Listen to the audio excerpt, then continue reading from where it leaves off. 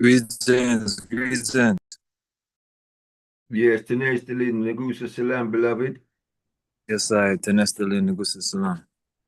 How is the Good, man. Good, good. Staying grounded, staying grounded. Yes, that's good, man. I've just got up, I went to bed early so I could get, because it's midnight and it's midnight 30 here now, Yes, yes, yes. Yeah, Oh, so I just get up. all right. I went to bed about 8 o'clock and then reach up now so I can hold the night. Otherwise, I'm bucking by the morning. Okay, great, great. Well, our guest is here. Welcome in, Derek. Thank you for having me. I'm here. Yes, yes. We'll be starting up soon. Just waiting for the few more people to come in, the chaplain to come in, and we'll start off with the anthem and such, and then we'll go into everything. And bounce back like Cool, that. no problem. Where will I be able to see? Is that like a replay we'll be able to see or anything? Or Yeah, it's actually on YouTube. I'll send you the link in your Instagram DM. But yeah, it's for sure. YouTube live. Yes. Cool. Okay, thank you.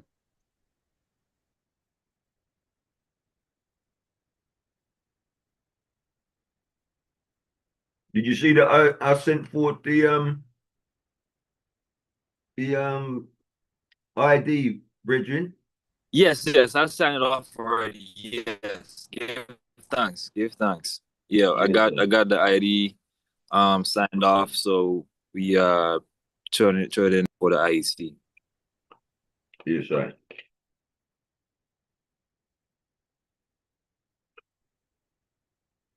What I spoke to Sister Joy today. What's her job in the international executive now? The international treasurer. Oh, international treasurer, right? Okay, yeah. Yes. Ross Antonio, welcome in, welcome in.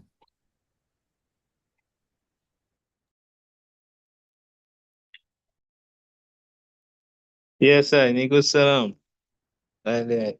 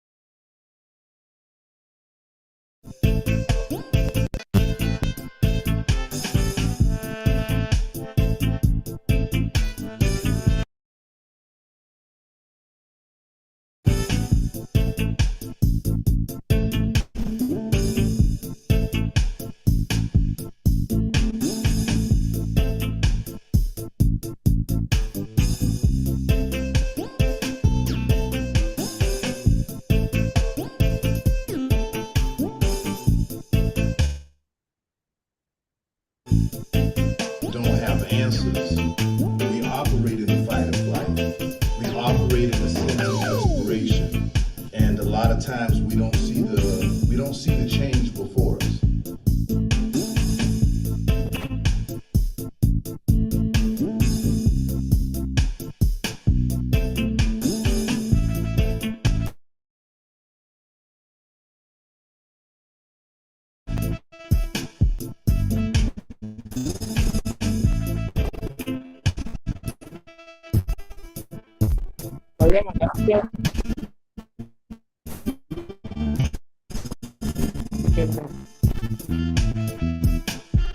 I thought that was gonna be the clear in the background.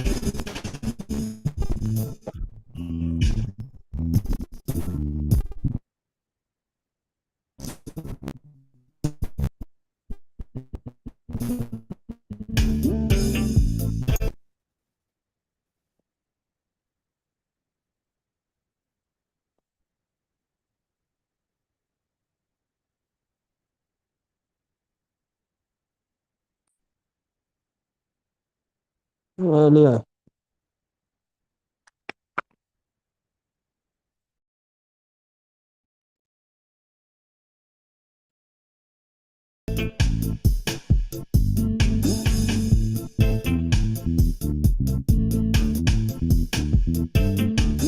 Don't have answers. We operate in the fight of life. We operate in a sense of desperation. And a lot of times we don't see the change before us.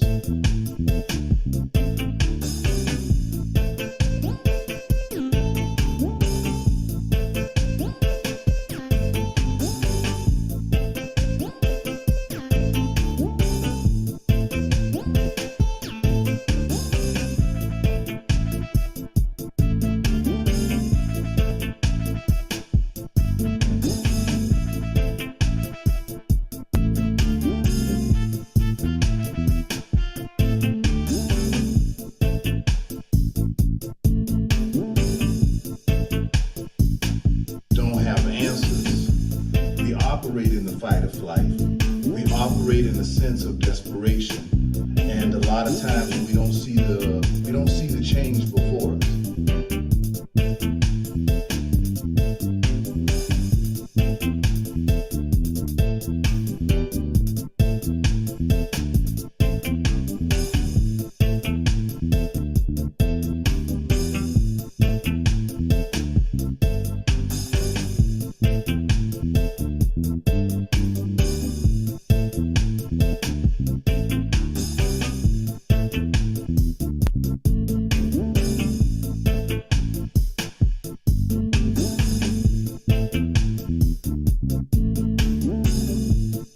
Don't have answers. We operate in the fight of life. A lot of times we don't see the change before us.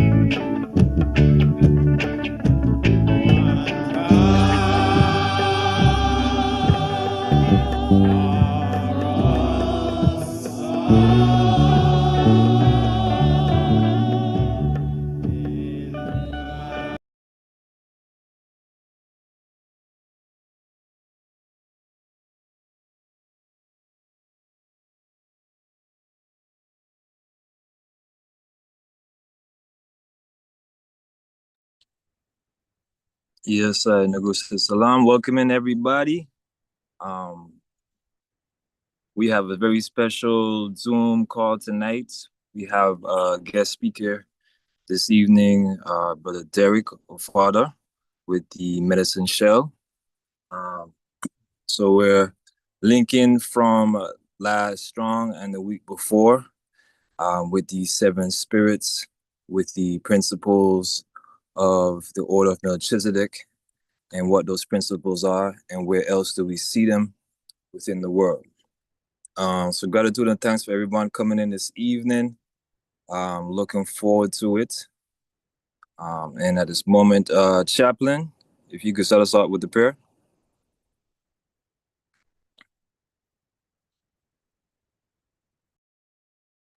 Yes, sir. Nagusa salam. Leku lekimu, makum negatu. Abakudus kedamawe. Kedamawe. Aile stelasi. Piam. Exhibit. Sila. Sila. Sila. Once again, welcome again to our story. Yes, for the upliftment of I and I in this time. Give thanks on this blessed day, on the beginning of the fast of the Assumption of Mary in our Ethiopian Tawahida way. In the principles of Saint Yarad, you look at Mary in two ways in the symbolic according to prophecy. For she was to give forward to the forerunner, Christ, and in the latter day, she was the symbolic of the Masonic Zion, the mother of the divine nation that will come, and in Revelation, that one to bring forth the man-child who was to rule the nations with the rod of iron. She had a place prepared for her in the wilderness to go and dwell upon them who will embody her to become and accept them as her culture, which come forward for I and I on our inception of our nation, Ethiopian World Federation Incorporated to His Imperial Majesty as Commander-in-Chief, August 25th, 1937. Adhu Ab, Orel, Memphis Kudus, Hali Akal, Abakudus Kinamawe, Haile Selassie Siem, Exhibir, Bahaman Ab, Orel, Memphis Kudus, Hali Akal, Abakudus Kinamawe, Haile Selassie Siem, Exhibir. Our Father, who art in Zion, hallowed be thy name, thy kingdom come, thy will shall be done, to our earth as it is in Zion. Give us this day our daily bread, and forgive us our trespasses, as we forgive those who trespass against thy name. Strengthen us in temptation, and deliver us from evil. For thine is the kingdom and the power and the glory forever, world without end. To the true and faithful witness, Abakadus Kinamawe, Ali Selassie Siem, Exhibit Ababa Jahai, Sila, Sila, Sila. For we, the black peoples of the world, in order to effect unity, solidarity, liberty, freedom, and self-determination, to secure justice and maintain the integrity of Ethiopia, which is our divine heritage, we do hereby establish and ordain and uphold this Constitution for the Ethiopian World Federation, incorporated into His Imperial Majesty as Commander-in-Chief, of the Mihail Safari in accordance with the 1931 Ethiopian Constitution, Chapter 2, Powers and Prerogatives of the Emperor, Article 29. The Emperor reserves the right, with the advice and consent of Parliament, to declare war. He further reserves the right to decide what armed forces shall be maintained both in times of peace and in times of war. As Commander-in-Chief of the Armed Forces, he has the right to organize and command the said forces, to commission and to confer military rank upon the officers of the said forces, and to promote, transfer, and dismiss any of the said officers. He has further the right to declare a state of siege, martial law, or national emergency, and to take such measures as are necessary to meet a threat to the defense or integrity of the empire, and to assure this defense and integrity. Thus, the necessary measure he thought was to create I and I as an auxiliary of his force, the Ethiopian World Federation Incorporated, Mahel Safari, for the salvation of our nation. Give thanks on this time and this time for the great David's greatest son, Hassana Hassana. Mon Bessa Zemenagadi Suhuda, Tekla Hamanat, Madahani Alam, Siam Exhibia, Sila, Sila, Sila. Give thanks. Chair. Yes, I give thanks, Chaplain. You said today was the beginning of the feast of Miriam, Chaplain?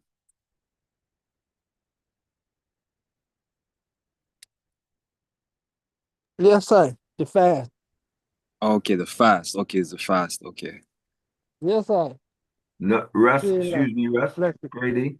It's the Assumption of Mariam. This is when they celebrate that Mariam had Ascension.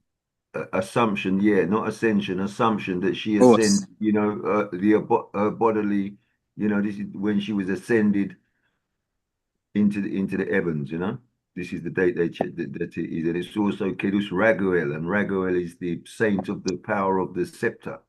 His Majesty's scepter. yes, The first church, the first church that the church that was the power of like there's three churches. There's the power of Mariam, which is on Tota Mountain. There's the power of Mariam, and there's the church of Raguel. And Raguel is the power of the scepter. That's where they keep the library of the kings, of the knowledge of the kings, etc. on in Tota Mountain. Okay. Well, So give thanks for that, because yes, that's a good little introduction for today. So our guest speaker, Derek, he has the medicine shell and he speaks on Ordinani. And today for the market day, today is our fall day. Also, when we talk about a full Ra, like what Minister Laz tells us, that deals with the earth, that deals with Miriam. So give thanks and praise for this day, for this timing. It is divine. This is also the 7th as well. So gratitude and thanks. Minister, you want to come in right here? Yes, sir. Nah, let the guest speaker come because my neighbor. Okay. Just a little catch up, or we can just go on through. All right. Yeah, I'm coming at the back end. Okay. All right. Give thanks. All right, Brother Derek, are you ready? Ready when you are. Okay. All right. The floor is yours. Welcome in. Okay, Dalo. Okay, so my name is Derek Oforanwa. I'm the host of the Medicine Show. I teach Odinala, Ndibo. You can call it Odinani, Odinala, it's the same thing, just different dialects of the same language. And what Odinala means is as it is on the land, as it is on the land, the truth of the land, the reality of the land, what is tangible and truthful about the land, right? And so that encompasses a lot of things. It encompasses our ancestral understanding of cosmology, our ancient sciences, our ancient philosophies, our ancient spirituality. All of it is all encompassed in there. Our connection to Creator, our connection to creation, all of it is there. So that is what I teach. That is what I study. And that is also my walk in life, what I practice.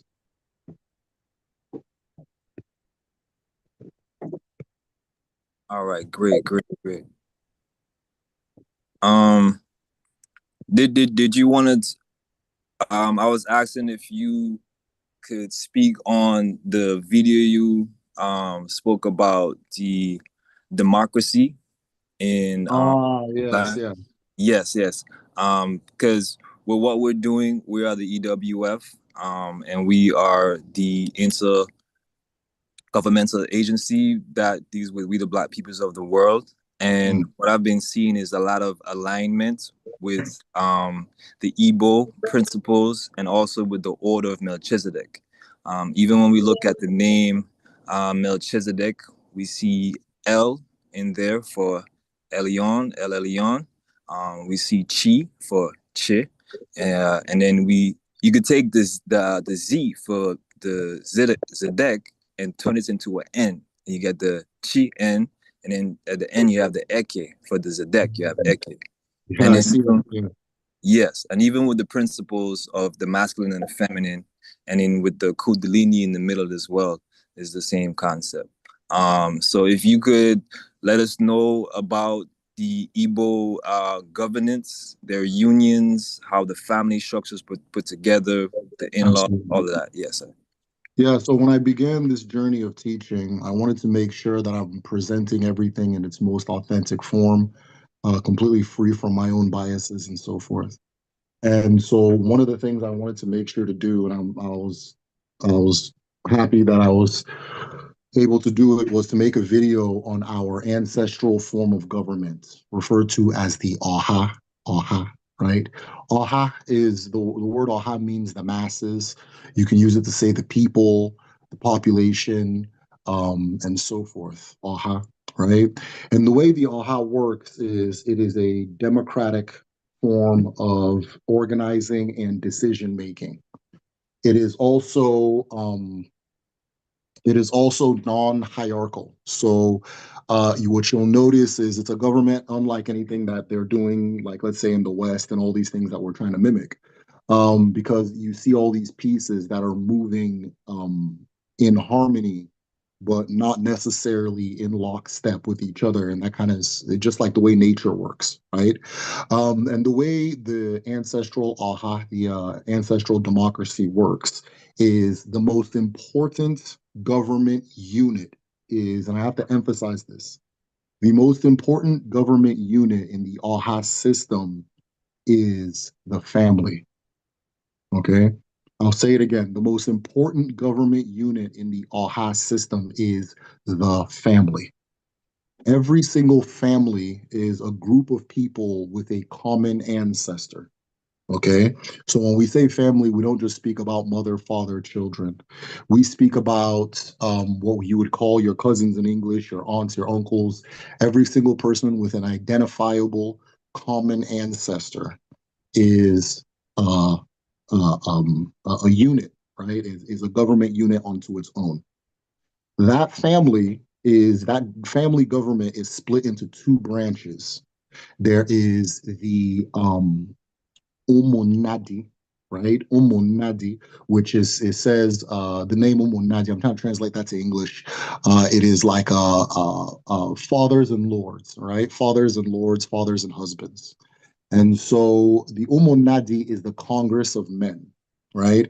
All of the men in the family, specifically the heads of household in the family, there'll be the elders, the titled men, that kind of thing. They will form a Congress with each other. This Congress will vote on decisions for the family's well being. So think of the way, let's say in the US where I live, the US has a Congress that looks over the whole US. This Congress, every family unit is almost like a sovereign nation in the Igbo system. Every family unit is a sovereign government. No family can come to my family land and tell us, okay, from now on, you have to do this, this, this, and that. You understand? We have to consent by way of voting and them engaging in our system. And so the men, they vote on issues that are specific to men. But more importantly, these governments are not just governments in the sense that they are ruling, they're also unions of mutual support. right? So, for example, now, and I'll use my own personal family for an example, we had noticed that a lot of the younger men in our family were not interested in going to university. This current generation that was coming up, they weren't interested in going to the university. And so what we decided was that all of them were going to connect with one of the uncles. This was decided by the Omo Nadi. All of the young men were going to have to choose an uncle that they're going to work under who's already successful, right? So if he has a business, he has to teach that a person and train them and eventually help them open their own business. So long as they work for him for this last one was about 4 years, right? For a period of 4 years. And so we started an internal apprenticeship system using the Umunadi. At the end of the apprenticeship system, the Umunadi had decided that once it was done, the owner of the business has to help the younger person establish their own business and that kind of thing. So that's an example and we just had our first person graduate from that system. So that's an example of the type of thing that happens there. So it's not just government in the sense of a body of people making rules over other people. It's also a union of people trying to find out how they can help advance each other, how they can help advance the family. When I was back home last time, we had a vote on whether we should build a public bathroom for our family or if we should build a fence around our compound, our family land. I was voting for the bathroom, but the compound won, right? Things like that. And so that's the men's side of the government, right? The other branch is the women's side of the government, right? What we refer to as Ndinyem and Umwata. The women's side of the government is split in two, right? One half is the wives of the family, all of the women who have married into the family from other families. Those are the Ndinyem. And then there is the other one, which is the Umwada. These are the daughters of the family, the women who were born into this family. And no matter where they live in the world, they're still part of that Umwada. Okay. And both of those groups do the same thing. They make decisions for each other. They help keep each other accountable, as well as the men, too, as far as their duties in the family and so forth. Somebody's not doing their role or not doing their job or not holding up their end. They're going to hear from one of these groups, right? And yeah. And so you have the two for the women. They fundraise for each other, pay for hospital bills for the poorer members of the family, that kind of thing. And so that basic unit, right? That basic unit of Omonadi and Umwada, right? It gets because everything in the Africa, or let me say this, let me not speak for the whole of Africa, though anybody who studies Africa well enough, you will see this same pattern. Most things in the African continent, when we talk about what the ancestors left for us, they function in fractals. That means where I don't know if you guys have seen those dolls, those Russian dolls before, where it's the body of a woman, and then you open it, and there's a smaller body of a woman, but it's the exact same as the previous. And you open it, and then you open it, and it keeps going smaller and smaller and smaller, all the exact same thing. So this is how our ancestors tended to organize a lot of things. If you look at our villages are organized the same way as our homes, and then those villages combined with groups of villages in the same structure and so forth. So in this system, the Omo Nadi and the Umwada, right? Those two systems, now the whole town is going to have its own, right? So now we have the town Omo Nadi, where all of the family leaders for the different clans and so forth will meet and do the exact same thing as the individual family ones. And then you have the Umwada for the whole town, where all of the women, the wives and so forth, will meet and do the exact same thing.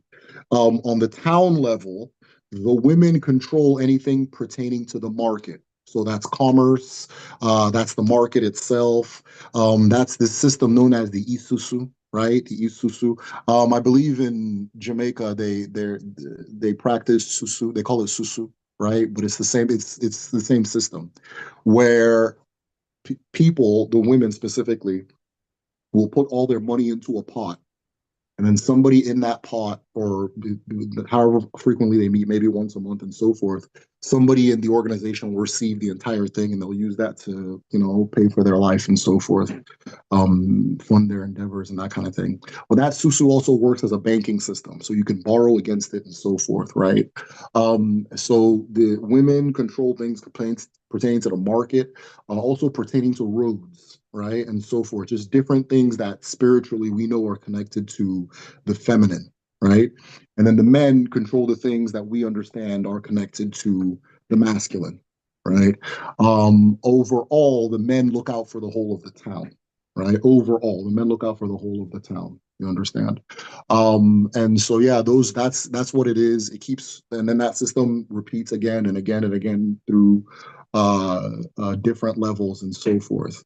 The other component to it, and I don't, I think I feel like I've been going for a long time, but let me know if you guys have any questions. Just jump in, you know.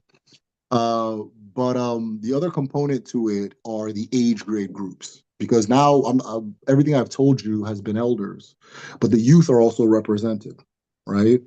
The way we represent the youth in the age grade groups is that everybody born within a generation will form what's known as an obo, right? An obo.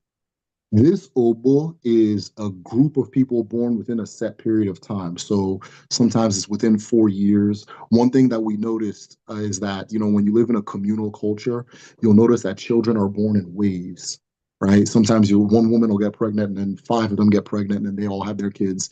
And there's a pause and then it happens again, right? You'll see that when you live in communal systems.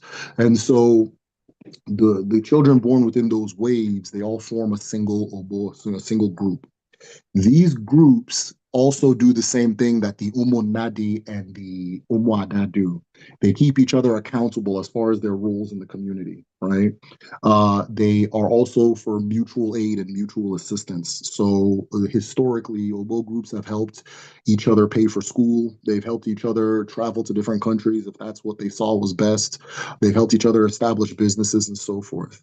Now, one of the things that's interesting too is that when the main town government, let's say the town government says, okay, we're going to clear land for farming. We're going to clear some land for farming. There's going to be an age grade that's responsible for that duty. And so they get activated and they go do their duty. You understand? At the same time, if there's a declaration of war, the warrior age grade, which are usually young men in their late teens, early 20s, they have to consent to go into the war. You understand? So it's this system where it's multiple things moving at once, but all of them following a common design and none of them really being over the other, kind of more collaborative and so forth. And that's a basic overview of the AHA system. A single person can be a part of multiple systems as well, or multiple governments as well, right? So I myself, I'm a part of my family union, I'm part of my town union. And then once I get a chance, I'll be joining my age grade union. So yeah.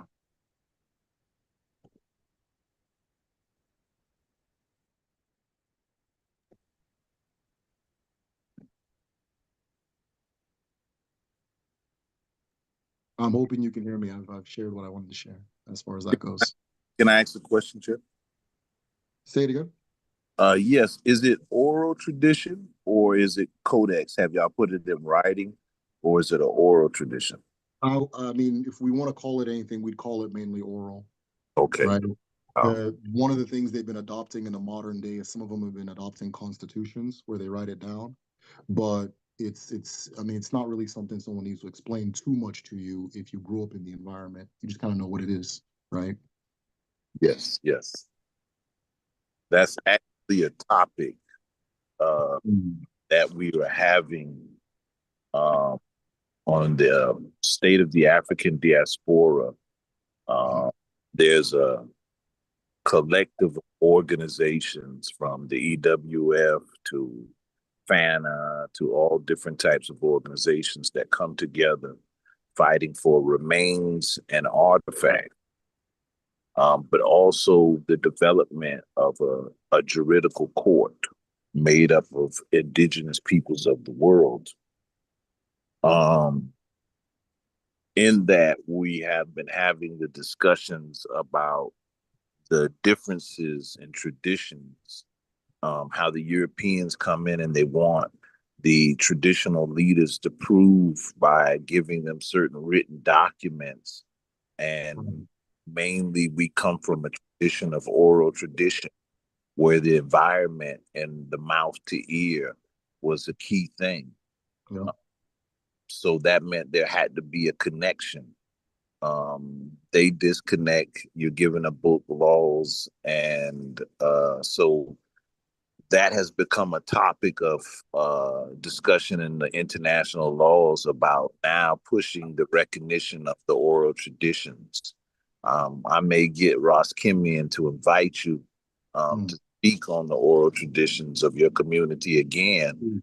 That we're developing a collective of international indigenous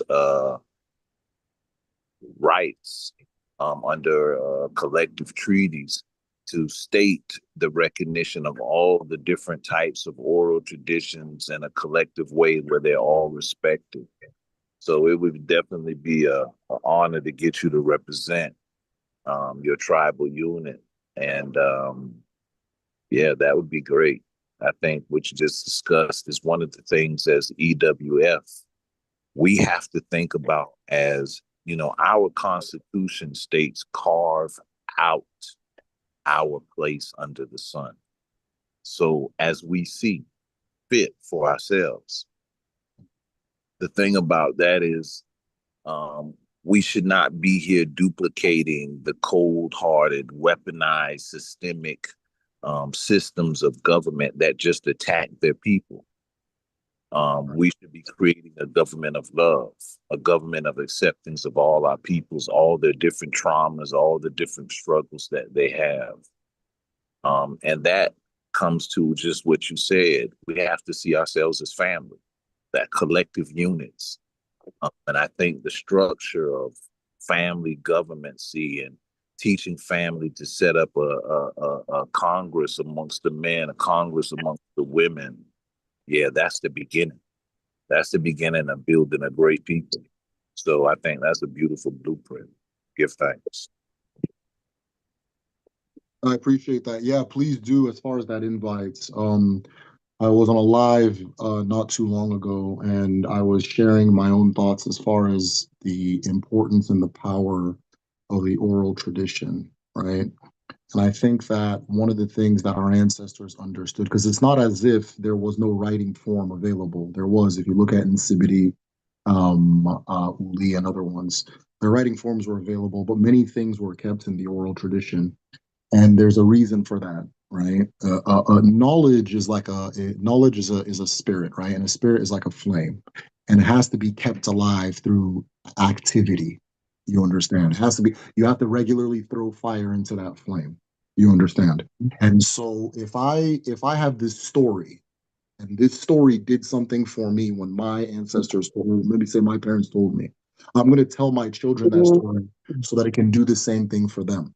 Even if I need to change things here and there for the context of the time and so forth, what I'm trying to transfer over is that flame, that spirit, right? I think that sometimes when you write things down, it's almost like it becomes a corpse. That's where you get the phrase corpus, right? Body of written, that kind of thing, right? It becomes like a corpse where whatever the intention of that writer was is what it's going to be forever. And for a lot of what we do is a living tradition, right? So, for example, Odinala is the knowledge. Omenala is how you live the knowledge. The word Odinala means as it is on the land. The word Omenala means as it is done on the land. So the story, the power of the story is in telling it. You understand, and passing it on. The power of the dance is in doing it and passing it on. The power of all these things is in doing it, not necessarily this kind of write it down, codified, okay, go check the source type of thing, where we take autonomy away from ourselves and put it into a piece of paper.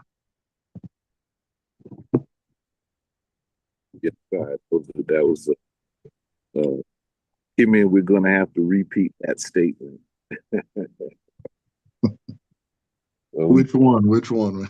we get autonomous of ourselves and put it into a piece of paper. I love Yeah, it. yeah.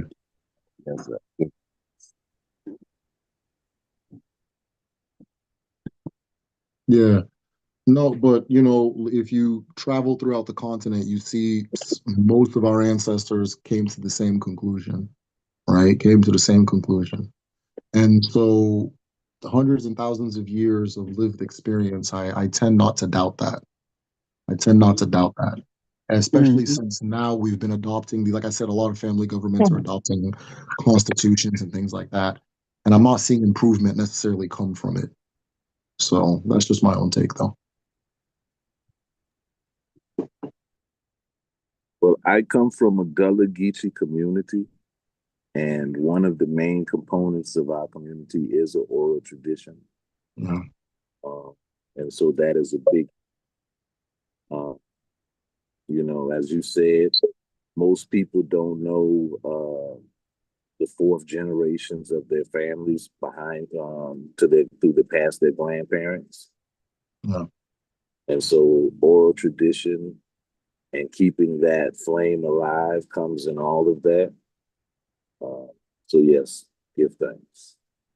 Yeah, absolutely. No, I've in starting the Medicine Shell, I've had a lot of people from the Gullah community reach out to me. Just either they see parallels between what I'm talking about and some of the traditions and customs and principles you guys practice, or they have pieces of information that I didn't even know, just about the presence of our people here in North America.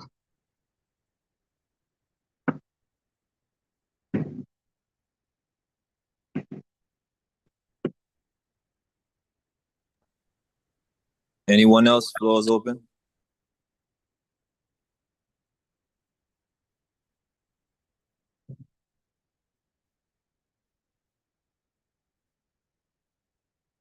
There is something I wanted to add too. So even though I described the AHA and it is the Igbo form of government, I have little to no reason to believe that most of Black Africa, if not all of Black Africa, operated in this system at one point. And the reason I say so is because everywhere you go that they have the opposite system or a different, like such as monarchy, there's a history of the slave trade there. And it's almost as if monarchy emerges in response to the slave trade. There are some exceptions when you get to like Eastern Africa and so forth. But if you want to talk about down that coast of West Africa into Central Africa and so forth, everywhere you go before the monarch came, this is what they were practicing.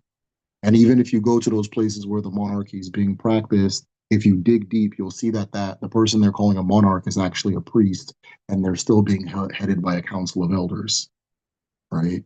And so again, you see this; it's universal. If I go to, I've never been to the Congo in my life, but I know if I go to Congo, I know this system. I'll find this system.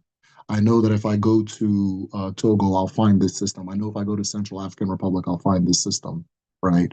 The difference is sometimes they'll have like what we call an apex leader, which has been refashioned as a king, but really it's a priest, it's a prayer leader. It's the person that keeps the covenant of the ancestors, right? If everybody in the community forgets to greet the ancestors in this morning, this person 100% will for all of us, right?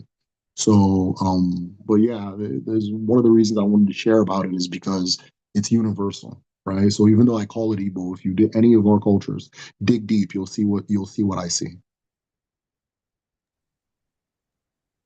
Yes, indeed.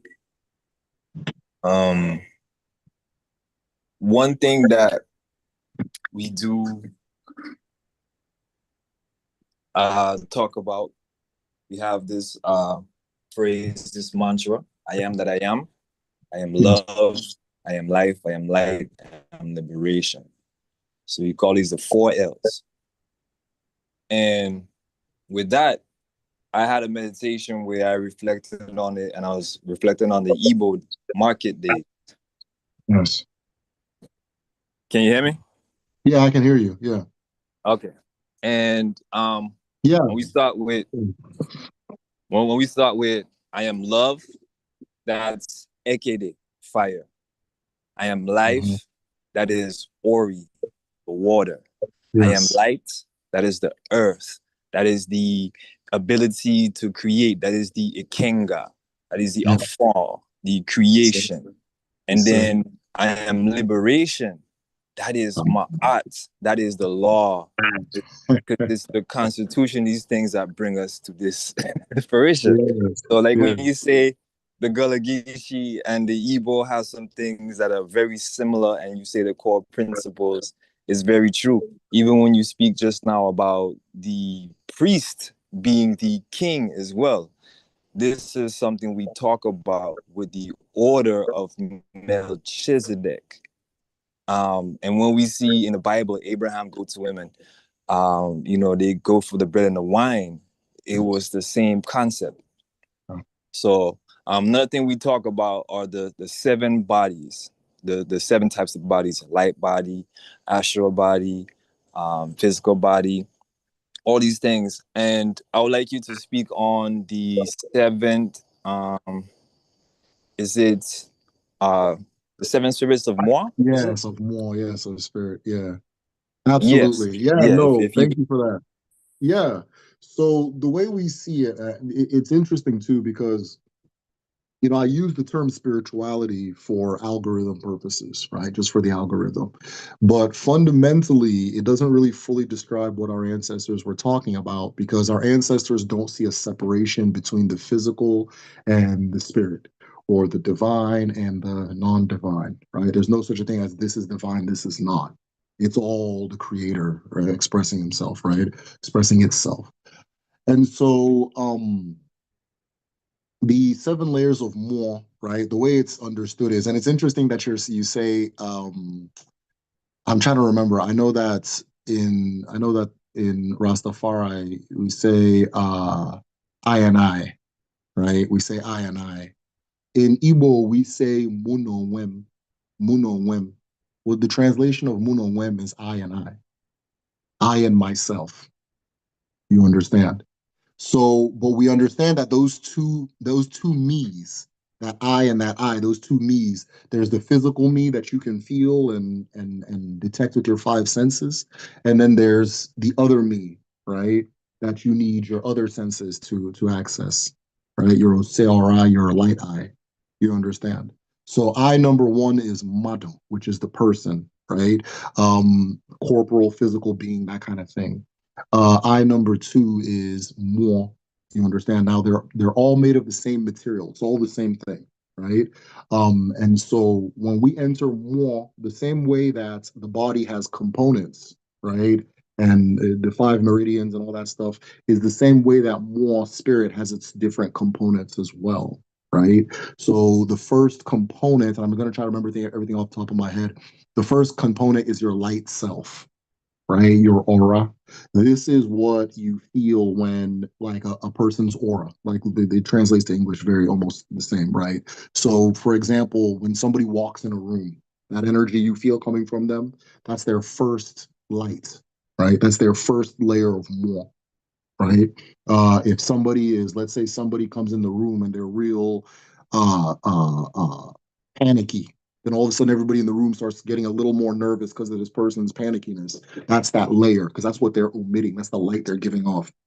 The reason the sun, the rays of the sun is hot is because the sun itself is hot, right? So it's the same thing. Those are your rays. The next one is your shadow, right? The next one is your shadow. So the same way you project your spirit projects something out, it also projects that same thing back into you. This is why, for example, now a lot of like traditional healers, they work on the principle that anything they do will also be done to them, right? Which goes into the principle of Alpha Ogun, which we can discuss on different things. It's very similar to Ma'at, right? Where anything I do will also come back to me, right? Because if I'm sending this out into the world, I'm also going to receive it, right? If I'm sometimes you'll get into an argument with somebody and you'll cuss them out from head to toe and they don't say anything. And in the end, you feel just as bad as they feel, like somebody cussed you out. Well, the whole time you were cursing them out, you're also cursing yourself out. You understand? And so you that's that cognitive dissonance you have if you don't have that understanding where you're like, why do I feel bad for getting mad at this thing? That's because it came back to you, right? That kind of thing. Layer number three, right, is the ibachi. Ibachi. This is where your life force rests. This is where your life force, so this concept of life force. We believe that life is a spirit that's moving through creation, right? And so that particular part, this part, the part of you it flows through is a part of your spirit known as the Ipachi. In that third space is your also your capacity to create life, right? So there's an energy that sits there known as your Ikenga, right? If you're a man, this is the Ikenga. This is the masculine energy of the universe. This is the kinetic energy, the energy that moves, the energy that makes things move, right? And the power of movement itself. This the fact that you know something's alive because it's moving around and its heart is beating. All of that is sitting in your ipachi by way of the ikenga, right? For women, there's this thing known as the omo, which is your also your procreative energy, just like the ikenga, right? But the difference between the omo and the ikenga is the Ikenga receives by moving. The Ikenga receives by doing. The Omo receives by being still. The Omo receives by being still. You'll notice throughout Black Africa, you'll notice that a lot of what they refer to as the Queen Mother, different terms, but I'll just use Queen Mother. You'll notice that she doesn't move too much.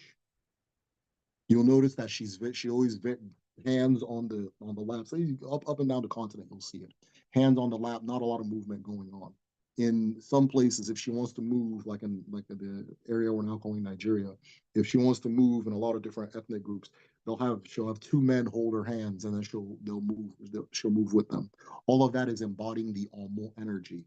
Now, I'm going to give you guys a secret too. Those pyramids you see in Egypt, right, and you see all over the world, those are a thing called Akwala Omumu. They're edifices known as Akwala Omumu. They are edifices for channeling the Omu energy of the earth.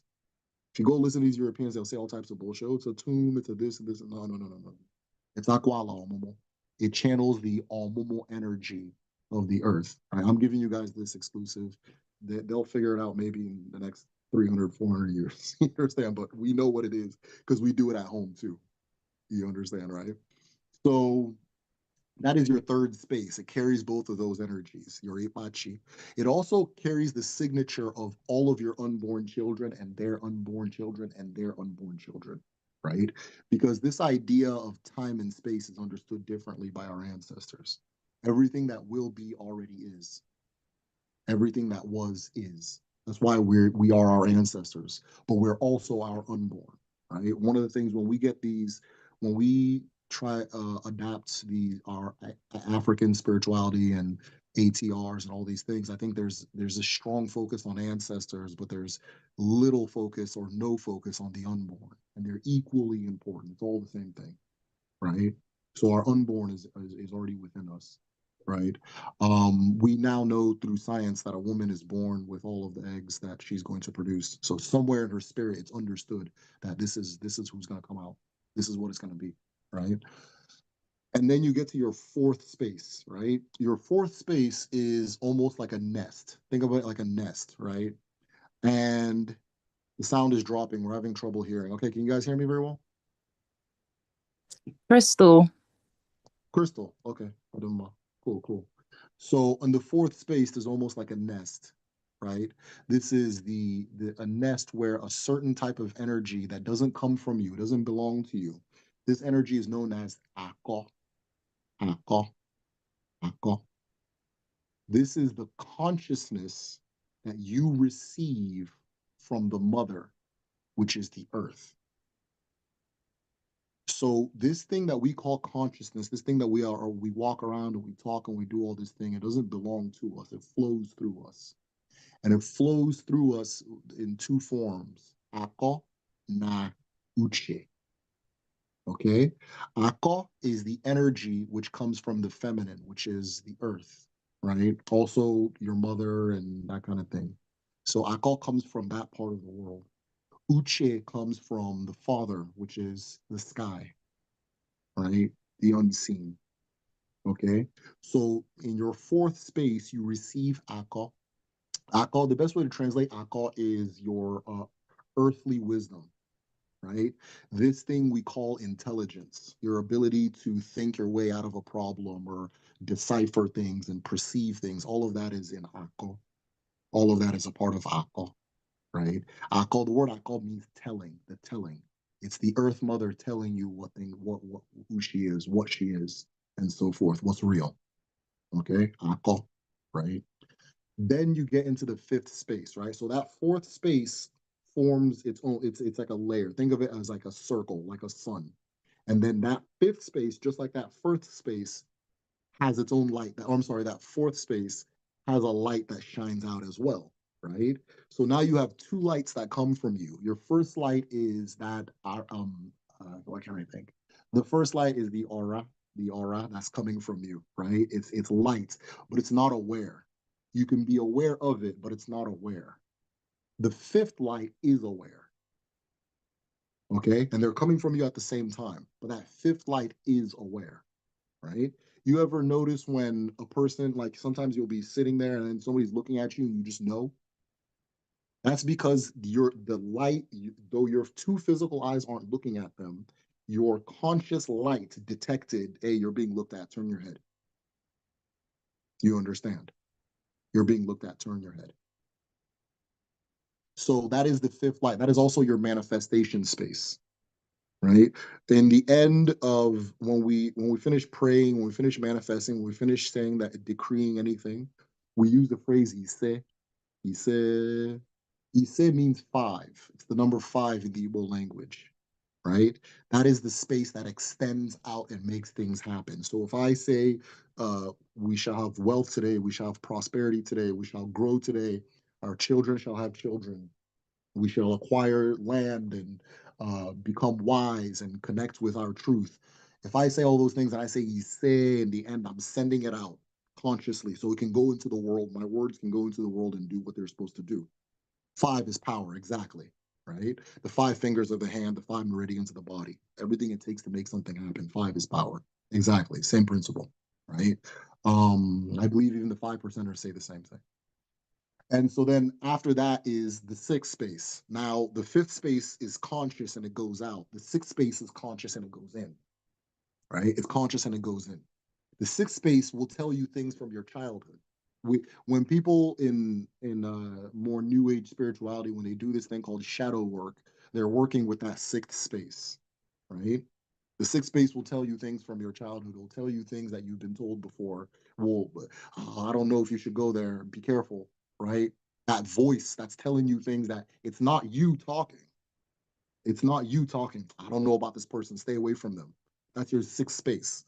That's not you saying that, right? Sometimes you've got to think to yourself when you're sitting at home and you're thinking, where did I leave my keys in your head? Who are you asking that question, right? So that tells you that there's more yous than you're aware of if you're just a regular person, right? So that space that'll tell you it's a consciousness that goes into you, right? It's not you don't control it, but it's got its own awareness, just like your fifth space. Once it goes out in the world, you don't control it. That's why we watch what we say, right? That's why we watch what we say. And then after the sixth space is the seventh space, right? So just like that third space where your procreative energy, your physical, your ability to do in the physical exists, in the seventh space, your ability to do in the spirit exists, right? And those are the seven layers. Now they say there is an eighth layer, right? And the reason there's an eighth layer is because some people will count Uche as a layer, just like we counted Akko in the fourth. What Uche is just the way Akko is wisdom from the mother, consciousness from the mother. The Uche is wisdom and consciousness from the father, right? So they form like a double helix, which gives us our consciousness, right? That consciousness from the father is what we call, I mean, I guess in English we call it divine wisdom.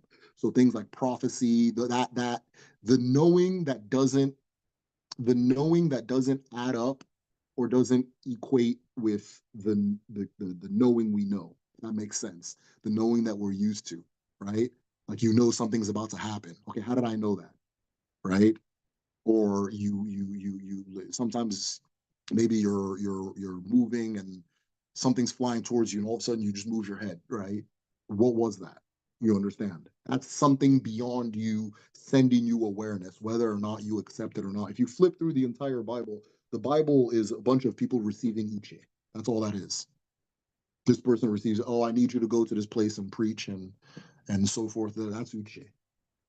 Okay, that's that seventh layer. Some people will say eighth layer because Uche, we have a saying that says Uche na bia bia. Uche comes and goes. It doesn't sit there. That's why some people don't count it. It doesn't stay in you. It's not a part of you. It comes and goes. It usually comes from one time, one place, one cause. It lands. You got to do what you got to do. if you don't do it, it goes. If you do it, it goes. But it came to you for a reason, right? You get inspiration to write a book. You hear something and it makes you want to start something, a new movement, a new organization, that kind of thing. All that is uche, right? But on Apia, it comes and goes. It comes and goes. And it usually lands on how can I put it? It lands where it could be actualized. It doesn't, you're never going to receive uche that you can't make happen, no matter how unrealistic it sounds. There's an ilu that says when when spirit gives you a yam, it also gives you a knife to cut it, right? So whatever you're receiving, you're equipped and so forth. So those are the 7 layers of more. I've done my own research. I'll probably be doing a video on it, but I theorize that there's more layers than that, and I have kind of a breakdown of where we can go and so forth. We have a community on Patreon where we study these things. We go in depth. I teach and so forth, and we've had people just independently decipher things like, hey, I think I know the next 4 layers, and so on and so forth. So we've had a lot of discussions on that, and I got some things to share on that too. But I tend to want to confirm things before I say it. So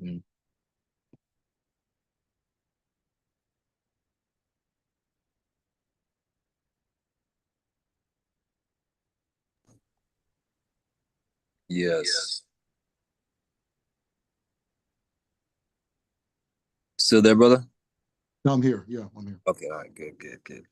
Yes, yes, that was great just now. A lot of great gems, a lot of great things that we recognize, like you say, with the core principles of certain things. Very beautiful, very profound because many of us, have been through these experiences and the demographic of people doing certain works.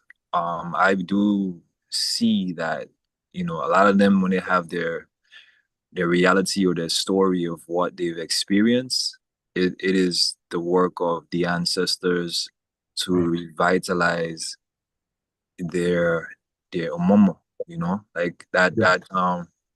that phrase about the earthworm. How does the earthworm push up the earth? Yeah.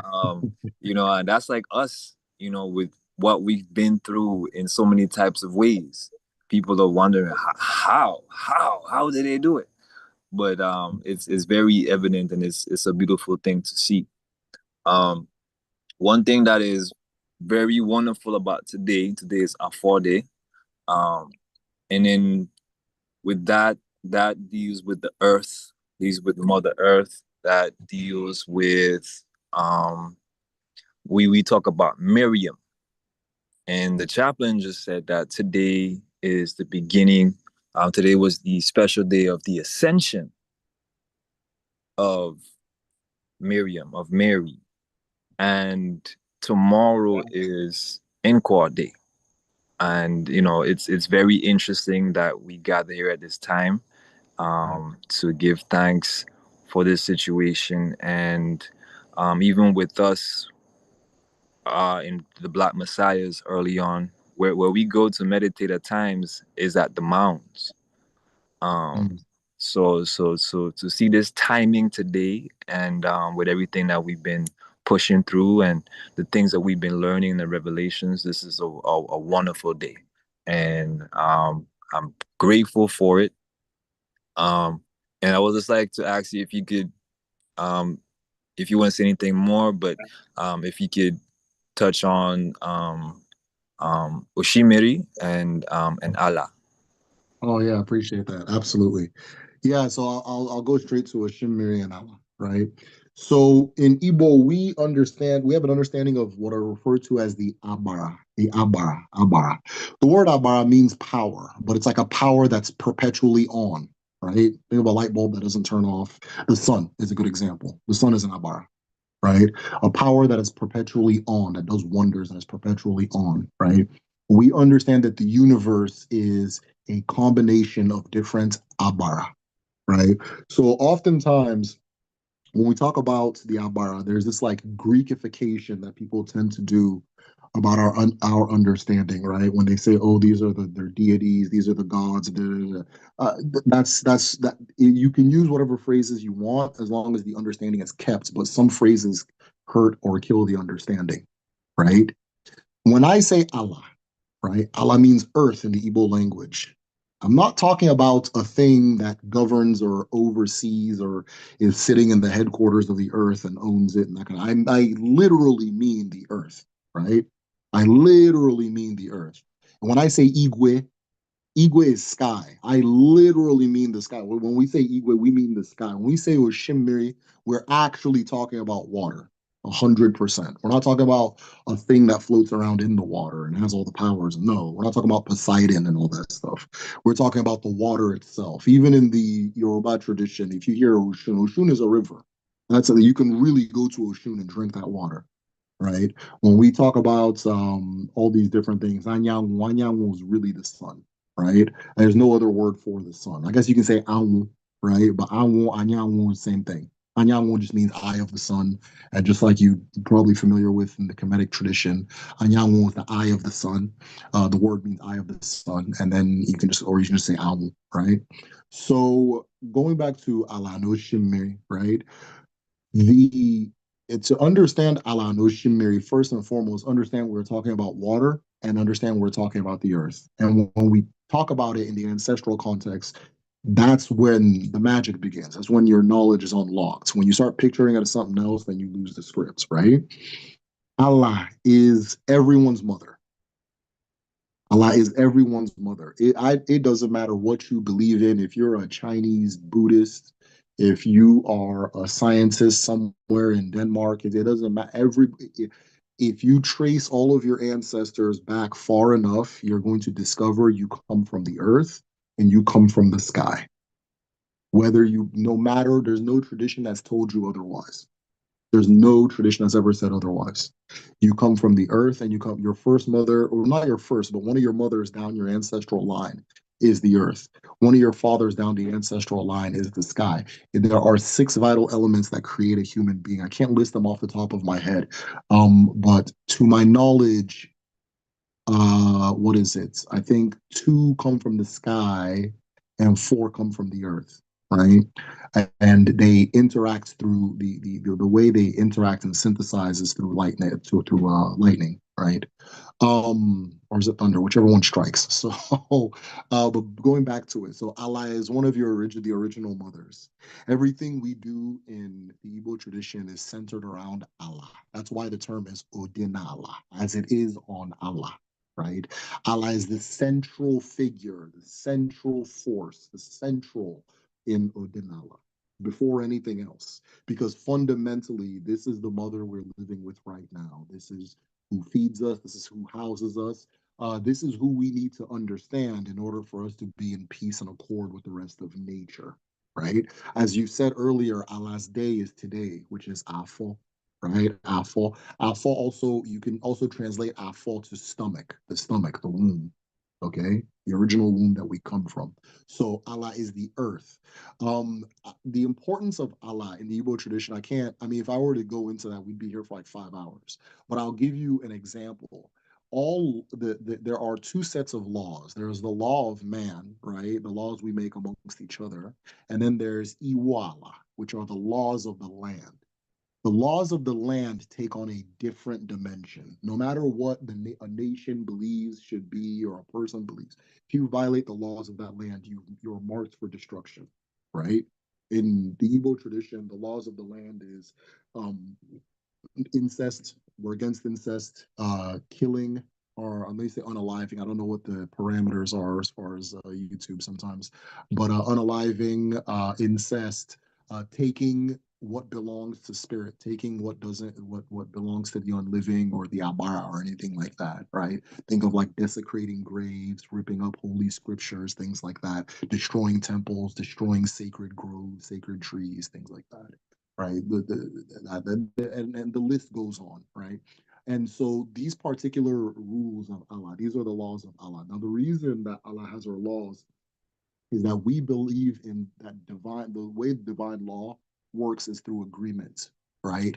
So if we are living on the earth has her conditions and we have our conditions. And our ancestors and the earth came together and we settled this situation like, look, I you can farm here. We will provide you with your sustenance. We'll provide you with your shelter. Your children and their children and their children will always have a home in this land, right? This is why I do so much reaching out to the diaspora. I don't think people understand how deep this is. So your children and their children will always have a home in this land, no matter. This is a law, is a sacred law. It's not a something that a couple of people decided, right? And if these sacred laws are broken and not atoned for, then the set people are slated for destruction. And Allah doesn't punish one by one. Allah punishes generationally, right? She punishes because she doesn't see you as an individual. She doesn't see me as me. She sees that common ancestor I was talking about, right? So all of us are in for it. You understand? So keeping peace and keeping accord with Allah is vital. It's hyper important. And most of Odin Allah is just understanding how to make that happen, right? And then comes Oshimiri, right? Now Oshimiri and Allah have an interesting relationship, right? They have a funny relationship because they are like rivals, right? They're rivals. In creation, in the story of creation, water came before the earth, right? So the first mother was known as Eke. Eke is the universe, Eke is creation, right? And our ancestors understand that Eke passed away, she died, right? And then after passing, a shroud of tears covered her body, right? So the universe came first, and then within the universe, after creation itself came water, right? So a shroud of tears covered her body from her husband, which is the creator, Chukwu Kike Abiyama, right? And then our ancestors understand that anything that is buried returns. If you put a seed in the ground, it returns. You understand? So once he buried his wife in tears, she was able to perform Iluwa, returning to the world, reincarnation, right? And she reincarnated as the earth. So the rivalry between Allah and Oshimiri is, Oshimiri's mind. I came before you. I'm senior to you, right? I'm senior to you. If anything, I'm your aunt, right? And then in Allah's mind, now I'm your mother coming back, right? So there's conflict between the two of them. And the way that conflict is settled is by the fourth element, which is Nkwa. Nkwa in nature is wind. But it also goes back to this concept of Ma'at that you spoke about earlier. It's the balancing principle of the universe. It's the balancing principle of the universe. Nkwa said, all right, you know what? You stay over here, you're going to be the ocean. You stay over here, you're going to be dry land. That's Nkwa. That's the Nkwa, make sure everything is in its place and so forth, right? And that kind of thing. And divine order is being kept, right? And so, but even at that, we see evidence of that rivalry, right? So some of us can say that our first mother is Allah, but we come into the world by way of water, right? We come into the world by way of a watery womb. And if that water wasn't in the womb, we wouldn't be able to live. And when we pass away, the water leaves our body. You understand? And in fact, it's water that we get our life from. That's why our ancestors say Miri Bundu, Miri Bundu, which is water is life. Water is very literally life. So that's why I liked when you were breaking down those four principles. I think the second one was life, or the one associated with water was life, something like that. So that was really interesting to me. So, but Oshimiri herself, her laws are very different. See, Allah is very strict, right? Allah is very strict. Oshimiri is very loose. Do what you want, right? Live your life, be free, do that kind of thing, right? Oshimiri's focus is more on love and connection and so forth.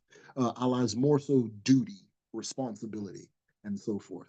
Both principles have to exist for balance, but they come into conflict with each other, right? That's why romance novels are what they are. It's you got these duties, but then you also have this love. Now here's the conflict. It's a universal conflict that goes back to the beginning of time.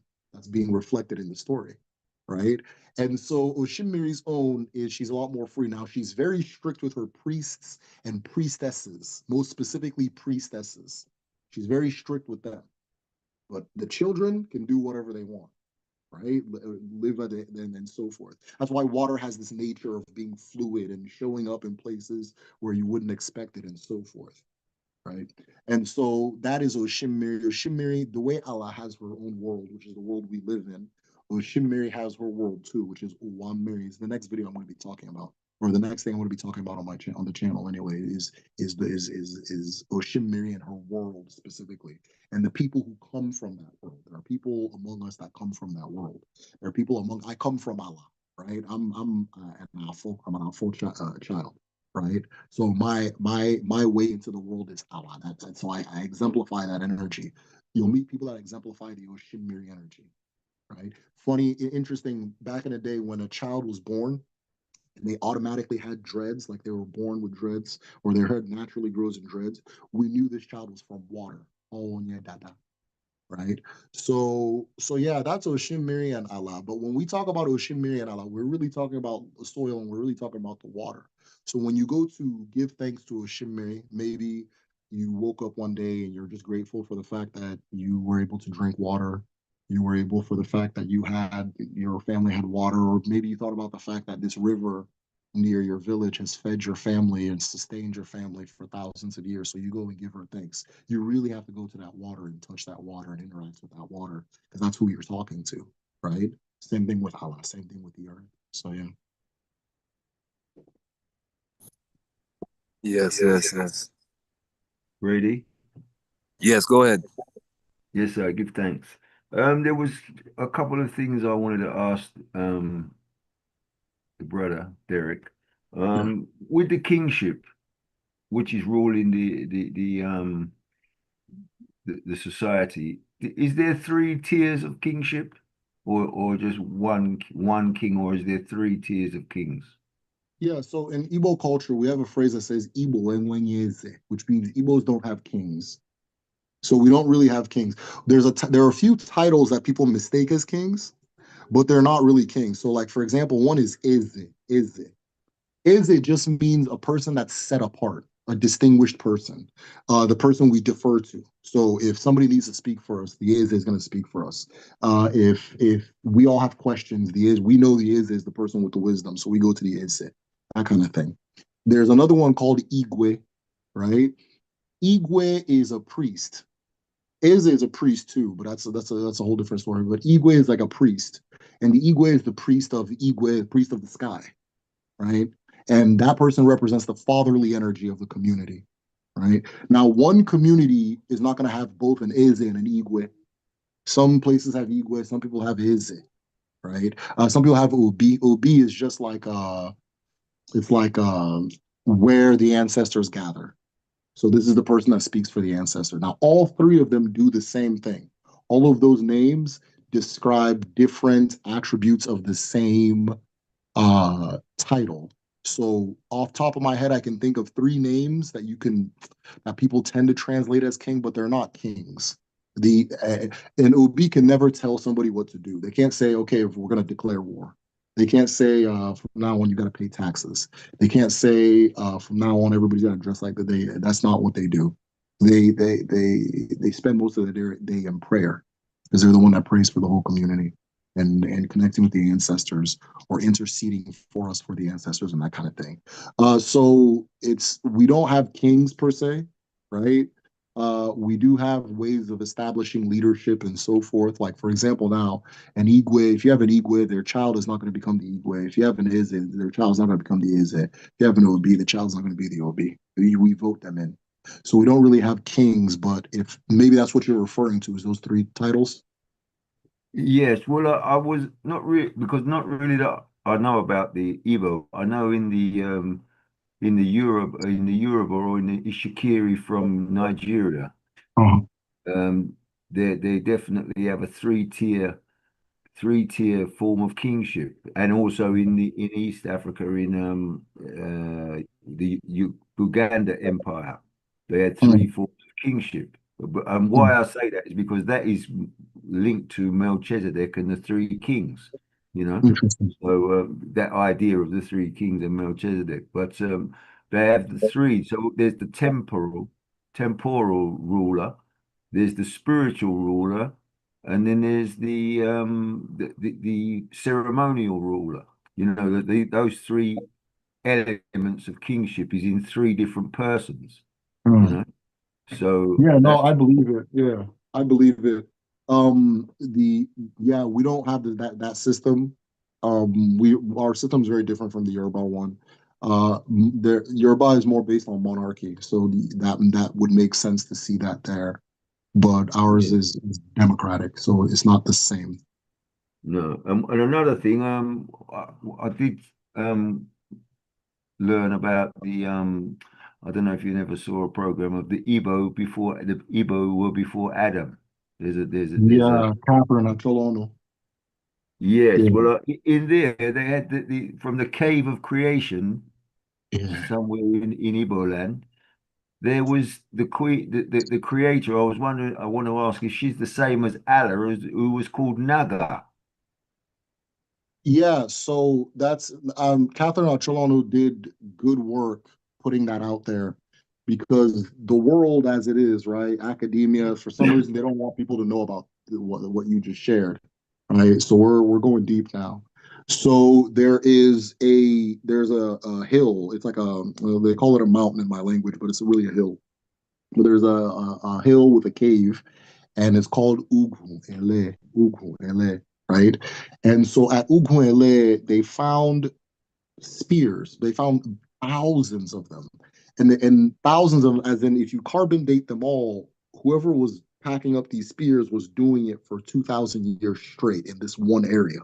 And if you look at the way the spears were shaped, they weren't weapons, right? They weren't weaponry spears. They looked like they were rounded at the edges, right? In fact, the spears that were left there were like the leftovers. So those are the leftovers. So somebody's got the real ones elsewhere, right? The functional ones or whatever. But the broken ones or defective ones were all left there, right? For 2,000 years. Now check this out. So what we know about Ugwele was that Ugwele was the first place where human beings connected with the creator and the creator so our understanding of the creator is that the creator is a couple, just like your parents are mother and father. There's nothing in your life that doesn't reflect in creation, right? So if you have a mother and father, then creation has a mother and a father.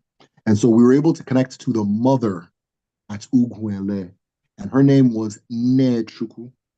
And that Niche, one of her names is also Nono. I think that's where you're getting with the Naga. One of her names Naga, is, yeah. yeah, one of her names is Nono. So she goes by Eke Uwa. Eke means creation. Uwa. Uwa is universe. There's Ne Chuku, which is Chuku is like the chi, the big chi, the supreme chi. So Ne Chuku is the mother supreme chi, right? Nechuku, Nete, the mother of strings, which is a whole different story we can talk about. Um, I'm trying to think of some other ones. And then Nana, Nana is one of her names. Nana is the name you use to refer to her as chaos. The fact that the universe is all these, you play billiards, you see all these balls flying around, that's the universe. That's what's going on. That's Nana, right? But it also represents that chaos and then that stillness, the peace, right? So the duality of it. So all those names describe the same being, which is the universe, which is being. So we were able to tap into her consciousness at Uguele. And till this day, if you have, there's a staff of authority, an ancestral staff of authority called an Alfa. If your alpha is broken or not broken, if it's lost or destroyed somehow, you have to go back to that same Uguele. This is thousands of years later. Go back to that same Uguele and receive a silver ring that you're going to place with your alpha for it to be complete. Now, what's particular about these spears is that these spears are the oldest evidence of human life in West Africa. There are some things in Central Africa that are as old as. There's some things in Southern Africa that's old as. There's some things in East Africa that's old as or older, right? But in West Africa, this is the first thing. This is the oldest evidence of human life, especially mass human life. We're talking thousands, tens and thousands of things piled up in one place, meaning that hundreds and thousands of people were living in this area, right? that kind of thing. So that particular shrine was, or yeah, we'll call it a shrine, was known as Nechuku, and as the story goes, eventually Nechuku left that area and landed in a different community within Igbo land. Now, different communities argue as to where we got her here, she landed here, you can connect her here, that kind of thing. But what we understand is that that was the original place where the concept of Arushi, the concept of a place where you can connect into the spirit is there. It came to humanity, was Arugwele, right? Until this day, that place still plays a role in culture right now today. The story I gave you about the All Fall that happened in my community about it's probably been 5 years now, 5 years ago. And the family had to go all the way back to Uguele. So when I was looking at Catherine Acholono's research, and then all of a sudden I talked to my dad about it. He's like, right now this is what's going on. The family is this and this person. They went and sold the family all full. Now they're gonna go get a new one. Somebody stole it and sold it. And so they're gonna go get a new one, and they have to go to that same place that you read in that you're reading about in this book. It blew my mind. So yeah, no, there's a lot of things in that before they were before Adam, I think, before Adam book, and I think there's a documentary, a lot of valuable stuff in there. So Yes, I give thanks. And another thing, what you just said there about the Neturu, that sounds like the nature from Kemet, which is the nature spirit. Nechuku, yes, yeah. Okay, yeah. I hear it. I hear it now that you say that. Yeah. Yeah, and also one thing I But wanted to ask you as well, if you know about the golden child, because I was speaking to an Igbo man one day and he told me about the golden child. And I've tried to look it up ever since. And the only real evidence that I found of it is in Togo, you know. okay. There's still the legend of the golden child in Togo, but in the Igbo, I know that it's definitely a concept because somebody spoke to me about it, and I wonder if you know about it because I haven't been able to find and he comes from the east, this golden child from the east, which obviously is a representative of the sun, but Yeah. I can't find any reference in the in anything I've looked for in the Igbo culture, and I wonder if you know about it. Yeah, I wish I had an answer. I don't, but I'm going to look into it because I don't doubt it. One of the things in order to understand a culture, one culture in Africa, it's good to study the other ones around it. And it's also good to study the ones in diaspora and things like that. And so if I see something pop up, if I hear something like that and I see it pop up in Togo as well, I know there's definitely something there. Now I start looking, right? But I don't have that story. That'd be interesting. What's the golden child about? Oh, well, the golden child is is the offspring of Nyami, Mm, and it's a twins, two sons, a set of twins, which is kind of Gemini, the Gemini in the zodiac. mm. And the same as you just mentioned something earlier, and I said, oh, that's the because it's a universal science. So once you've got the key to the science, everything when somebody speaks, you can pick out the pieces. All right. So what you mentioned two forces earlier, which in the Yeah. Golden Child is the same two forces. And what happened is that they were the children of Nyami, and he chose four wives, which is the four corners of the earth. He chose four. He wanted to choose a wife, so he had four maidens come to him. One offered him to bring him food, to cook for him and care for him. One offered to give him children. One offered to give him cloth, and I can't remember the last one, but there's four anyway. And he chose the one who could give him children. So when the one who gave him children um, bore children for him, the one of the others who was uh, uh, Coco, her name was Coco. This is the main protagonist in the story. Her name is Mm, Coco. And Coco, she was the one who was to care for him and said she could cook and clean and care for him, etc. And so when he chose the one to have children with, she when he went away, and when the children were born, they were put in a crib in the nursery, and this Coco swapped them for frogs and went and took the children and hid them in a basket. Now we're getting the story of Moses. They took them in a basket and put them in a tree, which is the Mm, tree of life. Anyway, when they were put in the tree now, a hunter came along, which is the star of Orion, the constellation of Orion. A hunter came along and took them up. And he mm, and his wife, which is Isis, the Sirius star, cared for them. And they cared for them for a certain amount of time. And so they grew up. And when they needed, if they needed to be sustenance, etc., they would rub their arm and take a piece of silver. They would rub their arm and take a piece of gold and give it to their, like the hunter and his wife, to care for them throughout the years. And then they went to give him back. Then they went to give them, then when they grew to a certain age, they went to give them back they took them back to the gates of heaven, which is with the gates of Niami. And Niami saw them at the gate and took them in, and then um, realized that he'd been tricked by Coco, and then he put Coco out, and Coco then was turned into a chicken, and so a chicken obviously lays an egg, etc. So mm. it's a creation story, but it's to do with the Wow. sun and the moon and the stars, you Right. know. But it's culturally maintained in that story, which was the sun. The sun is the golden child, and the moon is the silver child.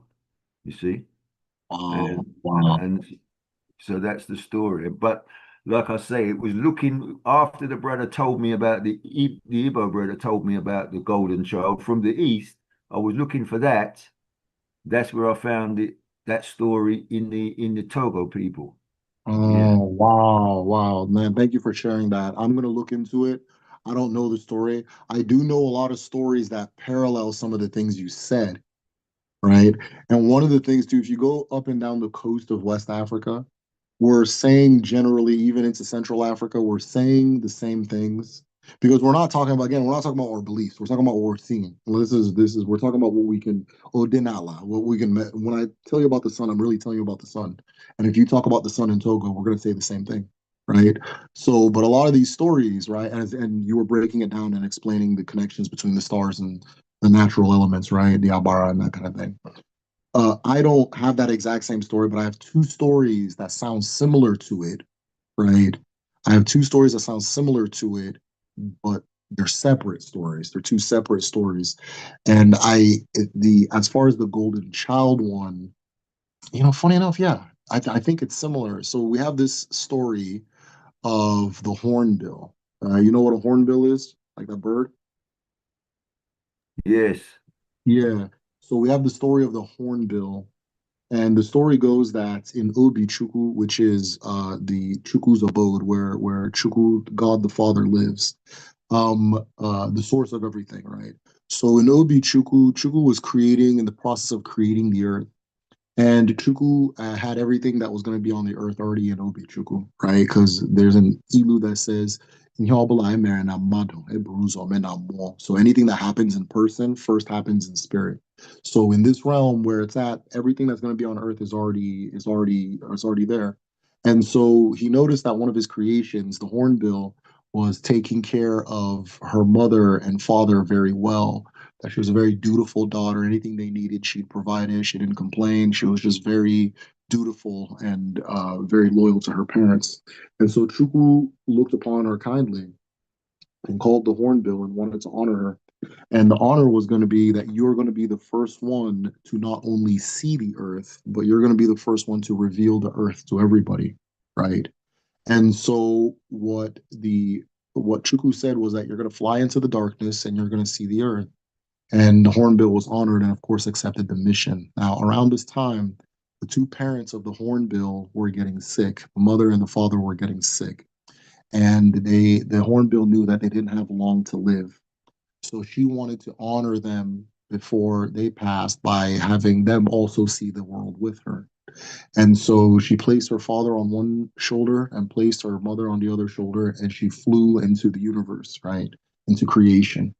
And in creation, everything was dark. She couldn't see the beak in front of her. She couldn't see her own wings. She couldn't see her mother. She couldn't see her father.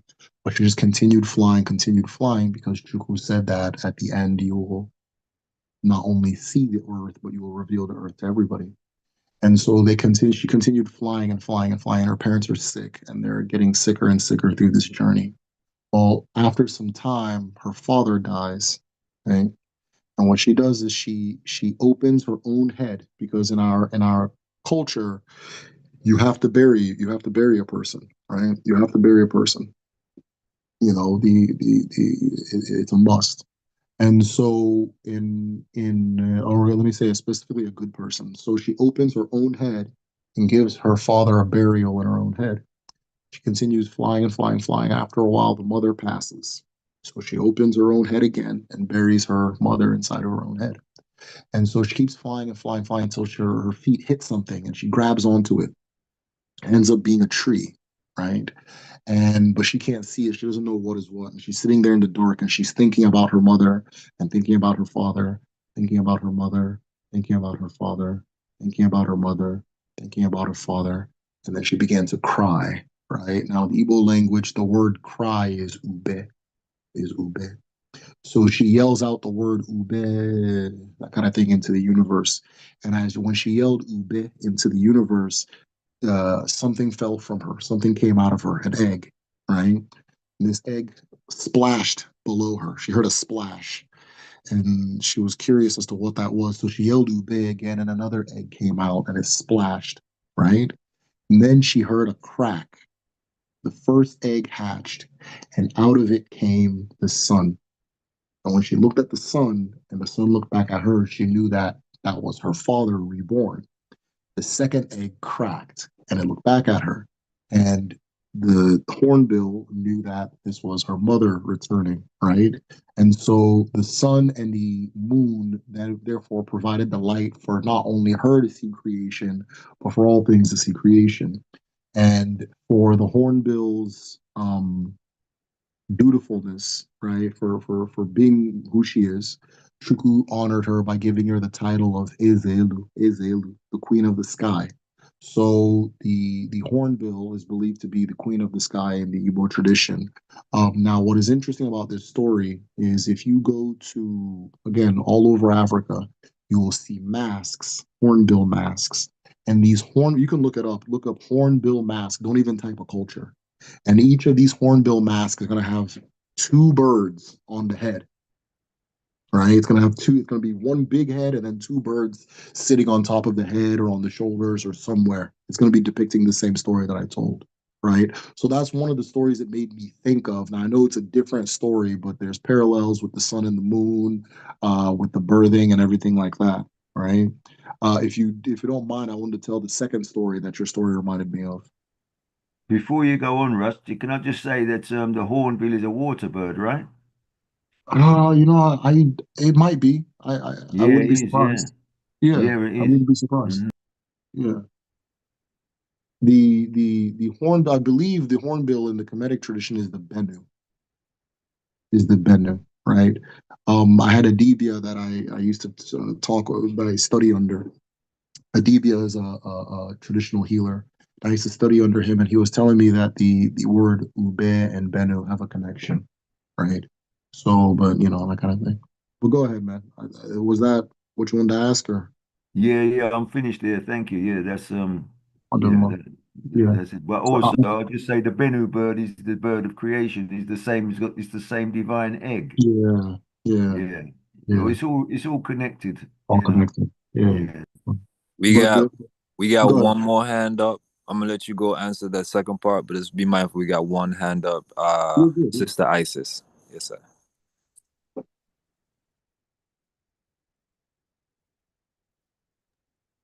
Uh Derek, I was saying you could finish the second part, what you were gonna say, and then I'd rather hear a question first, okay. actually. Yeah, this person way. Queen Mother Isis, are you able to open up your Yes, mic? I. All right. Yes, I. Yes, I. Uh, Jah Rastafari greetings to each and every one. Yes, I. May we all be blessed in the Almighty. Uh, I have two things. In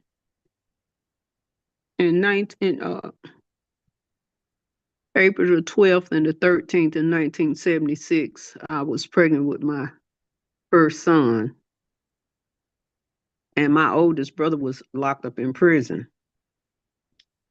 So he was a terrible person. Horrible, just absolutely horrible.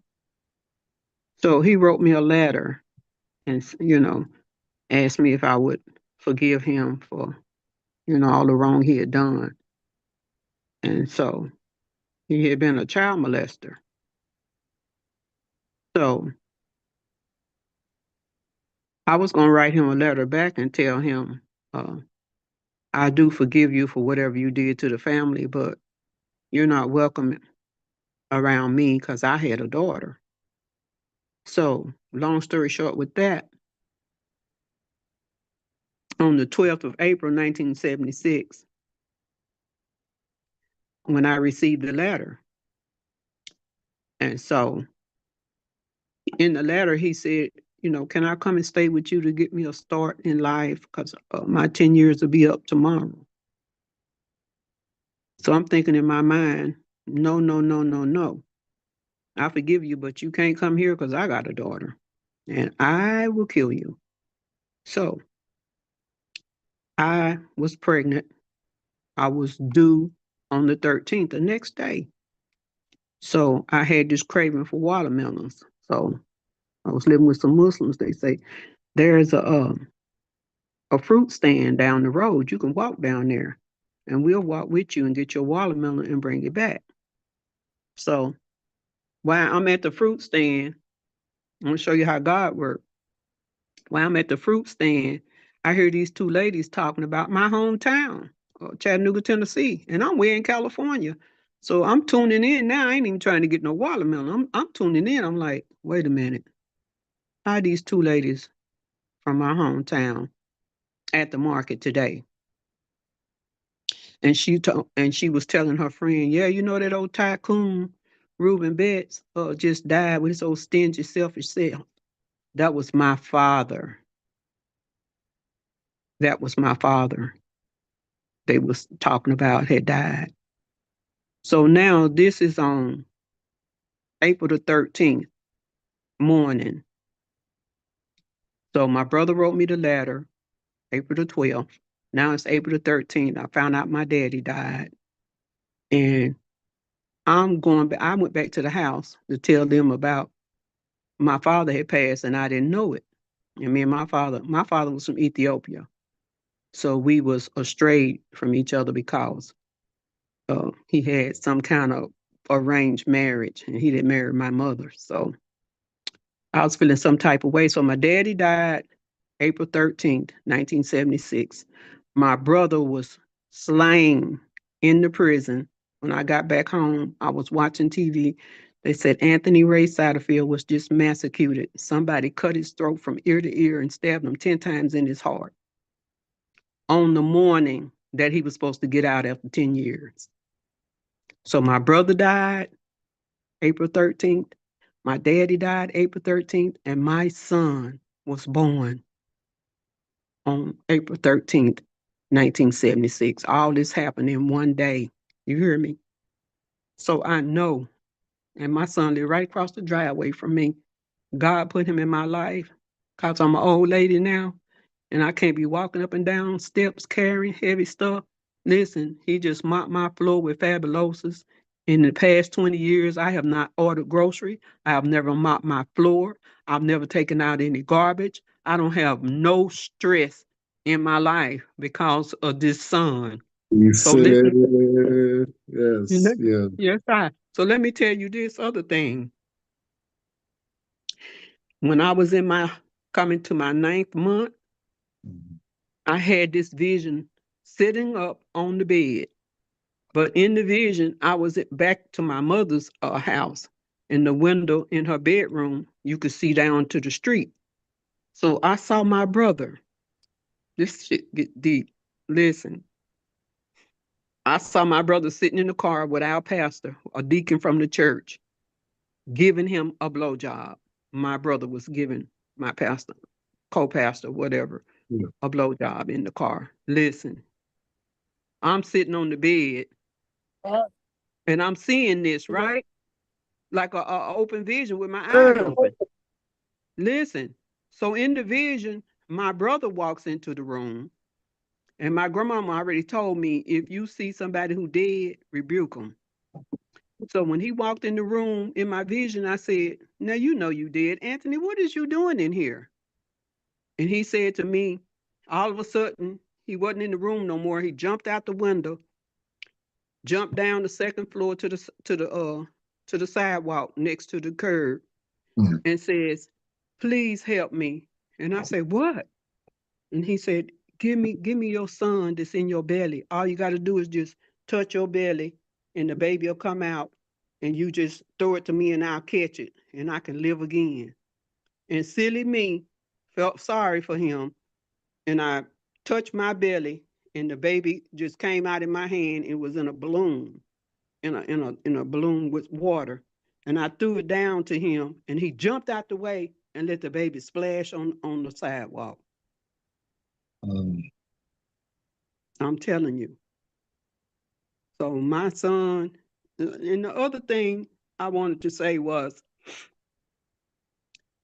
my understanding to what happened in the beginning, insofar as what man can record, is when it said, God said, come, let us make man and woman in our likeness and in our image. To me, that had to be a male and a female. Because if it said, come, let us make them in our likeness and our image, and the image was a man and a woman, it had to be a male and a female energy to create those humans. You understand what I'm talking? So I wish the brethren, and if the sister's falling behind all of this masculinity and all of this, and just acknowledge that you came out the womb of a woman. The earth is the womb, right? Yes, sir. And so, just, have some balance in your life. Haile Selassie took Empress Menen to the throne with him when everybody else was so against it. And he brought the right tradition to the world. So to let, us know that the woman is just as important as the man is. Haile Selassie, Haile Selassie, Haile Selassie. Then if you say Empress Menen, oh no, he's the all in all. He's the power of the Trinity. Everything is in him. He's the Alpha and Omega. Okay, Speak on that. Come on. We understand that. We understand that. But where did you come from, brother? You came out my womb. I am your mother. Please don't forget that, brothers. We love Haile Selassie. Haile Selassie is our Lord and Savior, but Empress Menen is my mother. Yes, She's sir. Mother Earth.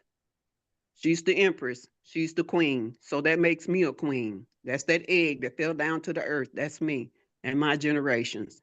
Thank you. Yes, sir. Annette, thank you for sharing that. I appreciate it. We have an understanding in the ancestral tradition of rebirth and reincarnation, right? And so we don't, the death is a phase just like puberty and being a baby and being an old woman and being an old man. And eventually, when we pass, we return because as you plant the seed, if you plant an apple seed in the soil, it comes back, right? As an apple seed. And so we have this understanding. Now, I'm not a dream reader. It's not my specialty. We do have individuals who can read dreams, but it seems very strong evidence, like your first situation, that your son is likely your father returning, right? That's how we would see it in our tradition, right? And when we have those situations, where an ancestor comes through us and so forth, it reminds us of the role of the feminine in creation, right? First and foremost, the word creation in the Igbo, that eke is feminine. This universe is like we're living inside of a woman, right? We're living inside of a woman on top of a woman. Everything it takes to sustain us is feminine. All physical things are feminine, right? The water is feminine, so on and so forth, right? Um, and so yeah, all of that ties back to this fact that the beginning and the end all come by way of a woman. So thank you for sharing what you shared.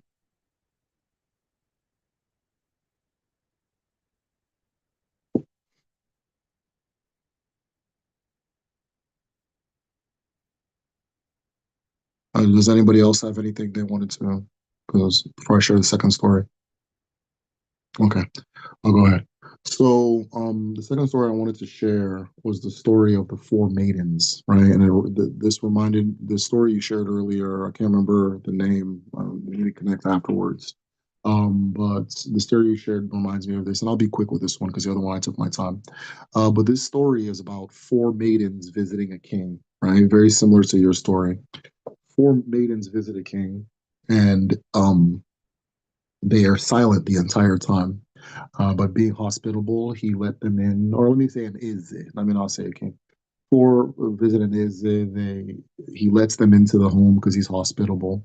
He asks them their names. They don't say anything. He asks them if they would like anything to eat. They don't say anything. He asks them if they like anything to drink. They don't say anything. He asks them if they like a place to rest and points to the guest chambers. Four women get up and they walk into the guest chambers and they lie down. And so the king, the is wondering why aren't these women speaking? What's going on? You know. So he goes to his wise man, Adibia, and he asks the Dibia, oh, I need to know who these women are. They're very mysterious. And so the Dibia says, okay, I have a very simple plan. We're going to take a rat and you're going to sneak it into their bedroom. And the rat will do the rest. You just need to take the rat into the bedroom. And so the Eze took the rat from the Dibia. He went to the bedroom where the four women were sleeping and he released the rat. The rat went over to the first woman's foot and bit her toe. And she said, Eke, why did you hit me? Goes to the second one. Uriye, why did you hit me? Goes to the third one. Afo, why did you bite me? Goes to the next one. Unkwo, why'd you do that? And so he listened at the door for all four of the names. Eke, Uriye, Afo, Unkwo. So the next morning, the women woke up without saying anything. They picked up their baskets, which they had came with, and the king, the Eze, then goes, um, well, it's been nice to have you guys in my home. I will be seeing you later, Eke. I'll be seeing you later, Uriye. I'll be seeing you later, Afo. I'll be seeing you later, Onko. And the four women gasped because how did he guess our names, right? And what they told him was that he knew the four words that or that Chukwu, that the creator uses to create all things, which are Eke, Uriye, Afo, and Nkwo. And for knowing that, they blessed him and his generation, right? They gave him what's known as the Alfo Ahia, which is a spiritual connect or spiritual power to excel in business, to excel in marketing, to excel, or not marketing, to excel in markets and business and trade, right? And they said that they'll make him wealthy forever as a gift for his wisdom. And they left there. And that was the end of that story. So the when you started talking about the four wives or the four women all giving the king something, that made me think of that story too. So between the hornbill story and that one, I saw a lot of parallels. Yes, sir. And one thing I'd like to share, when I was a youth, when I was a child, we learned a song. When the Biafra War was going on in Nigeria, you just talk about Ochukwu. We learned a song when we was children. We are Biafrans fighting for our freedom. With Ojukwu leading, we shall conquer.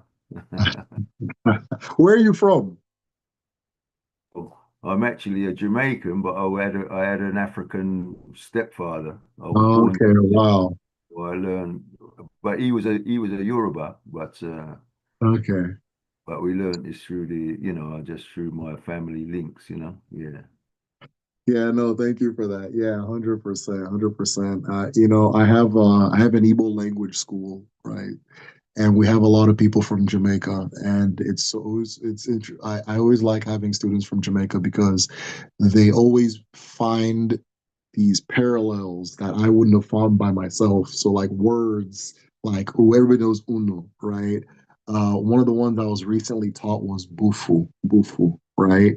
So in Jamaica, what the student told me that bufu means like something that's really big, but it's kind of derogatory, like, right? And in Igbo, bufu is the same thing. It's like something that's gotten so big that it's a problem, right? So if somebody says that, bufu onwengi, ngane bufu onwengi, right? Like they're talking about your weight, but they're also saying that you've gotten so big that it's now a problem, right? That kind of thing. So just every quarter, we always have somebody either from Jamaica, sometimes Trinidad, point out these little parallels in the language and things like that. So it's interesting that you guys even had Ojukwu songs over there. That's cool. And one other thing, I saw a program recently on Jamaica that the Yeah. Jamaican culture, they put some women from the Igbo culture into Jamaica, some old ladies, Mhm. and they took them into Jamaica. And the old people in Jamaica, not the young people, but the old people in Jamaica and the old people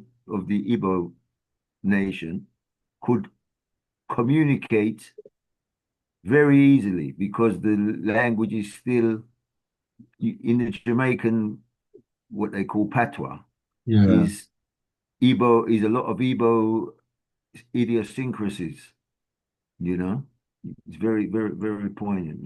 Yeah. Yeah. No, it's interesting too because despite the Mafa and everything that happened as far as the systematic breaking down of our people and the attack on our people for the over this past 600 years, the I find that there's more in common and more that has survived that ocean than people are ready to even understand, right? And people are even, if you look at like I said, we have the Igbo language school. So if you look at the language structure of any diaspora language, we can go into AAVE, we can go into, especially in the Deep South, we can go into Patois, we can go into all these different things. The structure is still the same.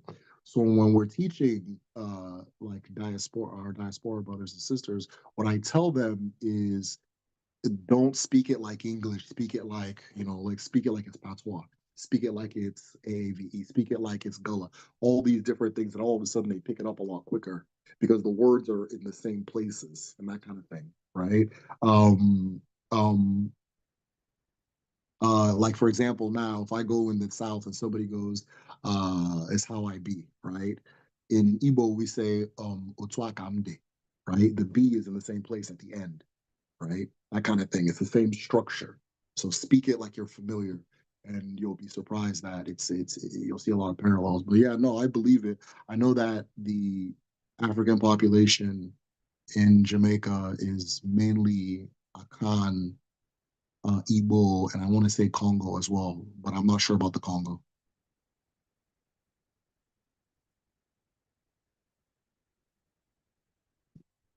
The floor is yours. Go ahead.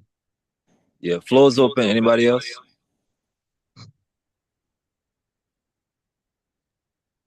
Yes, I wanted to add something. In the southern term, Mhm. buku, like I'm about to go make buku money. Yeah. Or I had buku fun last night. Yeah. Yeah, buku means a Interesting. lot. Yeah, Yeah. And I've heard buku. that. Yeah. Yeah, I'm it's trying a to think of lot. there's another one in the South. I don't want it to slip, but it was one that's just on the nose, just right there. But even earlier when I was talking about, I don't know if you're familiar with the fact that they used to do susu in all throughout the South. And I didn't know this. One of my students brought this up to me. They used to do this, and it was called susu, where all the women would put their money together, and they would have these organizations where of pooling money. and so forth. And a lot of states in the U.S. made it illegal because that's how a lot of the, after slavery, that's how a lot of the communities were building their wealth and rebuilding themselves, was collective money pooling through the susus, and they called it susu and that kind of thing. And the student was explaining how the black women in the South were the ones that ran, like, they used the susu to do like control like the numbers and all these different things throughout the place. And then once those people saw what it was, they started cracking down. So there's still a lot of states where susu is illegal, right? Things like that. So you just see a lot of these parallels, and they're everywhere. When I first came back from Nigeria, I grew up in the village as a kid. When I first came back, all I saw was parallels. All I saw was parallels. I'd turn on the TV. I'd see. I remember we were watching. It was Fresh Prince, and the first time I saw Will Smith, and I was like, "That's my Uncle Benji." I have an uncle. It's just same person, same look, height, everything, same. The ears, just the same. Like they could be twins, and that kind of thing. So I just keep seeing these parallels over and over, and it's a big part of why I do what I do.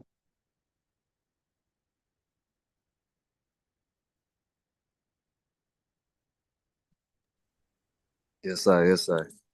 Um, Give thanks, brother. We could go on and on and on. I'm telling you, yeah, I'm having a good time. Yeah. Yeah, because like we say or like we see with the Igbo, you know, there was a time where the Igbo was a tribe before we manifested into bodies. And then even the poster that I have for the event, they have the Torah field with the triangles on it. That was an important piece of technology that helped us today with cell phones and computers right now. So a lot of amazing things. Hold on. Yeah. Are you referring to, as far as the cell phones and stuff? Are you referring to the alpha, the code, or would you say the triangles? It's the artifact. Oh, the Horus. Yeah, I see what you're. Yeah, yeah. I Yeah. see your picture. Yeah, yeah. The donut. Yeah, So yeah. I have an image of the elephant tusk, Yes. because that's significant in Ordinani, Yeah. in Igbo culture, and then it's also significant with Cushitic culture as well. When you talk about Elephantine Island, when you talk about even His Majesty giving this gift on two occasions, and the even with the on the poster, so there's also a cross as well. And with the technology of the cross, the intricacies of the lines woven in between represents a mechanism to spiritually, take care of demons and these kind of things. So it's very amazing how ancient and how consistent the Igbo have been. When you talk about that cave, and over thousands of years, they've kept a tradition of putting these spares into this place. That is obedience. When we talk about obedience is better than sacrifice, like that is what it is. And with me learning about the Igbo and Otinani, um, I saw at the same time in my Black Messiah studies and in universal studies that obedience is better than sacrifice. Water is the purity. There's no need for blood sacrifice. Obedience is the key, and purity is the key.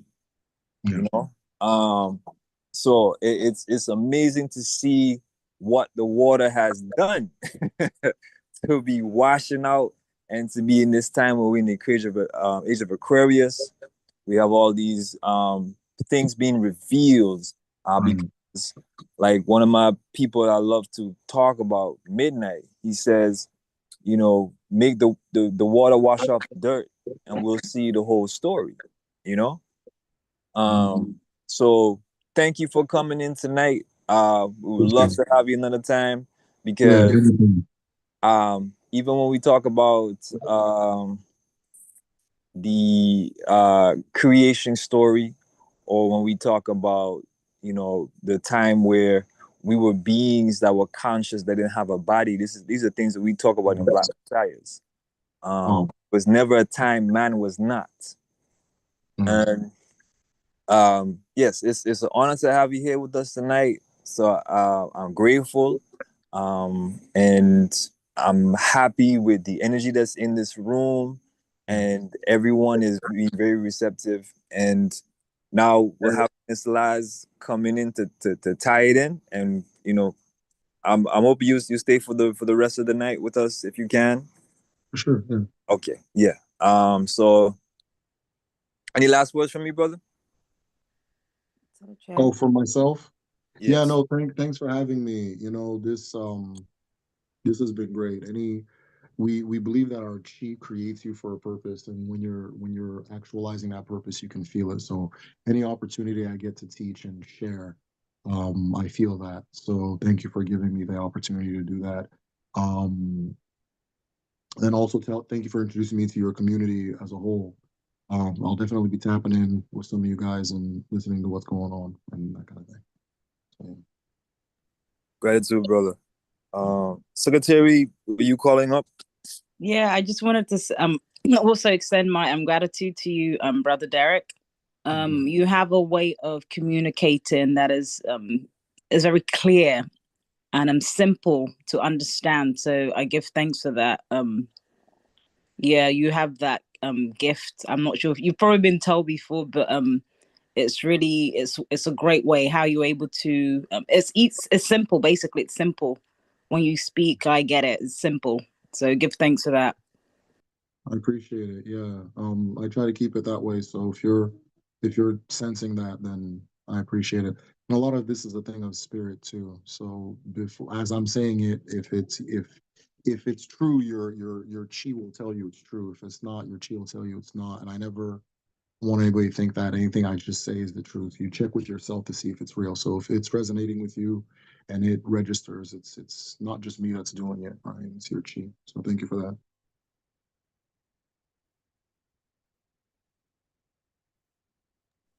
Yes, indeed. Yes, indeed. Minister Laz, are you available to open up your mic? Yes, yes, yes, I give thanks. And tonight, yes, it's been a great alignment, great insight. It definitely shows that His Majesty's insight is truly the insight of wisdom that should be the brain, our head, our ori. So we'll begin with the speech of His Majesty.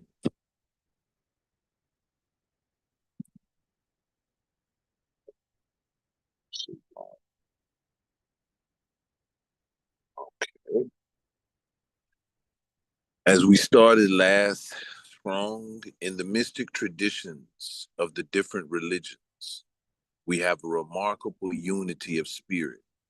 Whatever religion they may profess, they are spiritual kinsmen, while the different religions in their historic forms bind us to limited groups and militia against the development of loyalty to the world community. The mystics have already stood for the fellowship of humanity in harmony with the spirit of the mystics of the age gone by. The mystical traditions, the shaman traditions of Africa. Sometimes we forget the wisdom and knowledge that is deeply lodged in that. So we're going to open with a brief beginning with the video and a brief discussion, and then we're going to touch the topic for today. Hold on. I think this is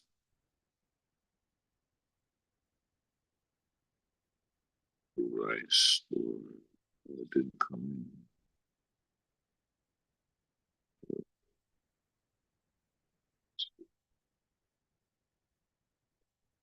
Come up right here. No, it didn't come up.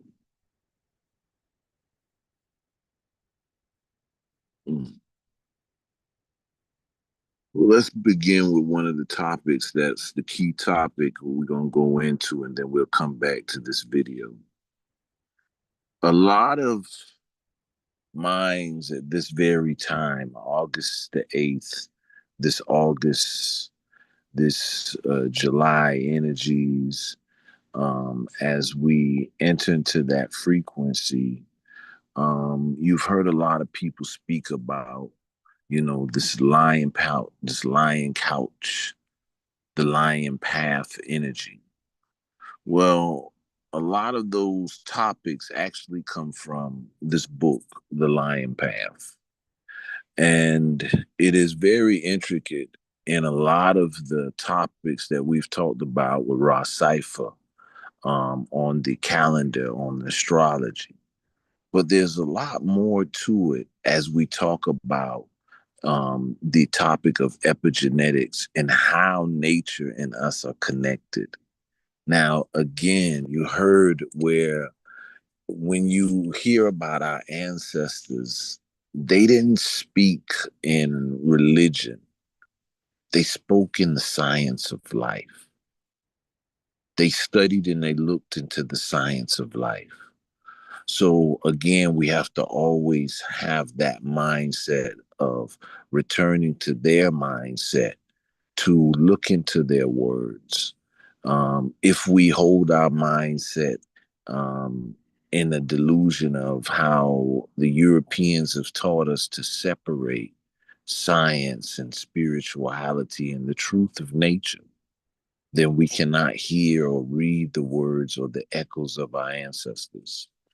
So this, I'm going to turn so that everyone can look into the words, called The Lion Path. You can take it with you. Very interesting research that was held by Messias. So we're going to get a quick read and then we're going to come back to this video.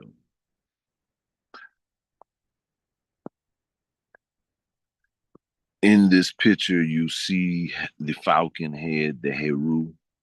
So you have the Subdu, the Horus and the Duat of the Horus of the Satas, the eternal resurrecting power, irradiating the pupil, the mummy, the swath, a form of Osiris, a prototype of regenerating humanity and transformative life energy. Now, we come to this topic because I've discussed before one of the symbols that were held in His Majesty's hand. And we speak about the scepter, but there's the spear. And this symbol, the spear with the cross on top of it, a lot of times we have interpreted that from the Eurocentric Christian construct as though that was a Christian symbol. But again, the spear and the cross on top of it is a symbol of what is called the swaths, the wrapping of the mummy, the swath, the wrapping of the mummy. And what does that mean? Because we're talking about a symbol of an embryonic force. So let's go a little further and let's dig into this, and then we'll come back to this video and get a good insight. Let's start page 41.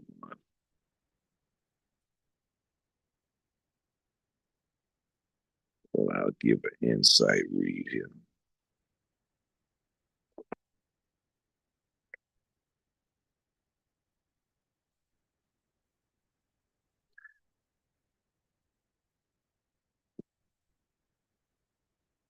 And so death was friendly to Nicoteus and told him a secret way of initiation of a profound shamatic journey by the way of the path of the sun and the path of the moon, being a lesser one, leading only to reincarnation, recycling after death, whereas the solar or the golden path led to freedom from our otherwise inevitable death, interrupted state.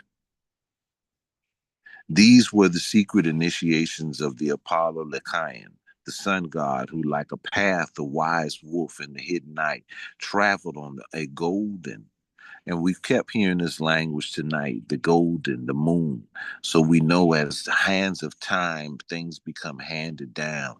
And a lot of times the connections, because of the way the Europeans have educated us to disconnect the African connection, that is, as we have said, through that Cushite, that lineages that show that we extended not from just in Africa, but our legacy, our kingdoms, our empires extended in Africa, India, Asia, and even in the Americas. So we will always see a synchronism in the stories and in the Shemitic language. So let us continue. The path of a wise wolf hidden in the night traveled on the golden shell-shaped boat that sailed by a magic power from the west to the east through the dark realm of death. The most ancient Ojibwe, the Algonquin, legends also tell that the doctrine of their four principal initiations, stages leading beyond death, were taught by beings who landed on the surface of a great lake in a strange airborne ship that looked like a flattened shell and was called a Meges, a word so old and sacred that its roots are no longer known in the Ojibwe language, although it is connected with the flying power, the Megisi, equals eagle.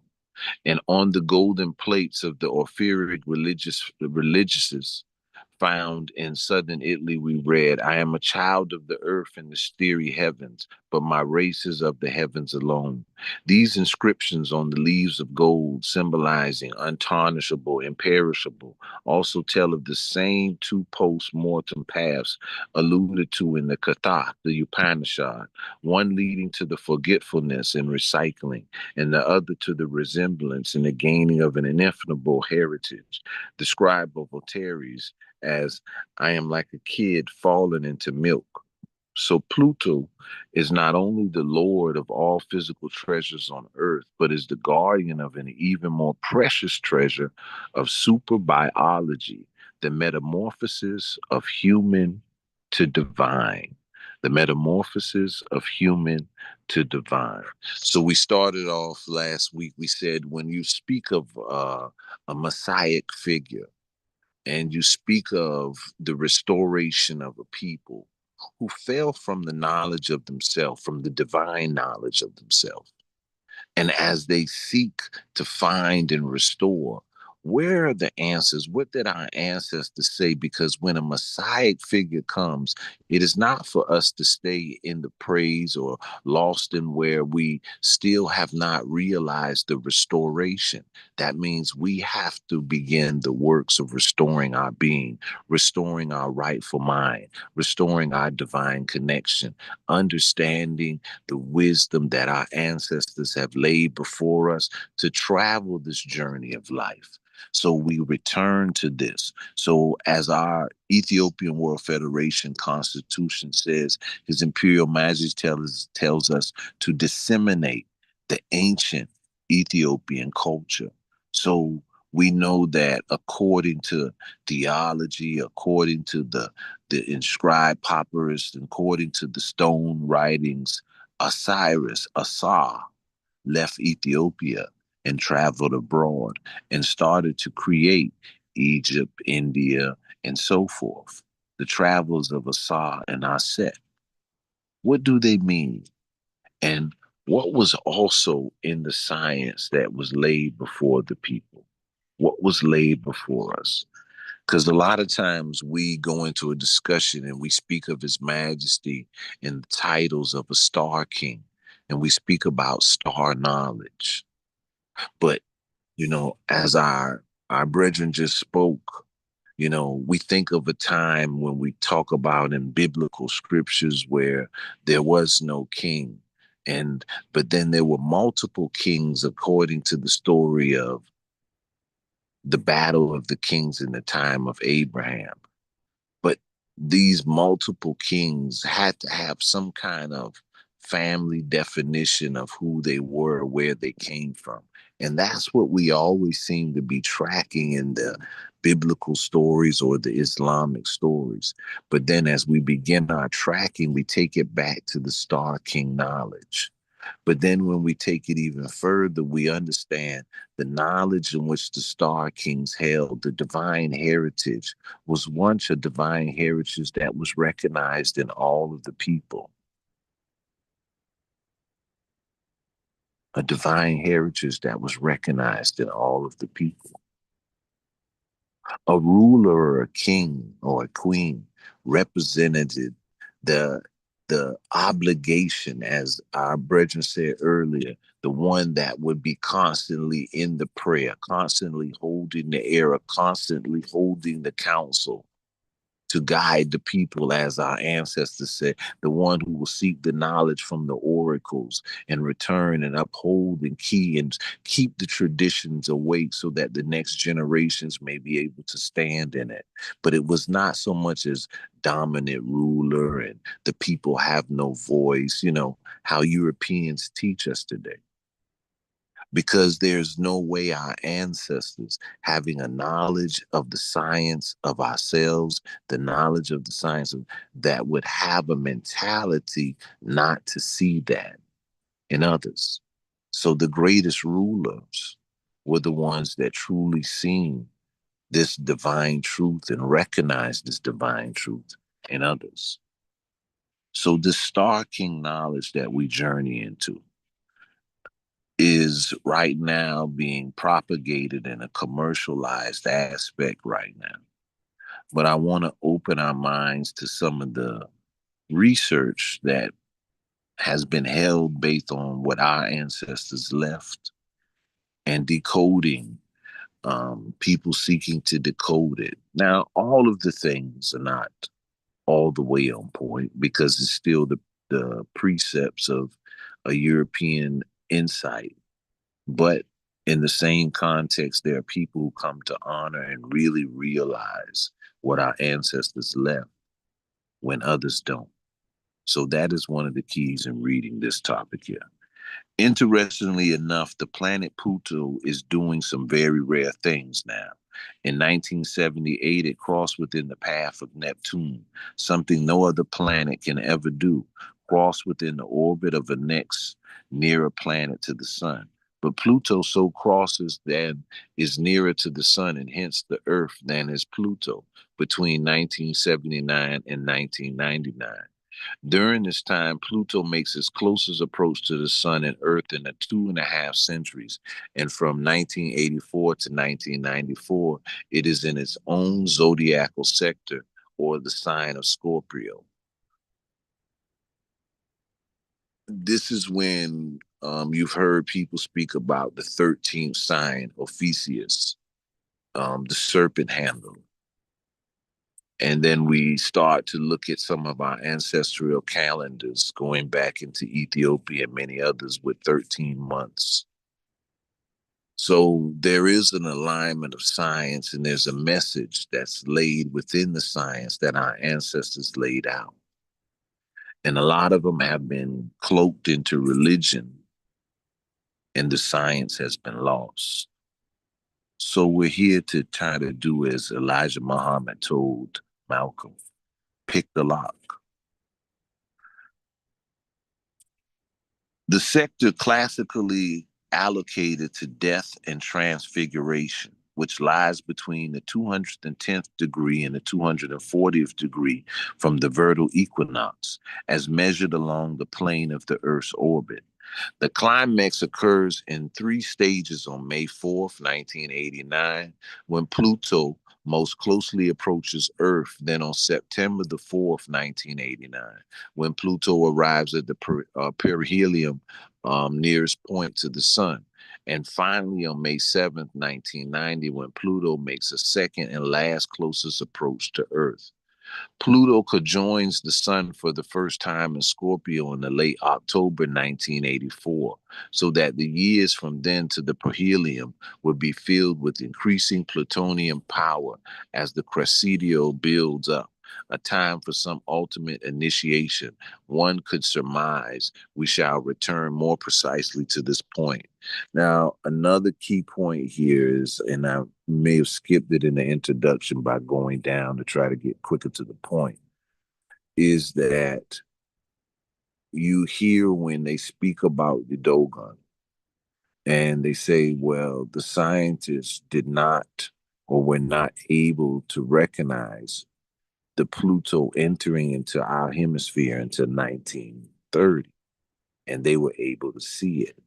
But there is the African tribe, the Dogon, who have documented this planet.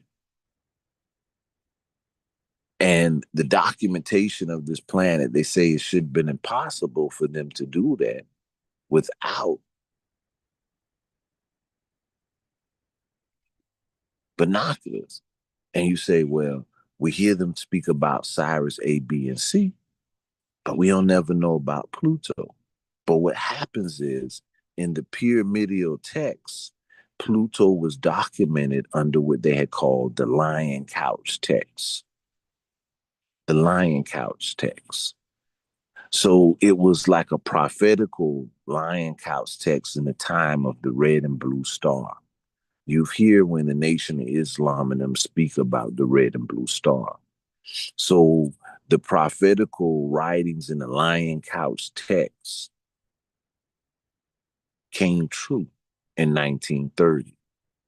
Now, under His Imperial Majesty I as Rastafari, I as Ethiopian World Federation, recognized November the 2nd, 1930 as a very important day, the coronation.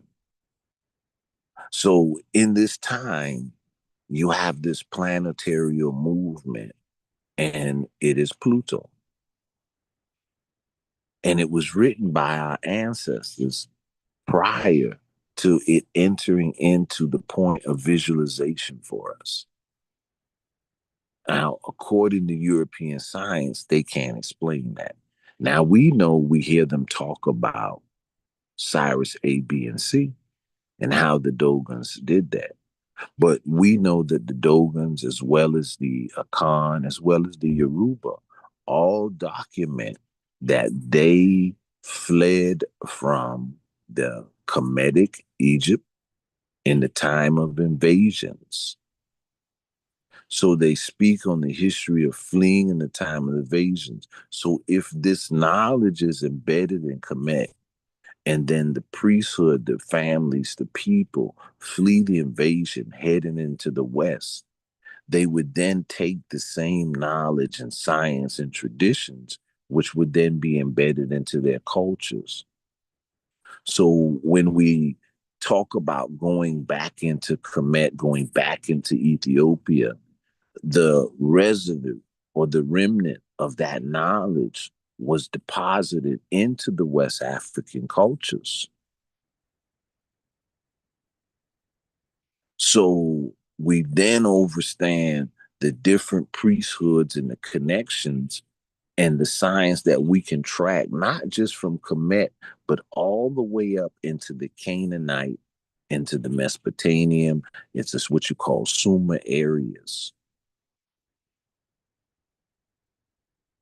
So let's go a little further into the science here. Pluto conjoins the sun for the first time in Scorpio.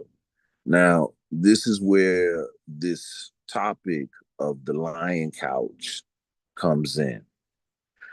So in the periods of Pluto, some people have put it as a death, or it's also a transfiguration.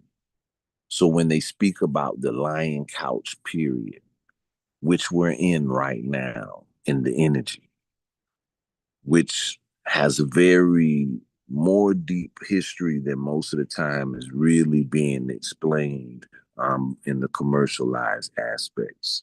Periods of dominance and real ruling classes and histories and prophecies, turning now to the dominance of one another, psychological classes. We recall that in India, there was an ancient tradition of four such classes: the Brahmins or scientist priests, the Kshatriyas or the warrior kings, and the Vishnas or the artisans and merchants, and the Shudras or the serving classes and the masses. The planetary allocations here by classical principles of cosmic sympathy or metaphysical correspondence would be Saturn, Jupiter, scientist priest, Mars, Sun, warrior kings, Venus, Mercury, artists, merchants, Luna or moon, the people. Now, thinking the science and when you're reading of the history or the ancient writings and planetary identifications of periods are given, there is a correspondence and there's identification. That's why our families and our traditions go where we talk about cosmology or astrocosmology. And so then astrocosmology is cycles within nature that our ancestors overstand. So when we speak about harmony and ma'at, those recognitions, as the brethren was saying earlier, our connection to the earth, our connection to the sky, we cannot ignore these things. Our connection to the earth, our connection to the sky, we cannot ignore these things. So getting a mindset in symbolism as you go forth to get a better thing. So I'm going to go a little further. I just wanted to get that. I'm going to go on down here to page 40.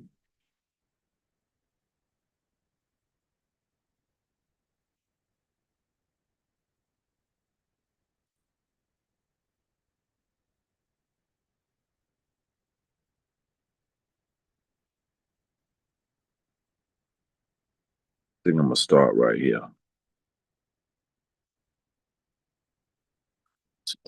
Because we did touch the Sacred Mother and we did touch the eggs. So I'll start right here and we'll connect it on. Sothis, sacred pregnancy and the dark companion. By the teaching was more pacific, the Osiris or the inert pupal stage was the seat of divine transformative powers and became the numinous or the numinous egg or the golden lotus bud. Another Egyptian image that antedated the Sanskrit's Hira Garabaha, or the golden wound of the god to be. Out of the egg or eye, note the play between the German I, egg, and in the English I, will emerge the regenerative Osiris or Horus, brought forth by the womb power of the Divine Mother, Isis Neith Nut Mut, whose star was the brightest in our heavens, the glorious Sirius, the Sothis. Compare the ancient cult of Venus, Aphrodite, or Urania. Necessary protections for the enfeebled Osiris was as yet unmanifested, but still very real. Power of the resurrected Osiris, Horus, but he does not yet appear in the manifested form and is at this point called either Horus in the Duat or Horus in the Sothis or Horus Sakor, Horus in the kingdom of death, the subdued, the male companion of the subdued Osiris. His form is that of a black hawk or falcon, a mummy, a powerful bird, since the mature Horus is the celestial wing stage symbolized by the divine falcon wearing the double crown of victory. So now you start to see there's going to be, I think Ross Cipher was speaking about a triple hierarchy.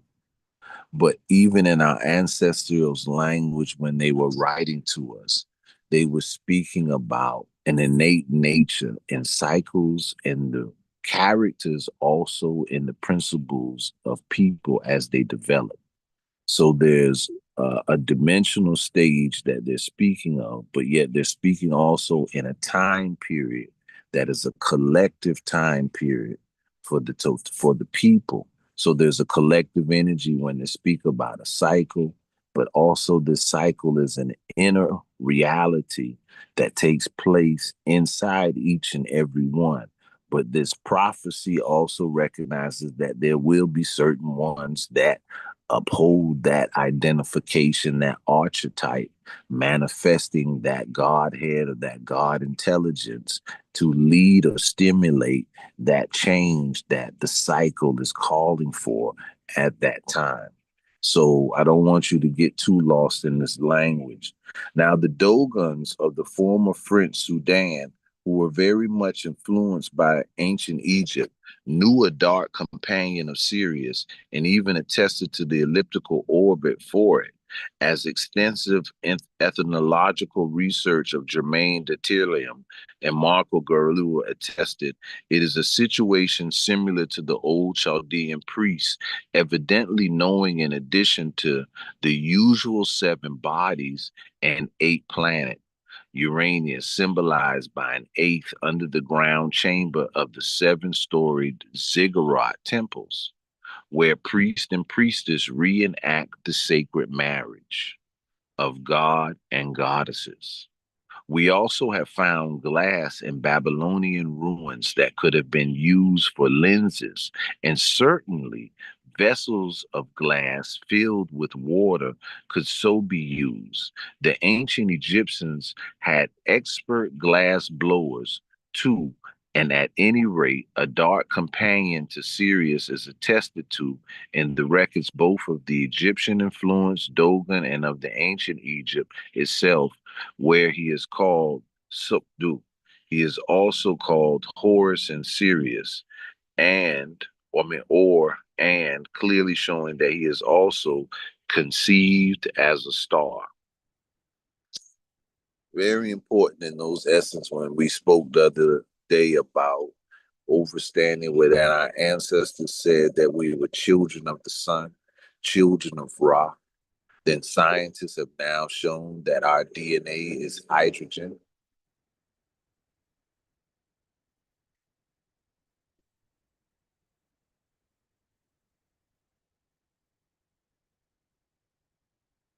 Hydrogen is the same thing as what we call the sun, or the collective energy that is made up of the sun. So we are light body beings. We are still today light body beings. We are still star dust, star particles. We are still carbon. We are still melanin, the dark hole, the dark substance. So this language has dimensions and many of what it means, but we're going to go a little further because we started on the epigenetics, the zeros and ones, the Odu of Ifa, the oracle, the readings, which now become machine language, which now becomes computers, telephones. So we were talking last week about our intellectual property and the science and what they have been able to create from the knowledge in which our ancestors held. And we spoke about geomnesy, but we also understood that this science also was a connective in star science, because we speak about the 16. We speak about the duality and the pairs of the 4 or the 8. So do not forget those things as we go further into this, because we're going to come back to that, to line it all the way in for you. But it was only in the midst of the American Civil War on January 31st, 1862, although the great German astronomer Friedrich Bessel had suspected it since 1844 because of the perturbation of Sirius, that a companion star over 1,000 times darker than Sirius was discovered by the American Alan G. Clark at Cambridge, Massachusetts, following calculations made by his colleague Truman Stafford. It was a great achievement of Clark's life, far greater than the final telescopic lens he, like his father before him, had designed, and a ground for larger observatories. Finally, the orbit was worked out precisely by Van de Boyce in 1960, using data from the earliest observations let us recall that though Sirius is the nearest brightest star to us, it is still 8.5 light years away. A voice message by radio from our sun would take some 8.5 minutes, but one from Sirius or its companions, Horus or Sirius, it is proactively called Sirius B by astronomers, would take as many years. To distinguish the two bodies that near at the distance takes the finest and most accurate observing, since their maximum separation is only seconds of an arch, less than 1/60th of a degree. Very important. Nevertheless, the Periastron dates when Sothis and Sopdu are the nearest together are known fairly accurately from the work of Van Ben Bos, who improved on Voligt's calculations made in 1931. Their period is now known to be 50.09 years, and their last meeting was on March 20th, 1944, the next on April 23rd, 1944. So they're tracking the star Sirius in the dark companions. Returning to the doctrine of the metamorphic hypothesis, Sopdu is the protector and the power and the dispenser par excellence for Osiris, as Sothis is the power source and the regenerator. Indeed, in ancient depictions of Osiris as the lord of the staircase, of the metamorphic change in Horus, we find the Subdu or Horus or the Sothic protectively spread over the roof of his throne room, while beneath the staircase is Osiris in the Swathith mummy or pupil form. Now, when I speak of this, you hear a lot of people speak about there's the science about the pineal and the pituitary. And you learn about that this pineal goes into operations when the moon is in your zodiac sign. Once a month, the moon goes into the signs. And each sign, every 28.5 days, will have a period when the moon is in their sign. There's an activation at that time period that activates the pineal gland. The pineal gland releases a substance that activates with the pituitary that is then released into the spinal column. And it is called the regenerative process. They call it the releasing of the golden child, the sacred egg, the land of the milk and honey. So here we have that moon and that, or that silver and that gold, or that white and that gold again. And when we learn about that science, it's taught to us as a regenerative process. And so the scientists speak about us having the junk DNA, only using a certain component of our brain.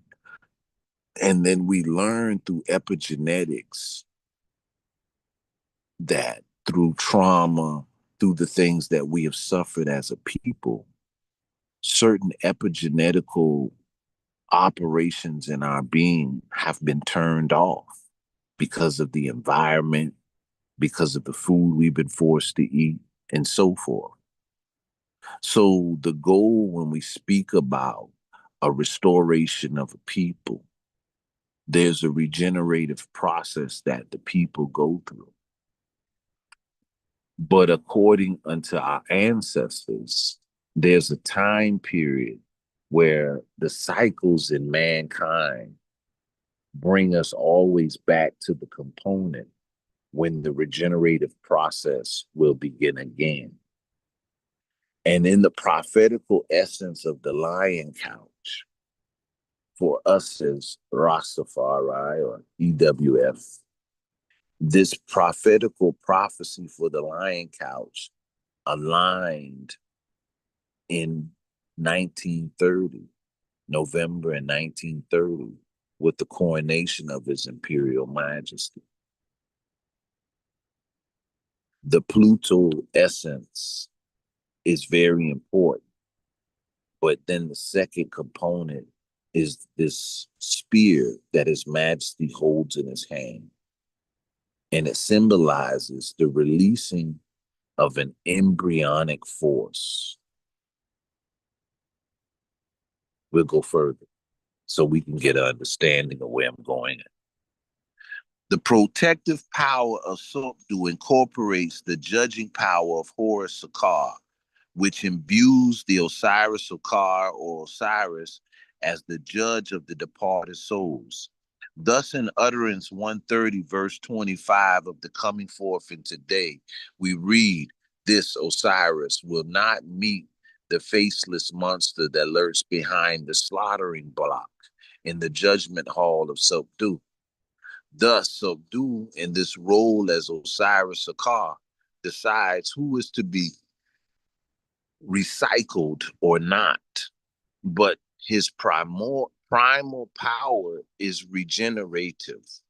It is Sopdu or Horus in the Duat that irradiates the pupating Osiris or the pope or the pupil Osiris with the divine power and light coming from the Sothis. Just as the full moon reflects the sun's light to the darkened earth in the night, thus Horus Sokor or Horus in the Duat can be considered a supermoon corresponding to Sirius as a super sun.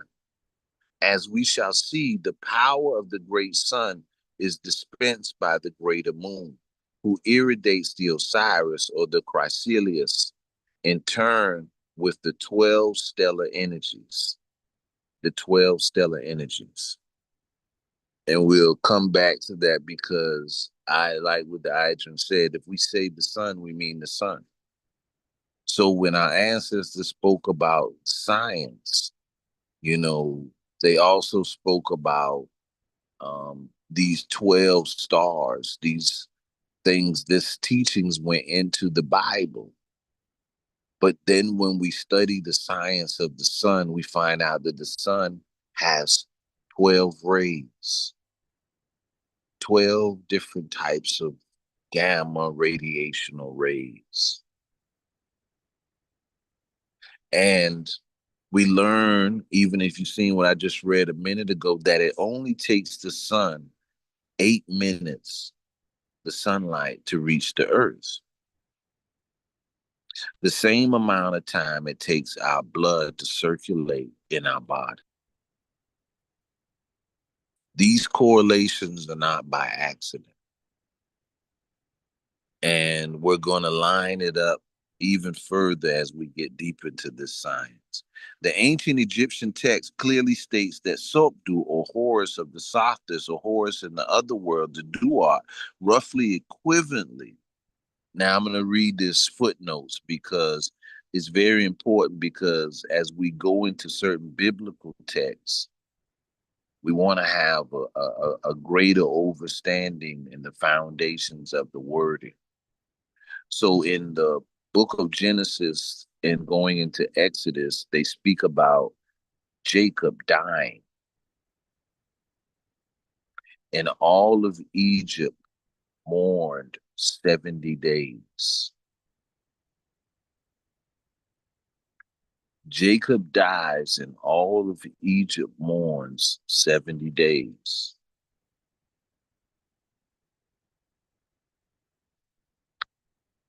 It's not just a statement. It's a science and a traditional keeping of a transformation taking place. So we're going to get into that because I love when our chaplain speaks about the dry bones and the prophecy of the staff or the stick of Joseph and the stick of Judah being united and pushed together, becoming one.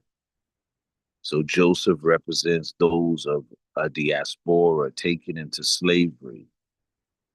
But Joseph also represents a name, a titlage. So it's a code. According to ancient doctrines, the Papyrus Coburg, the first star powers, spend 70 days in the Duat, corresponding to the metamorphic transformation whose later metaphor was embalming, confirming this doctrine in old texts. Thy 70 days are fulfilled in the chamber of embalming, anointing for the new birth, in turn corresponding to a star's helical rising. Even the chamber in which the mummy was ceremonially fed for its metamorphosis by the transubstantiation of offering into the divine nourishment was called the Duat chamber. And further confirming the preceding paragraph, the original meaning of Duat, the place of dawn, the place of dawning. If you see it, you see the shoe. You see the shin. Sorry, I said the shoe. The shin symbol right here where you see the star and the half. That's called the shin. That's the rising sun. But the shin is eternity. So it's the place of dawning. The place, the region of the soul's night was regarded as the origin of its dawn or rising. The later and Turistic doctrine of the transubstantiation is yet another influence of Egyptian on Christian theology, was well known under the Fifth Dynasty, E.W.A. Booge, Literary of the Funerary Rites. Now, I want to go back to where I was reading. I just wanted to read those footnotes. The ancient Egyptian text clearly states that Subdu, or Horus of Sothis, or the Horus in the other world, the Duat. And I think that I even spoke about the I, the spirit. We have to know that there's that Duat of ourselves as well. We have to know that there's that reality of ourselves. So we're going to get into this. The ancient text clearly states of the Sopdu, or the Horus of Sothis, or the Horus in the other world, the Duat, roughly equivalently to the Tibetan Bardo or the Islamic bars, that it is he who sets into activity the 12 star beings and regulates the pattern of the hours in the Duat. So, they always talk about the hours in the Duat. For many of you have read the Egyptian book of Coming Forth by Day.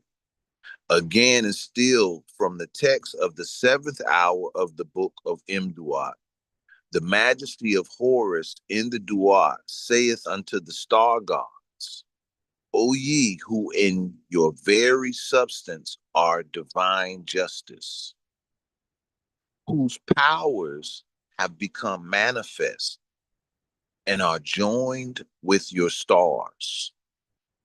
O light them, that this, Asah, Osiris, may join the master of the horizon of the dawn, of the new birth. O ye hours endowed with star powers, O ye hours who protect and aid the divine egg, fight ye on behalf of this one that now approaches the horizon. The star gods in their hours have bound up the evil and are with thee, divine embryo, in the light. Rest thou in thy still hidden and unmanifested body. Take ye now, O star gods, your forms, your powers, and guide this God now, dawning into the beautiful land in peace. Behold now the gods and goddesses who guide this new divine soul along the hidden way to that city, the seat of the higher community, whose rare and radiant glyph is given in the pyramid of Teta, line 395. As early as the first inscribed pyramid that Unis, line 641, we find the Nuit, the city of God, the stable city of the universe, which existed even in the first time, before our current cosmos came into being. Understood this better than an ordinary Egyptologist. Okay. As to the 12 star gods that the Sopdu or the Horus and the Duat, or Horus of the Sothis or the Horus of the Sokar, direct, they are an ancient group of deific powers composed of the Ennead, the eight. Ra incorporating Horus, the young, within the solar egg, which in turn is the eye of the elder Horus. So you have the younger Horus, you have your elder Horus. Then Nu, the power of the universal water or substance. The Nut and Shu and Tefnut, Osiris, Isis, Set, and Neophyte, plus three more, Anubis, the divine embalmer and opener of the way to the other world. Anubis, the divine embalmer and opener of the way to the other world. Khnum, the architect of all forms and paths, equaling the Tanum. The evoker and quickener of all functions. All 12 were directed by Horus of Sothis. Go back and read it one more time.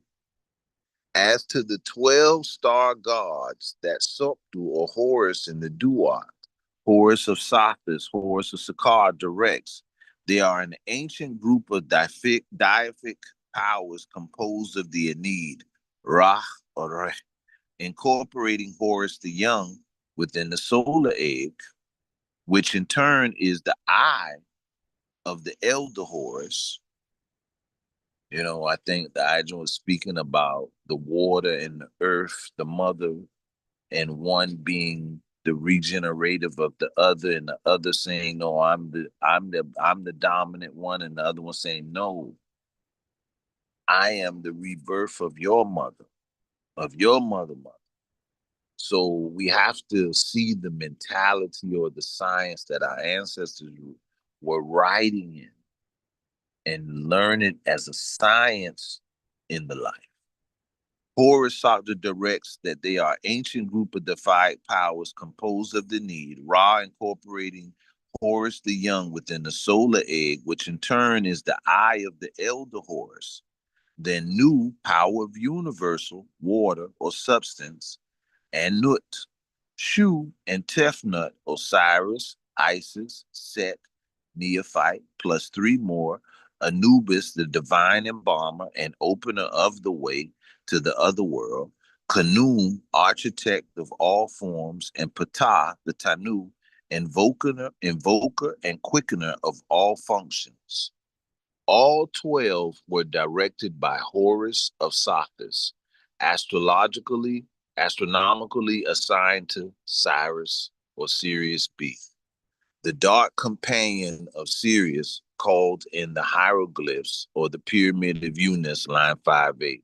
Sopdu, the moon, or Sopdu Sirius, naturally has directions of them, is in harmony with the wishes of the great mistress and enabler of all, who herself is associated with Sirius or Sothis, going back to Aset or Isis, the brightest star of our heavens that is approaching our earth at supersonic speed with her companion. Sirius is also the nearest star to us of such magnitude, being astronomically scant 8.5 light years away. The remarks on Anubis is now called for. Now, remember I said His Majesty held the spear in his hand. So I have listened sometimes and I've heard many directives when using the Kemetic and so forth. And many have placed His Majesty as the Heru, the Asa.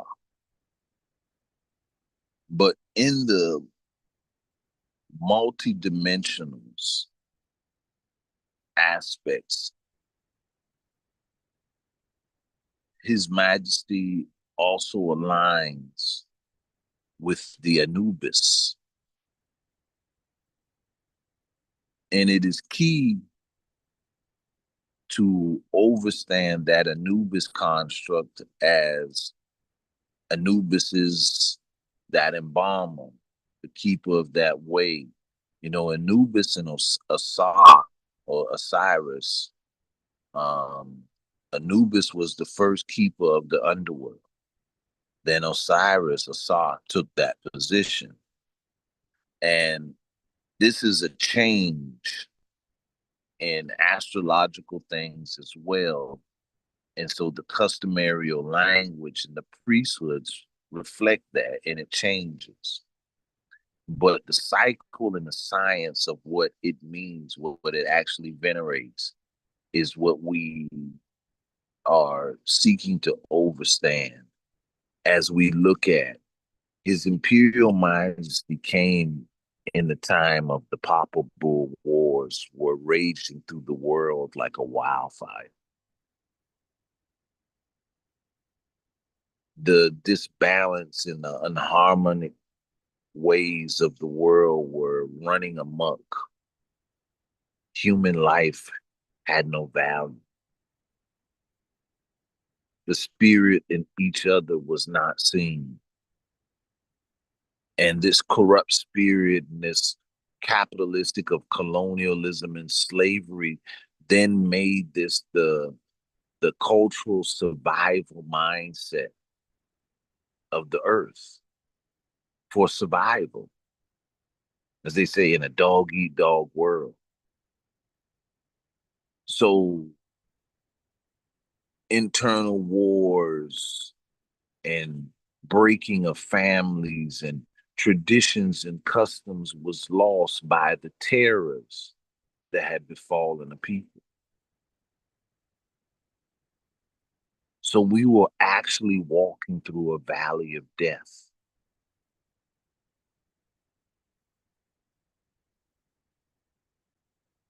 And so in a valley of death, the people become a dead state. The earth is the underworld, a plane of walking dead, but some will start to resurrect, awake, come to their consciousness, return.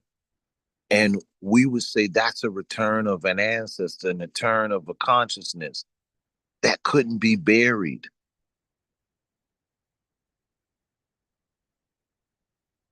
So there's science that our ancestors spoke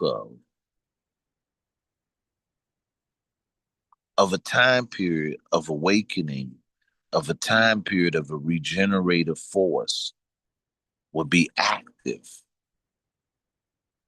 A regenerative force would be active.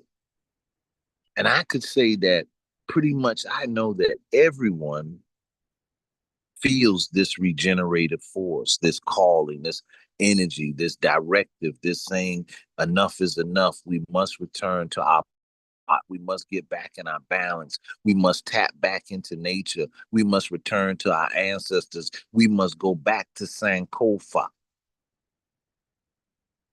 It's a spirit. Something's awakening, something that was appeared to be dead in us. But it needed to be regenerated. A remark on Anubis is now called for his veneration as that of Khnum, of Ptah is very ancient. Indeed, and I'm gonna come back and read the footnotes. In the passage, commencing with line 70 of pyramid text of Unas, 5th dynasty, we read, the Asa, the Osiris, standeth with the radiant being O get thee onward, Anubis, into the other world, onward to Osiris, to Asar. He is the great embalmer or the preparer for regeneration, and works under the direction of Horus, Isis, Neophyte. Again, in the utterance 147 of coming forth, I have passed on the path created by Anubis and have protected the cosmic law and the divine eye. I have passed on the path created by Anubis and have protected the cosmic law and the divine eye. Anubis is also called Imwat, or the dweller in the embalming chamber, the same Egyptian root wuk, which furnished the usual word meaning to embalms or swath, and encasing the mummy can also mean to sprout or germinate, gestate, and reiterated or to beget or to procreate. So Anubis was called the embalmer, the Wekant Netur, literally the divine one of embalming, the causative of which is the swa or the zla, to cause to be embalmed.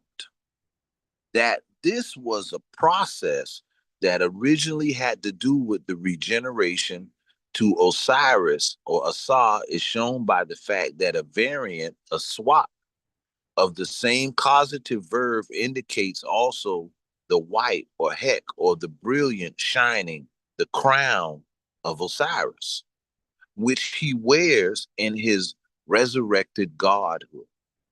The same word is deeply connected with the swa or the Coptic, which means a developing egg,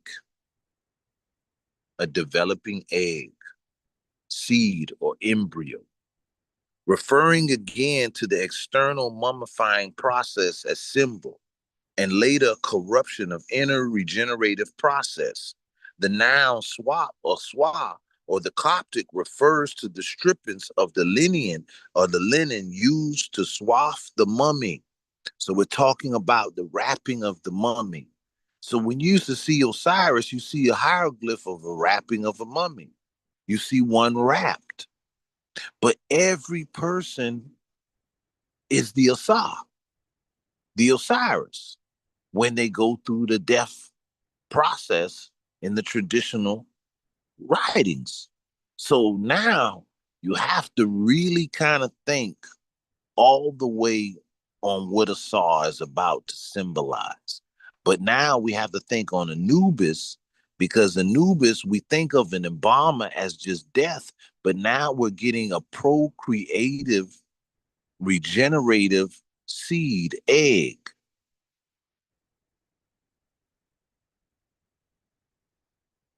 So the Coptic refer to the strips of linen used to swathe the mummy. So we see that the entire process to which eternal embalming and mummification referred was an inner, metamorphic, and transformational, super embryonic process. As both the etymologies and the texts, see section 7 in the front piece, make abundantly clear. Thus, although the ancient Egyptians had brought the art of embalming to the highest degree known before or since yet, the oldest meaning of the process their text recorded refers to life, not death. Life, not death.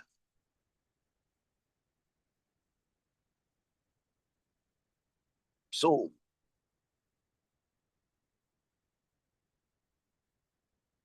a certain embryonic force, according to the cosmological science, is supposed to start a birthing process. It's supposed to release something. You always hear me say that, you have to think about the zeros and ones, the chaos or the clashing of the atoms and energy that can neither be destroyed. So it's a divine energy.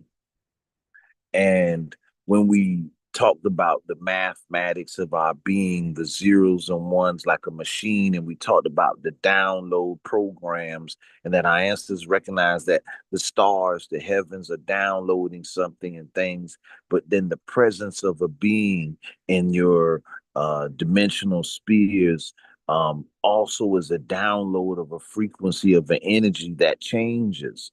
So we know we speak about the Papa Bull Wars, the destruction, no morals for the life of humanity, and then His Majesty fighting for the liberation of all of Africa and also for the protection of the sovereignty of Ethiopia.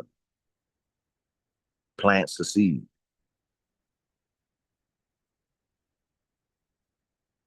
The Pan-African movement starts with the battles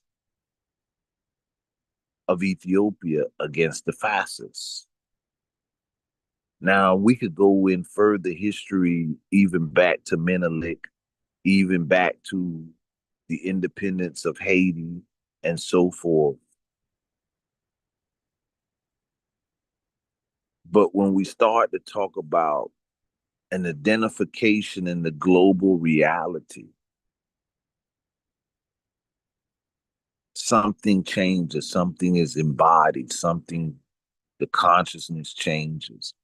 And we can look at the time period of 1930 as a very impactful changing time, transfigurating the earth forever. The 1930 and on forward, something started happening. The oldest meaning of the process in their text recorded refers to life, not death. More explicitly, it is referred to those sacred secret processes by which the gestative regeneration of the immortal body could be begun, even during life on earth. The true immaculate conception, which was later garbled and corrupted from the secret Egyptian doctrine of higher birth and the nascent godhood. That was one of Egypt's most closely guarded secrets, and it again comes to light as time comes full circle in the crucial years now upon us. The following figures illustrate these notions and captions self-explanatory. So again, the boat of Ra, the horse, the star substance, the egg is on the sacred boat being carried from world to one of the higher dimensionalities. Here below, flanked by Isis, Aset at the head and Neophyte at the foot, is the deceased or the neophyte in the form of Asa. So each person, each neophyte will then become Asa, being irradiated by the Falcon Horus life's restoring power. The Falcon Horus life restoring power. So what are they speaking about? Are they just drawings? Are they just saying this is imagination? What are they saying? Is this like the Bible? We're hoping some angels will come in the form of a bird and pour some powers on us. What was our ancestors saying? The five-pointed star is life force, and the disc are the eggs, embryonic power to use it to grow. From the papyrus of Amun Sut. Let's look at this again. So you see Mut, the vulture. You see the serpent, the Naga, huh? On each side, you see the Aset, the neophyte, and you see this Horus, and you see this eggs and these stars. But it's coming from Horus. And what would that mean? Well, we read earlier that they say the Horus, the Subtu, and you have the Horus, the Subdut, or the Sirius, the Horus Sothis. So you've got Horus represented in the moon, and you've got Horus represented in the star Sirius, A, B, and C. So Are our ancestors just putting these together? Why are they just saying this? Are we just taking, people take on the Kemetic names and they say, I'm Heru, I'm this. What are we speaking about?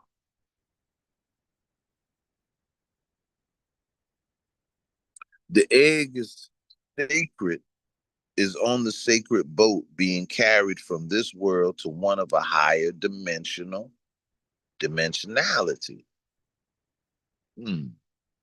This egg, this black dot. Then we get another black dot. But we get the Jeds, the Eunice. We're gonna get all of this. We got both of the eyes.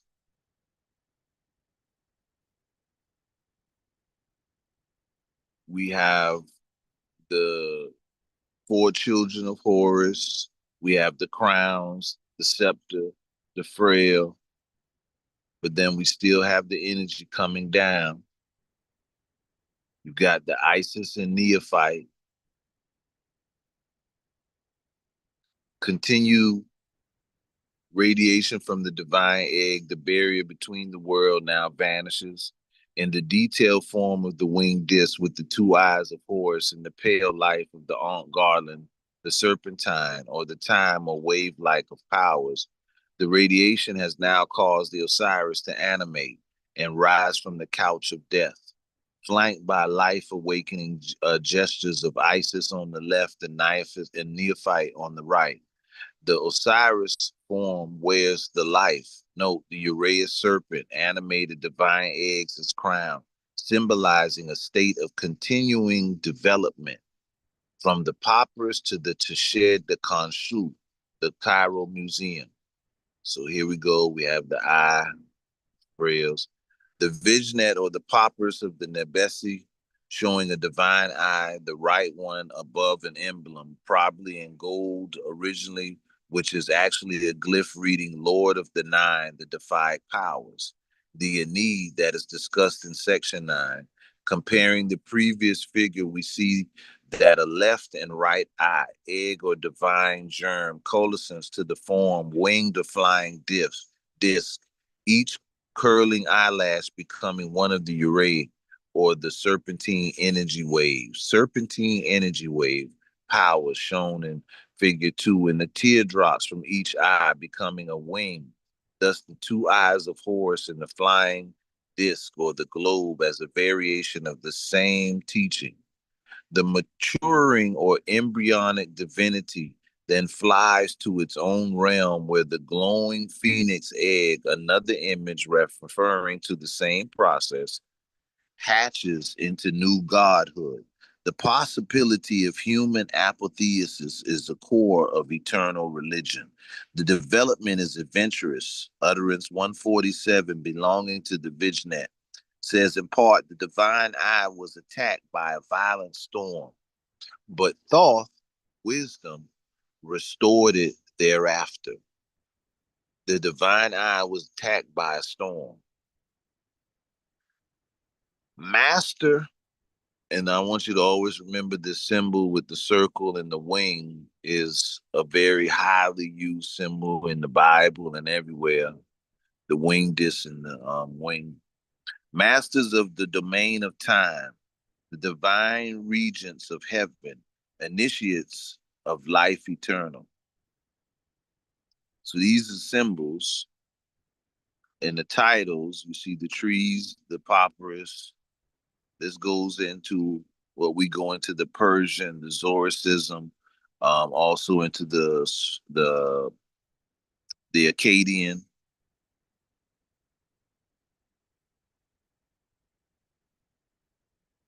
You have the winged one, the angel, the angelical presence.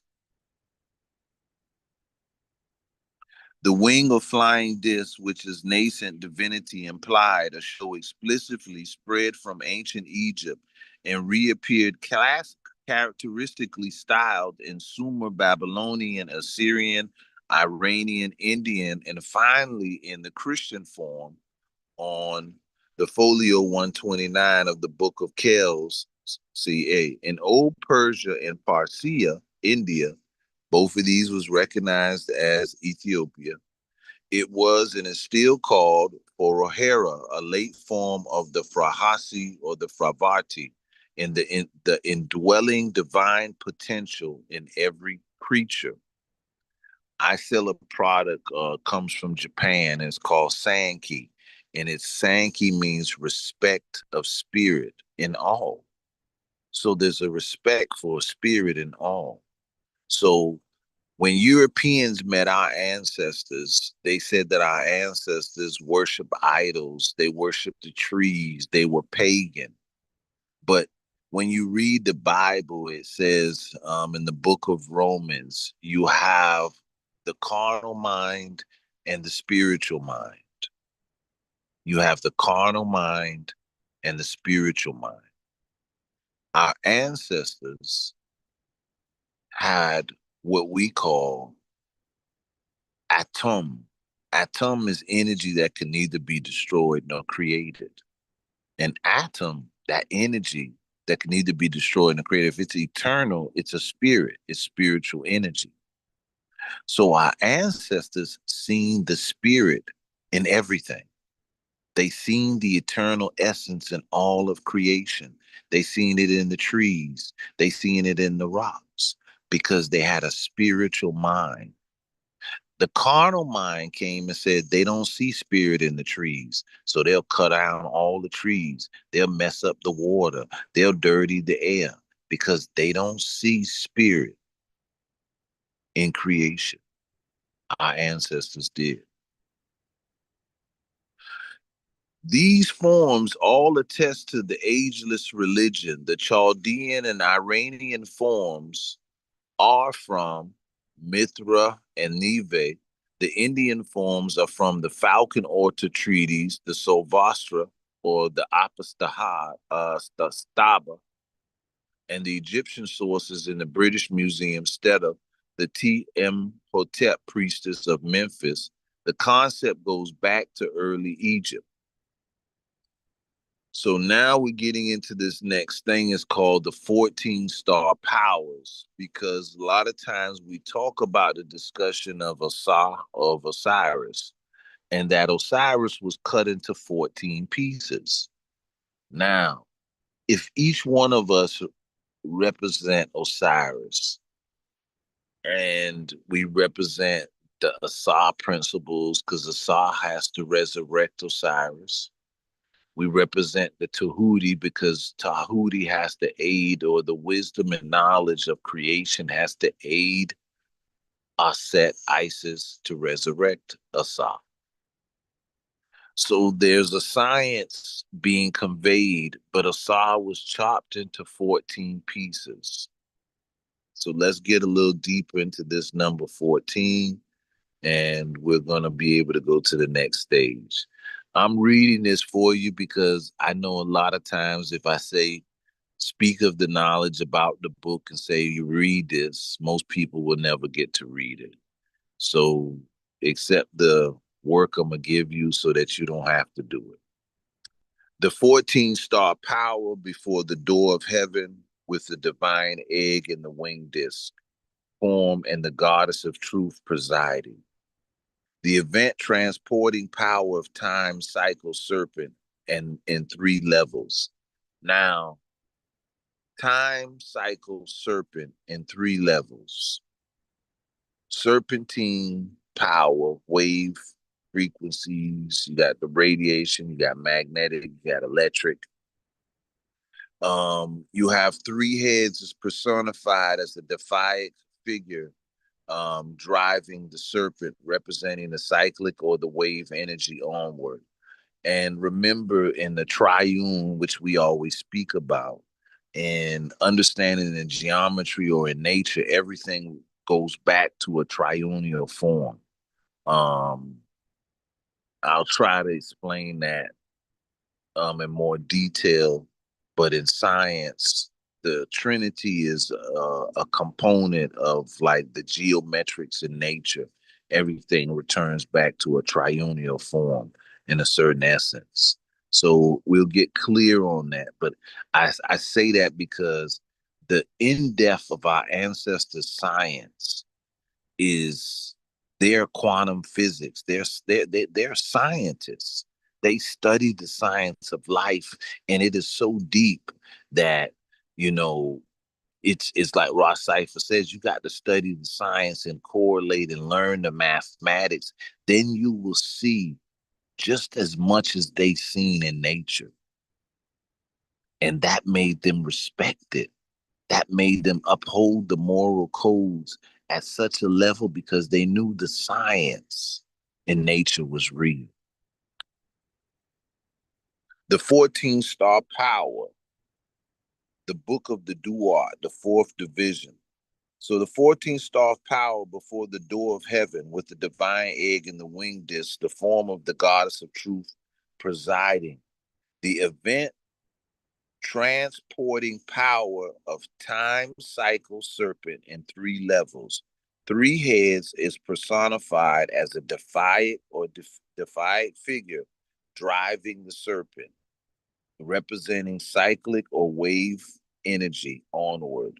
So the 3 heads. So now we go here to the mother and son and the suckling, and we look at the symbolism around it. Isis lactates, the symbol of Sothis, nourishing the Horus, the babe, with divine milk, and surrounded by the figure of 13 papyrus flowers, she herself being the 14th figure of drawing. Here we can see the 13 Sothic sessions accumulated in the last 14. The session of the Sothis only during which the higher self begins to become functional. It's going to get clear for you as we go a little further. I know some of you still trying to keep up with the Sothis and the Horus and the Isis. One is reminded here of the ancient liturgy. Your mother Sothis nurses you on the celestial horizon. As Isis, she makes you bright and fair on this happy day. I know this wording should help you with a lot of the wording that ended up in scriptures as well, even in the construct of fair. The total 27 sessions can be composed in 3 levels of defied rulers, each representing a cosmic power. Now we speak of His Majesty as a defied ruler, representing cosmic force, cosmic truth. So there's going to be an astro-cosmological correspondence in nature. According to our ancestors, when we speak of a person in this format, there's a correspondence in the astrological science. So we're going to get that clarity to be able to take our conversations in depth a little furthermore. The total of 27 sessions can be composed into 3 levels of defied rulers, each representing a cosmic power, each leading to the next in a stairway of developments. Note the 9 God figures, each on a step. The 9th then leads to the 10th, the Pluto, Anubis session. During this stage, the soul, shown as a mummy, carrying its own scale, has its merits weighed and tested before being able to proceed in the regenerative process. In the regenerative process. So there's a measurement to which we have to carry.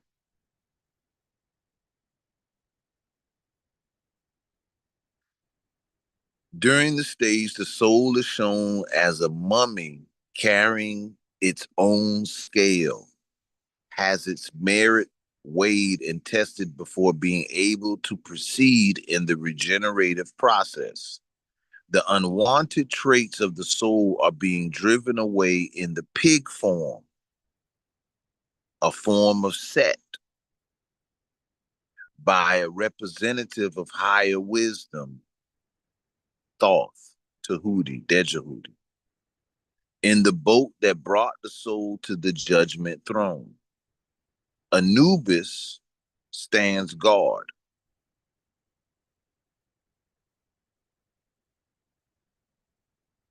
When we speak of the boat of Ra,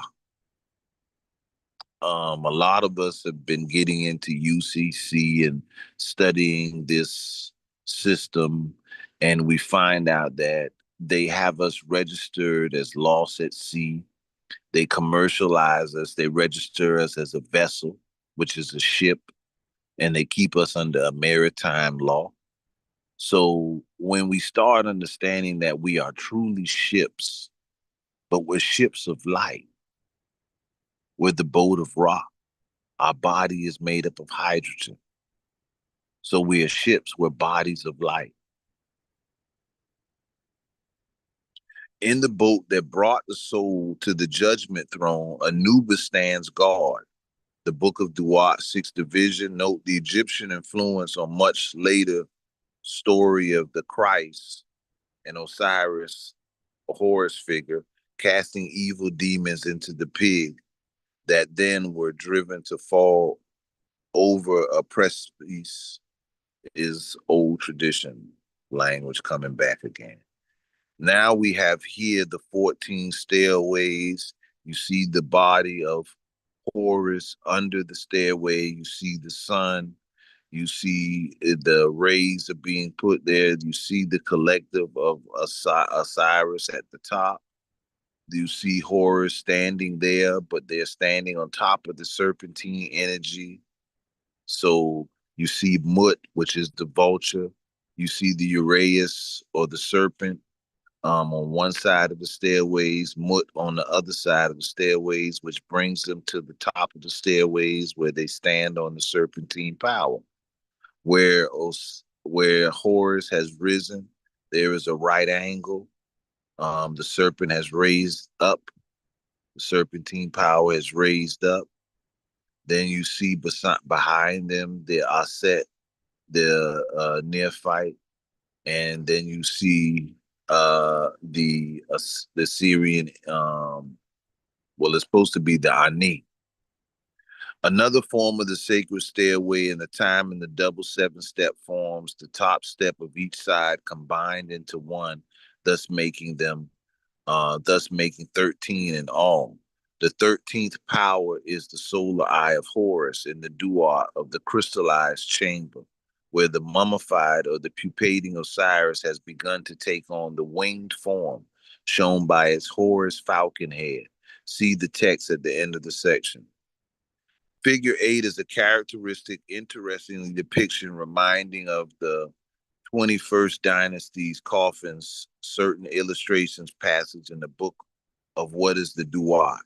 A double staircase of the twice 7 steps or stages is shown from the development of the pupil falcon form of Osiris within it, while the eye of Horus irradiates it with transforming energy.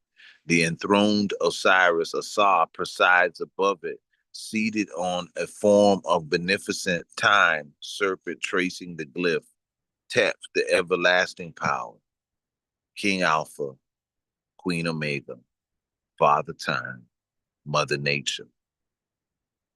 King Alpha, Queen Omega, Father Time, Mother Nature. King Alpha, Queen Omega, Father Time, Mother Nature. The divine unity between creation and the creator. Creation and the creator. So the feminine is put as a creative force, as the creator. The unbroken chain of weekends and weekdays, the twice 7 sessions. So you have this 7. So this is the closing right here in this reading. The staircase is always shown in the 5, 7, or 9. Pay attention to that. The staircase is always shown in the 5, 7, or 9 stepped forms. The double staircase of the twice 7 stages or steps is most appropriate as it agrees with the ancient doctrine of 14, the 14 ayats of the region that must be transversed by the regeneratively transforming Osiris or Osar. The individual, after the physical body ceases to function, or the individual undergoing transformation while still in the body, we now need the astronomical and analogs to two of which subdue or sothis. We already know for the rest of these 14 stages and their appropriate powers of transformation. The first seven conveniently mapped on the same classically set we met with before: Saturn, Jupiter, Mars, Sun, Venus, Mercury, Moon, which then rearranged in order of weekdays become Saturday, Sunday, Monday, Tuesday, Wednesday, Thursday, and Friday, where Mars, Mercury, Jupiter, and Venus correspond respectively to Tuesday, Wednesday, Thursday, Friday. The other three correspondings being self-explanatory, let us now return to the seven classical celestial bodies and write them in order on the decreasing period, as we did when we considered the time spans for the historical dominance of the four principal social classes of psychological types. Psychological types. So we're talking about cosmology, astrological cosmology, and the principle of psychology as it affects the planet. So psychological types, namely Saturn, Jupiter, Mars, Sun, Venus, Mercury, and Moon.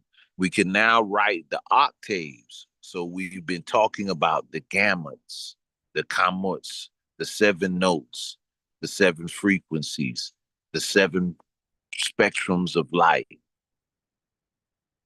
We talked about the sistrum. We can now write the octaves: Uranus, Neptune, Pluto, Sirius B, Pan, Vulcan, and Sirius. We know the first three as well as Sirius B, the Sopdu or Horus the Sothis. And finally, Sirius herself, Pan, is perturbationally indicated outermost planet of our solar system, with the perihelion just outside of the aphelion of Pluto. That is an orbit completely enclosed that of Pluto. Vulcan, already named by the Neptune's discoverer. The great astronomer Leverrier is a single inframercurial planet of our system, which was later denied by astronomers, by which is shown to lie at a mean distance of 0.24 astronomical units, one such unit being the mean distance of Earth from the sun, and to have a period of 43 days. There is only one Bessel function zero closer than the first zero of the first order.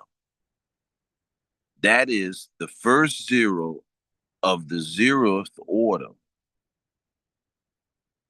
I'm going to read this again. This is only one Bessel function, zero closer than the first zero of the first order. So if you go to the first closer over at the end, then you got the first closer to, which let's just say the sun. So you got 2 points, but both points represent a zero or the 0th in the order. Corresponding to the inframercurial planet Vulcan, it would be difficult to observe since it is so close to the sun. But one would simply have to continue suitable, accurate observations throughout a period of some 45 days in order to confirm it. This has not, and they give you the symbols, but we're going to go a little further than that. This has not yet been done, although the French team near Grasse have been willing to try to win work on the European satellite Hipparcos interrupted those plans in 1982. For our purpose, both Pan and Vulcan are as necessary as the Sopdu and Sirius. So a lot of times we look at the science according to the star Sirius, the Sopdu, which is the Orion and the Sirius star operations. But in most science, there's always a duality or a reflective principle. And so there is in the writings of our ancestors, they were always looking for that shadow principle, that correspondent principle. So they always were looking at the exterior. That's why they're studying for where Pluto is, because based on, I guess you would say, the frequency of the planet and the octave ways of what goes on, there has to be a certain energy format at the outerior of the universe, of our universe, that's causing an influx of energy. So that pushes the other planets and keeps everything in a balance. So it means there has to be pressure on both ends. Okay. So they go to searching it. So they're saying now, in that energy equivalent, as we study our ancestors, the Pan and the Vulcan are as necessary, as subtle and serious, as we shall soon see. We have already mentioned the succession of weekdays corresponding to the classical bodies. Similarly, the mid hours, 12 to 1 a.m., local time for the place being considered, corresponded to the seven octaves, thus Saturday midnight to Uranus, Thursday midnight to Neptune, Tuesday midnight to Pluto, Friday midnight Pan, Wednesday midnight Vulcan, Sunday midnight to the Horus and the Duat, Osiris, the Sirius B, and Monday midnight to Sirius. Note that the bodies of our solar system are finished before we proceed beyond the solar system to Sirius and the Dark Companion. It is important in this connection to note that the ancient and immemorial succession of weekdays was preserved from Egyptian and Chaldean and the Roman times right through until today, despite the calendar changes made under Julius Caesar and Pope Gregory, despite the differences between the Eastern and Western Catholic Church calendars, despite the great differences otherwise between Jewish, Christian, and Islamic calendars. Throughout all of these periods and cultures, the succession remained unbroken. For instance, Friday in the ordinary Euro-American calendar is still Friday, whether in the Greek Orthodox Church, the Communist Russia, Saudi Arabia, or Israel. The Judeo-Christian succession was so precious legacy to our times of how to allocate cosmic powers to daily work a day at a time. It was handed down unscathed from remote antiquity. Now let us return to the specifying the 14 regenerative stages. The whole process is based on the reference point and the fulcrum of the universe, love. And remember this statement, because we're going to come back to this in the metaphysics science. Love, not as a sentiment, but as a cosmic power. The whole process is based on a reference point in the fulcrum of the universe, love, not as a sentiment, but as a cosmic power. The prince of the European seers, Jacob Boehme, had this to say in this regard, in this dialogue between a disciple and a master. The disciple asks, what is love? In its strength and power, in its height and greatness. The master said, its height is as high as God. In one sense, greater than the highest manifest Godhead, since love contains the mysteries of even unmanifested divinity. Love has poured itself into all and is the innermost cause of all things. Even hell parasites on its power. Love is brighter than the sun, sweeter than food or drink, and more joyous than all joy. Who attains this or who attains that is richer than any king on earth, nobler than any potentate, and stronger than all power and authority. Love. So this Sophic energy, because we were talking about the mother and the feminine. And when we get into this and we start to try to figure out where we're at in the time period, what are we going on? What did our ancestors say about this? And are we looking at only the destruction and the pain that our enemies are putting on us, or do we see something else? Now, the power corresponding to Venus was ancient Egypt's Hathor, the 7 Hathors, the 7 golden queens, a form of a great goddess, the name meaning the place of horrors, her wound. The Queen Mother said today, men respect it. You come from my womb. The form of the great goddess, the name meaning the place of horrors, her womb, the Venus and Sothis are connected, for the Sothis is the star form of the goddess, conceived of as her highest power, that of bestowing the initiation into the regenerative process, leading to godhood, a glorious body of a new sort of incorruptibility, uncompound substance, and hence immortality. But the goddess does this. But we know, we just said, Aset had to put Asar's body back together. She had to collect the 14 pieces and put his body back together.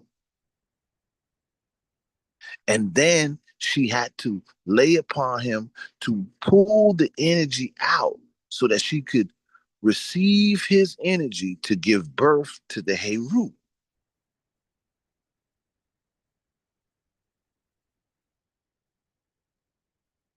So she's the restorer and she's the rebirther. So she's regenerating the energy.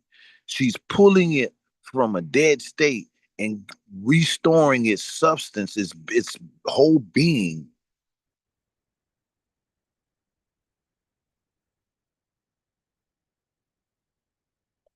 Thus, Venus, Sothis are connected, for Sothis is the star form of the goddess conceived of as her highest power, that of bestowing the initiation into the regenerative power, leading to godhood, a glorious body of a new sort of incorruptibility, uncompound substance, and hence immortality. Thus, the only appropriate thing is to begin the sequence with Venus, corresponding, interestingly enough, to the Friday, the lowly day or the holy day of the week in the religion of the God of the compassion and mercy, Allah, which esoterically is a combination, al, or el, is the male, and female is the lah, Allah. So Allah represents the masculine and feminine coming together. Yahweh, Vahe represents the masculine and the feminine coming together. There in the very language. The Hay is an ancient or Murtabuta or silent in the T in the Arabic form, signifying God, goddess. She, whose power also radiated from the most brilliant star of the heavens, the Sirius or Sirius Sothis, was anciently called Nebut, Queen of the Heavens, later translated into the Latin Regina Coelia, taken over by the Votarius of Isis, and then early Christianity in Roman times, and still used for the apotheosized virgin or the later day form of Isis Sothis, the goddess of our universe. The goddess of our universe. It is noteworthy that no session precedes the Venus session. Yes, independent. First when I talk, you talk, you know, man. The first. Yes, only when the love has become Federation, they come 55, you know. Only when the love has become central priority in one's life, not as a mere sentiment, but as a universal call and mandate, is one actually ready to begin the first session of 5 years of a regenerative metamorphosis, for which there are just 14 open time doors between October the 26th, 1984, March 3rd, 1989. So this sophist period, they started calculating and realizing that our ancestors were documenting a certain embryonical force that would start a regenerative process in the people. So we write for the stages of transformation of Osiris in the pumating human form into the destined higher imago. So you get a basis here of Friday, Venus, Isis, Saturday, Saturn, Set or Geb, Sunday, Sun, Monday, Moon, Neophyte, Tuesday, Mars, Osiris, Wednesday, Mercury, Jupiter, Tefnut, Thursday, Jupiter, Mercury, I'm sorry, Wednesday, Mercury, Tefnut, Thursday, Jupiter, Shu, Saturday, midnight, Uranus, Thursday, midnight, Neptune, Tuesday, midnight, Pluto, Anubis, Friday, midnight, Pan, Canum, Wednesday, midnight, Vulcan, Ptah, Sunday, midnight, Sirius B, Horus, Monday, midnight, Sirius. Now, you see these and you may say, man, that's a lot of stuff there. I don't remember what but these same science and traditions have been handed down in sacred days in the Ethiopian church and the sacred days in many of our traditional faiths, because you got to remember, we just talked about Coptic and the so forth essence of these things. So a lot of the traditional solar science, lunar science, and the planetary influence of science that our ancestors were designatedly keeping up with have been given to us in sacred days still to keep up with, to be in alignment. The returning now, when we speak about the lion couch, as I said, we're talking about a regenerative force and the scepter, which represents the swath, the releasing of the embryonic force, that embryonic is that Asarian energy. Each of these corresponding to one of the 14 regions or the pieces of Osiris, which became the Christian 14 stages of the cross, that were divided in two groups of 7, as shown on the votive lamps whose designs and symbols along the antedated the Christian era. These also correspond to the powers of the 14 days of the waxing moon, when all the powers assemble to enter the egg or the eye of the full moon to restore it. It was the left or the moon eye of Horus that needed restoration. The following figure of an ancient Egyptian esoteric text illustration shows also during the waning, the time when the hidden light increases, since the moon's nearer the sun as it wanes to us on earth. These powers work from within the divine egg or the pupil or the pupal shell, whereas during the first 14, the 2 sets of sessions from the third good development of divine embryo into the egg. So you're looking at the 14 sessions, the assembly of powers and their precision towards the egg during the 14 they enter. So you're looking at this picture. So a lot of times we've looked at this, but a lot of people say, well, Aaron, they're talking about astrology. They're talking about the days of the week. They're talking about certain stations. They're talking about energy force entering into an egg. So when you go 14 days, you go 14 more days, you're in a 28-day cycle. We start talking about the pineal and the pituitary being under a lunar cycle. We start understanding also that that cycle also includes a Venus energy, because now when you get into the sacred science, they'll tell you the only way to open the door was through the Hebrew letter. They call it Daleth. The letter Daleth is for the number 4. So Daleth was to open the door, but Daleth meant love. So the only way to open the door was love. Love. But now we have to understand, when our ancestors said this love, what they were talking about being in seek and harmony with. What would be your love? Because we talk about not leaving your first love, returning to your first love. So we talk about the reconnection to earth, returning to our ma'at, our harmony, our balance. So the 14 sessions, the assemblies of the power and their precision towards the egg. The Sothic sessions, the 14 powers now work within the egg. So now they're working within the egg. So each symbol around it represents forces and the science that's going on in the egg. The eye is being restored. The 14, what was the last word here? The first 14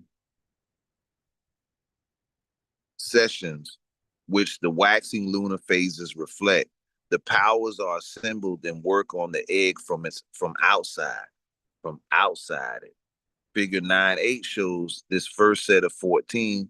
So we need another set of sessions to follow the first, a waning or weaning set, showing in that the last 14 stages of the first set is also their completion and hence allows entry into the disc, the egg, the eye. But this 14 is also the first stage of working within the disc and the raising of the Venus, the level as will be seen. So the last of the first set of the 14 is the first of the second set, thus making 27 in all. Note that with respect to the star, rather than the earth, say to Sirius, the moon makes a complete circuit once in 27 whole days, and actually about the third of a day more. And this is the same number as the greatest company of the ancient Egyptian gods and administrative cosmic power, the triple set of 9 or 27, mentioned in the enumerated earlier pyramidal texts. Those archetypal powers become as radiant stars, wandering or fixed. A traveling star through the sky was called by the Greeks planetos, wanderer. The word behind our planets, if we include Sirius A and B, the dark companion, along with our sun and moon, the 8 planets we can cite, plus the Mercurial and extra-Plutonian bodies, Vulcan and Pan, respectively. We have the 14 archetypal powers presented first as being assembled before the divine wound egg, and then as working on transhumanizing the embryo within. Figure 9C. Below, depicted in ancient hieroglyphic forms, one of these streams of cosmic energy entering into the metamorphosis brain or the pupil or the Assyrian human form. The illustration of the transforming brain following the title page of this book, whereas the larval state represents the earth itself in the ordinary human condition. Star power energy shown entering through the forehead of the pupil or the mummified form Osiris type of all humans. This is all humans. So there's a star power energy entering into all humans. The word ship or star also means door. And with the determinative for walking, it meant passing through a star door or a time door. The B3 or winged soul shown under this glyph in the figure indicates that it was the soul's passage through these doors that affected the Osirian transformation or metamorphosis into the immortal state and a glorified body. Compare the cover of this book. Well, the picture is not on this, what I got. Each of the 27 sessions mentioned before listed below represent a stage in the transvolutionary process, each being both unique and necessary. Their development proceeds in a series of interlocked steps, any given one which is a prerequisite for the next. The first half of the Venus-Sothic post-session interval is occupied within the entry of the power into the egg wound eye, the wander eye, the supernal wound of all divine possibilities. That is occupied with the transition from figure 9AB, as table 1 and 1A show each Sothic session intervals last about 4 months. 4 months, actually 118, 120, or 125 days, depending on your cycle. Number 1 to 14, according to the day you entered into the time stream of the session. The second half or later 2 months of the Venus-Sothic interval is then devoted to transformational upliftment of the Venus archetypal power into the Venus Sothis within the aspirant or Osiris in the wound egg.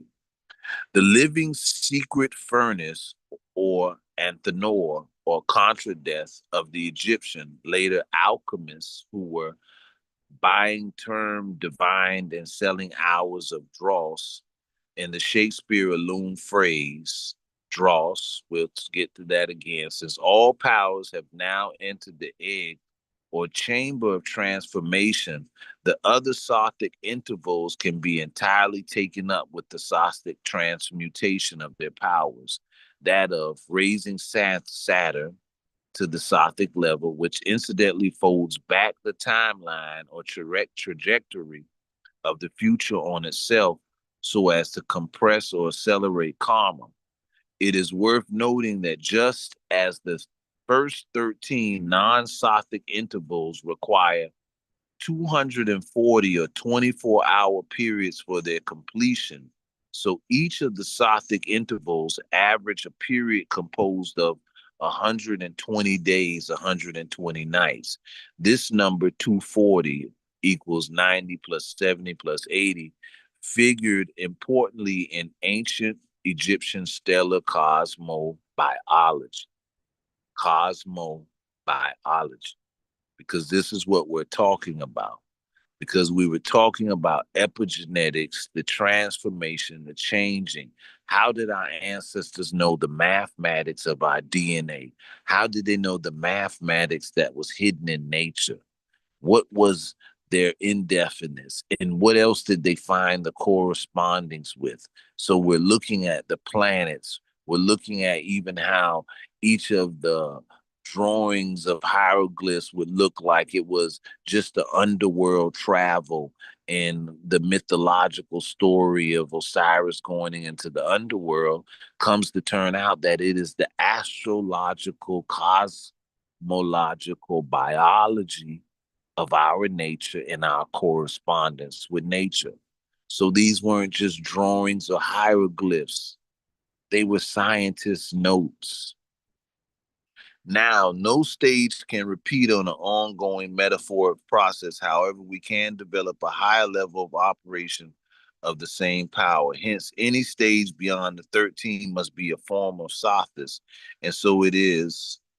We have the first set of 14, the second sets of the sessions.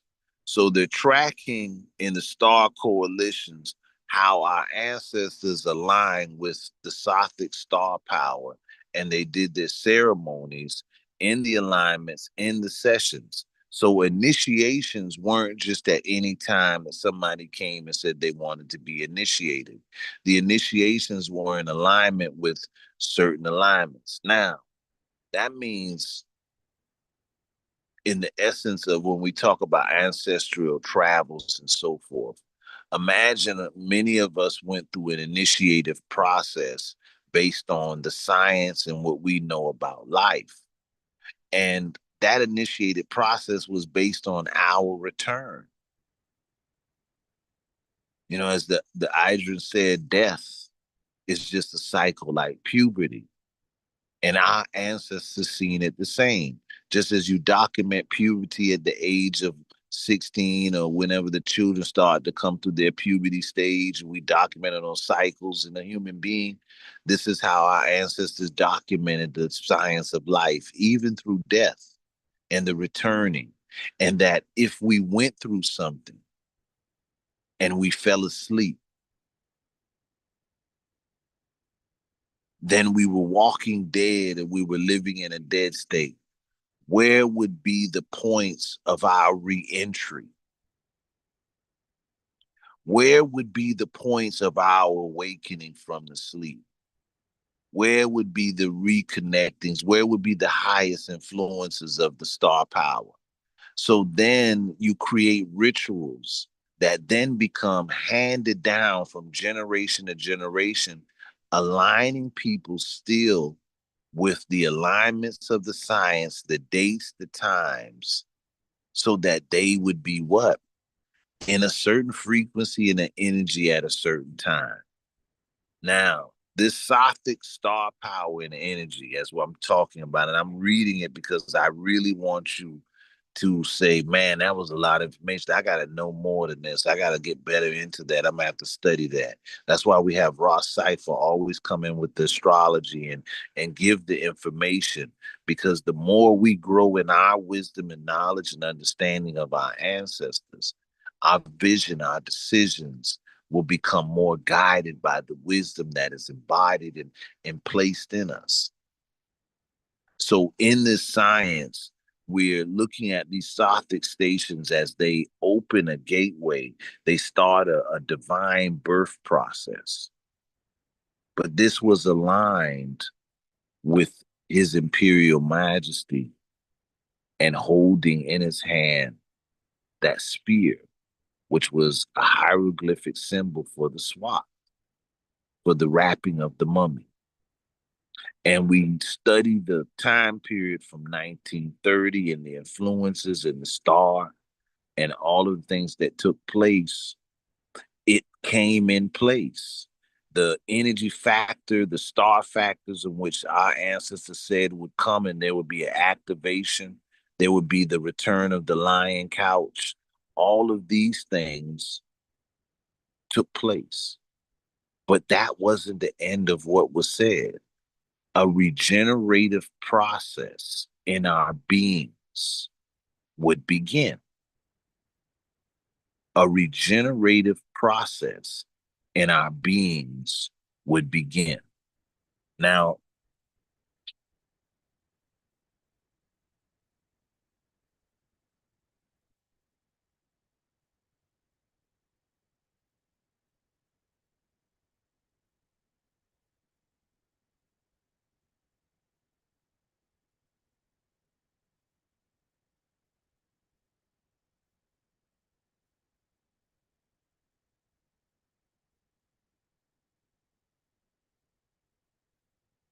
trying to see which page where he speaks about the 1930 occasion. Um,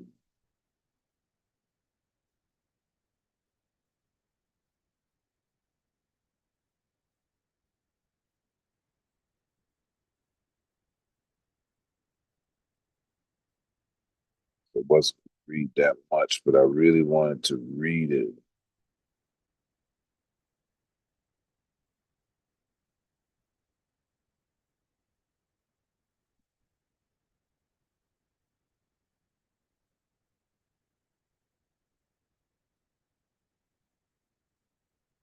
I'll read this last part, then I'll go to the next stage. In the states of inspiration and great love, the window opens slightly, but we need more than genius or mysticism here.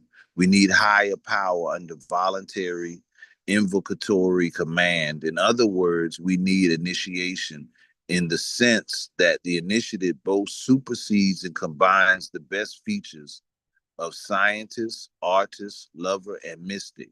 Some ancient civilizations knew certain plant principles that to some extent opened the valve and still left control with the aspirant, which rules out psychoactive molecules like LSD that, as well-known chemists in the field of psychopharma once said to me, lay a heavy hand on one's neck and say, I hope you going to like the trip we're going to go on. In fact, few substances could open the hypothalamic related valves and still allow the subject a clear and indeed clearer than usual mind with deep inside it, the free decision. Few could lead to the lion path, Perhaps one of those rare molecules could be synthesized almost by accident by the chances of finding by the way of what the ancient priests called tefet may not be too slim. We do not know that the substance was an extract from some wood, roots, or hard seeds as shown by the nature of the determinative. What source we may no longer be one of the great unsolved mysteries of ethnopharmacology. We know, and they say they're talking about LSD in that footnote, the form from the glyph that it was not a mushroom but a plant with at least woody roots. The rest was mystery, but there is also an old spell to the sacred regenerating plant of Horus, the essence, the num, the essence of being. After some investigations, we find that it could sacredly have been other than the tree, the shrub Catha edulis, and anciently is still known as Kot, which now in Ethiopia, they say they have a problem because the people are chewing the cot. But Europeans was afraid because they say the cot is like almost like a kicker that gives you like a kick, like 12 cups of coffee at one time. And this is how the soldiers would run all night and they would move. And this cot, they still are scared of it today. It's not even illegal in the United States, but they're trying to cut back on because they realize a lot of the Ethiopians were shipping it in here. Cot, the tree in Africa where it grows on the East Coast, all the way from South Africa up to what is Nubia in ancient Egypt. It is related to the European American staff or spindle tree. From that cot plant principle called mira in Swahili or the murungu in the Kikuyu, it can be simply extracted by chewing or by infusion of the leaves, the young shoots or twigs. The knowledge of this plant descends from ancient times and has found its way into the medieval Islamic pharmacopoeia. And there is a literary reference to it dated 1237 by the enlightened Islamic physician Nagub Indin, who used it against mental and emotional depression. It contains Dinopis ephradim, which is a substitute of some methamphetamine, look like. The plant also contained other active and related principles. It's traditionally was reputed for uplifting into a divine state and still use the word kat and may be tracked back to the Egyptian hieroglyph cut or the phrase pet netu tawat, meaning cutting of a tree or shrub from the divine lands, which referred to the region between the Nile and Red Sea, including the west coast of Arabia. There also lay the ancient Egyptian nome or district sacred to the divine being, the Subdu, which in fact the ancient Egyptians named for Arabia. The same nome also contained the great sanctuary, which called the Temple of the Hidden Transformation of the Mummified One, which must still lie below the sands of West Arabian coast. For good reasons, the entire region was standardly called the Divine Lands, where the divine could be determined by either deity or star, showing again the close connection in ancient traditions between star powers and gods. To cap the point, the same region whence came aforementioned Kat, also called the place of divine transformation, as well as the region of the star gods of all of Egypt, most commonly is designated with simply lands of the gods, the Neteru, the land of God. Those appellations were the highest that ancient Egyptian doctrine could confix. One must then conclude some deep connection between this land of Subdu, pointed towards the resurrection, fraught Eastern horizon and the central doctrine and the practice of ancient Egyptian religion, along the lines presented in this manual. The now identified plant principle was also known in ancient Egypt as divine food under the name of Hu Atef. So we shall call it E for the ancient Egyptian elixir, one that assisted in the human regeneration, the birth from the tomb wound.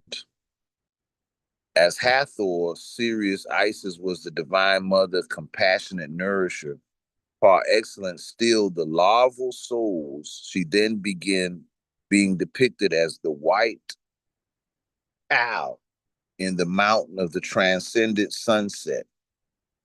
This becomes important also with us, Ethiopian World Federation. We signed a treaty with the Lakota tribe, who also speak about star knowledge. They have what's called star bundles. The star bundles are buffalo's hides, would have items wrapped in it like stones, a stick, certain cloths, certain materials. But each one of these items tell a story of a connection. And the keepers of the star bundles have given them and taught the oral traditions to be able to hand down the story. So when we talk about the Great Mother and we talk about our science, when Hathor is called the great cow in the mountain of the transcendent sun, the white buffalo, the woman as the great goddess amongst the Sioux.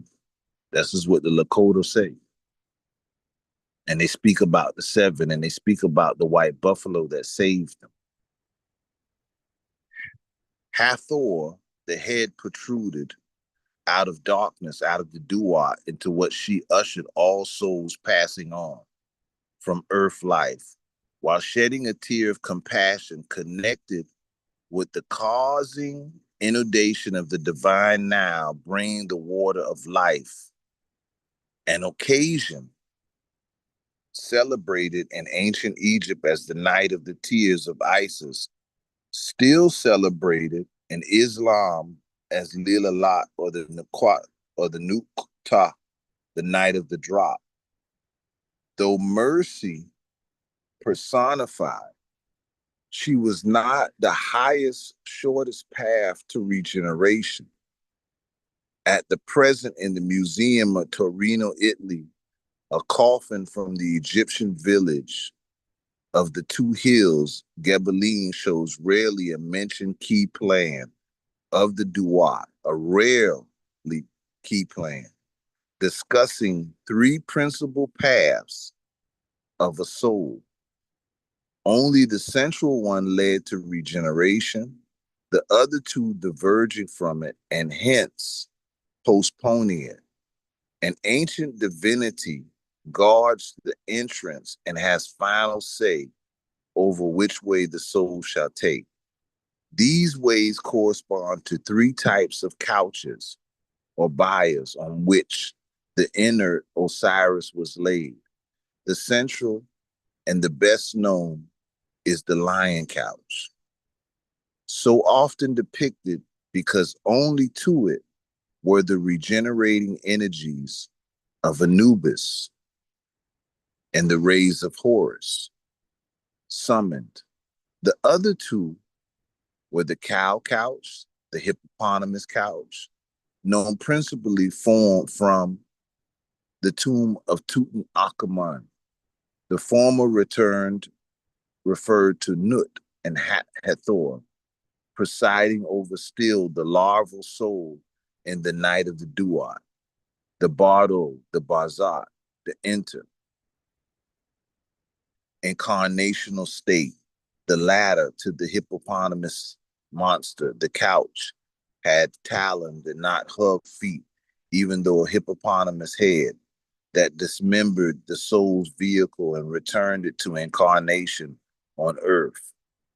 The phenomenon of birth being also presided over by the hippopotamus goddess, Tarut, the great earth mother. The great earth mother. On the cow path, one might earn the option of being transferred to the lion path directly from the bardo, the bards, or the duat, the interstate, if that path had not been entered while on earth. The hippopath, however, conferred no such option, and recycling is then a necessity. All three couches were furnished since the choice of every soul was unimpeded and finally resulted from the state of that soul's development. Since such state could not be predicted, all three possibilities were indicated in the chamber of transformation. You make your bed, then you lie in it. So our ancestors put out these three couches, these three directions. And the lion path meant to the higher dimension, but there was required a work, a pre-work on earth. So there's a regenerative process that is awakened and started in this life. And then there is a cosmic influence that does a collective of the star gods that have fallen and been lost on earth. So these star gods who have fallen asleep, there's a regenerative energy that starts to resummons them. Now they still will have these three directions based on actions. Because remember, it said it's all about actions. So it's not just a faith. So you're talking about going through the recycled karmic effects and having to be born again or suffering that. That's not just dying and coming back. That's the processes in this life of you dying and reborn. I mean, how many times have you rebirthed your identity? From when you were a child, what you thought you were, what you thought you wanted to be. When you got to a certain age, you was in high school or elementary school, got a girlfriend, boyfriend, you had this identity, you thought this was you, then you were born again. But in most of these, you were repeating a certain cycle of thought processes that kept you going through these dying processes, that kept you going through a recycling of a certain force of energy, that it seemed that you were bound and unable to break free. So you need some help. And this is where we were speaking about Friday and the mother, and she being merciful and the compassionate, and she shed a tear and she understood this nature. So this frequency to help you comes. And it's always coming because it's a part of the nature. Because nature is not against us. Nature is not trying to bound us. Nature is not trying to put us in hell. These are choices created by humanity and our unwise operations. Now, how do we undo these and what are the influence of these? Is that there are star alignments that are taking place. And this journey in a certain frequency of coming out and traveling on this lion couch, this gateway, this doorway was opened by His Majesty.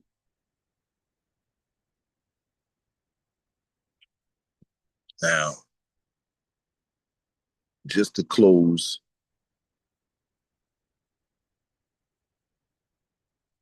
a statement.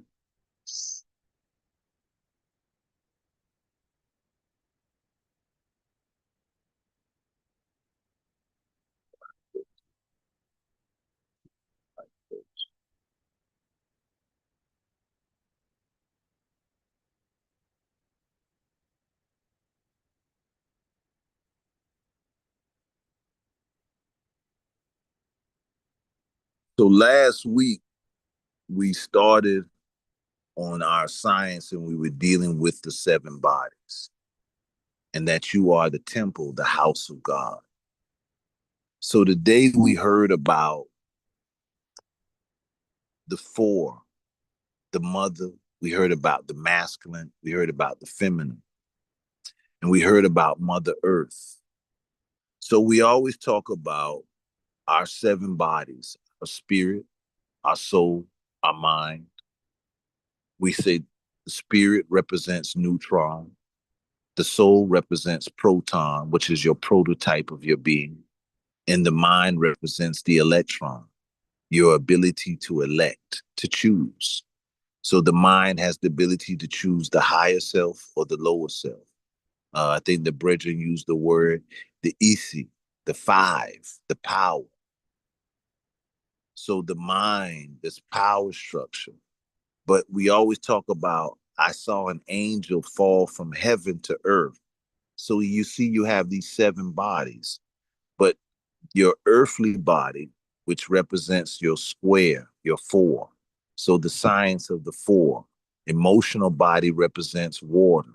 Your astral body represents air. Your life force, fire. Your physical body, earth. Water, air, fire, earth. These are your elemental states. But now each body holds these seven bodies. But now when we talk about this science, we understand that atom represents this higher nature. This higher nature, this triune, is which all things are birthed out of a triune. So we look at it as above, so below, as within, so without. So here we have the triune, the neutron, the proton, the electron, or the atom. But atom is energy that can neither be destroyed nor created, but the atom is what makes up water, air, fire, earth. So they're really one and the same. But yet, this square would represent matter, which is the feminine principle, which is Mother Nature. So we talk about we had operated in our spiritual mind, but then after suffering and going through the ways of this world, we fall into our carnal mind. So many people only see the world from the box. They don't see the world past the box, past this physical reality that we're bound in. They have not been able to return to the heights. And this is where we were talking about the Pythagorean theory and being able to see, to travel up to the higher self. Now, in that aspect,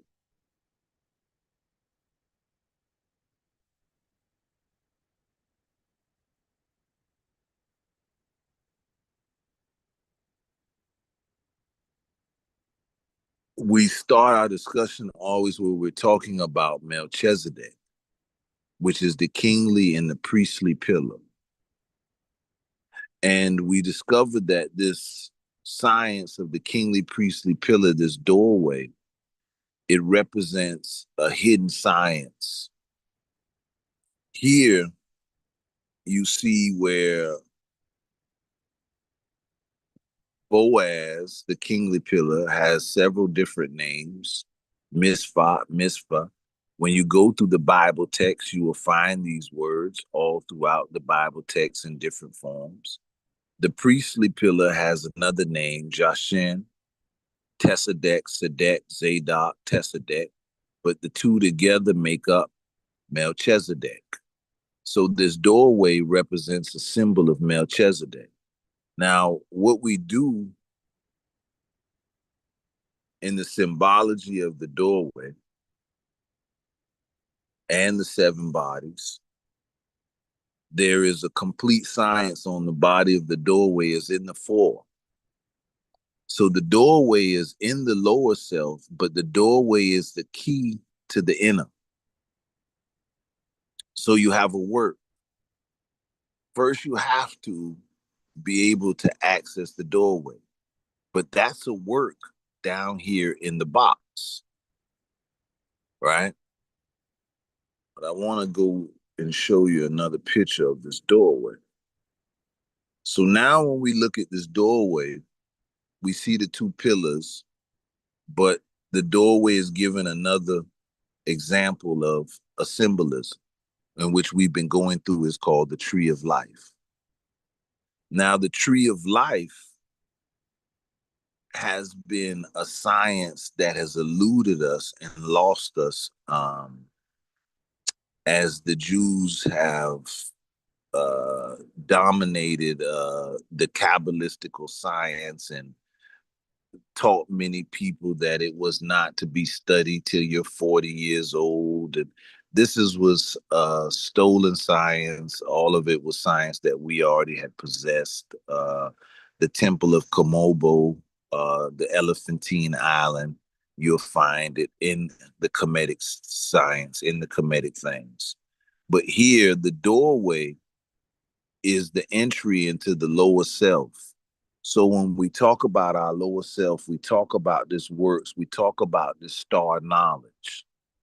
There is a correspondence through each one of these symbols, but each symbol also represents a different cycle in the development or in the entry point. So we were speaking on the feminine on the Friday. We were speaking about the nurturing. We were speaking about the solar. Then we were speaking about the lunar, and we were speaking about which goes to the star Sirius and a regenerative process. We spoke about that the moon cycle goes to the pineal, the moon cycle goes to the pituitary. And we talk about that as the regenerative process. Many people have come to learn it as the Israel, the Isis, the Ra producing the El, the returning or the restoring, the regeneration of the being. So now we would say, under our ancestors, looking at how they were talking with the star knowledge, there are 3 different levels to entering into this or going into this. So first, if you say to enter into the door or to access the door or to go inside the door, you have to raise the 2 pillars first. That's the kingly pillar and the priestly pillar. So in the kingly pillar is the 16, which we always speak about, is knowledge of your equality. So you first start to study or become a scholar in the knowledge of your equality. That's your crown. That's the white light. That's the crowning. That's the crowning. That's the kingly pillar. Now, your next stage is the priestly pillar. The priestly pillar is the 13. The 13 is the mastery of self. 13, the 13th letter of the English alphabet is M, master. So the priests are the keepers of the temple. They are the protectors. They keep the unclean items from coming into the temple. They keep the way of the temple. So first you're acknowledging your equality. So you're gaining the knowledge. You're learning your as above, so below. You're 16. You're learning your divine connection.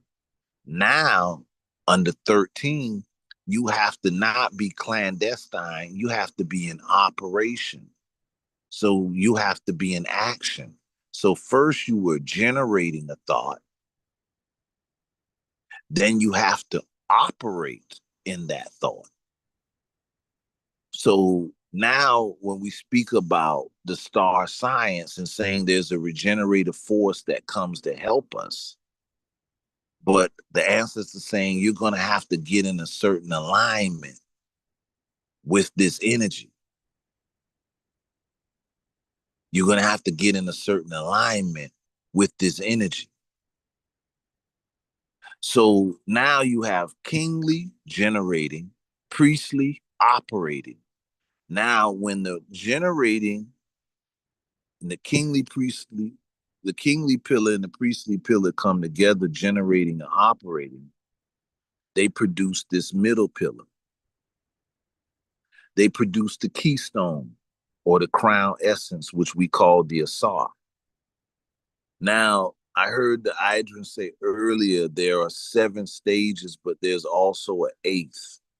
So when we look at this doorway, this science here, there's 7 stages, but there's also an 8th as well in this. But let's look at the 4 elements in the middle pillar. The 4 elements in the middle pillar are the Sephiras Malkuth, which represents Geb, Aset, or Yasad, which represents foundation. 6, beauty, Teferet, which represents Heru, the son, that leads you to Asar, the Kether, the crown, the father.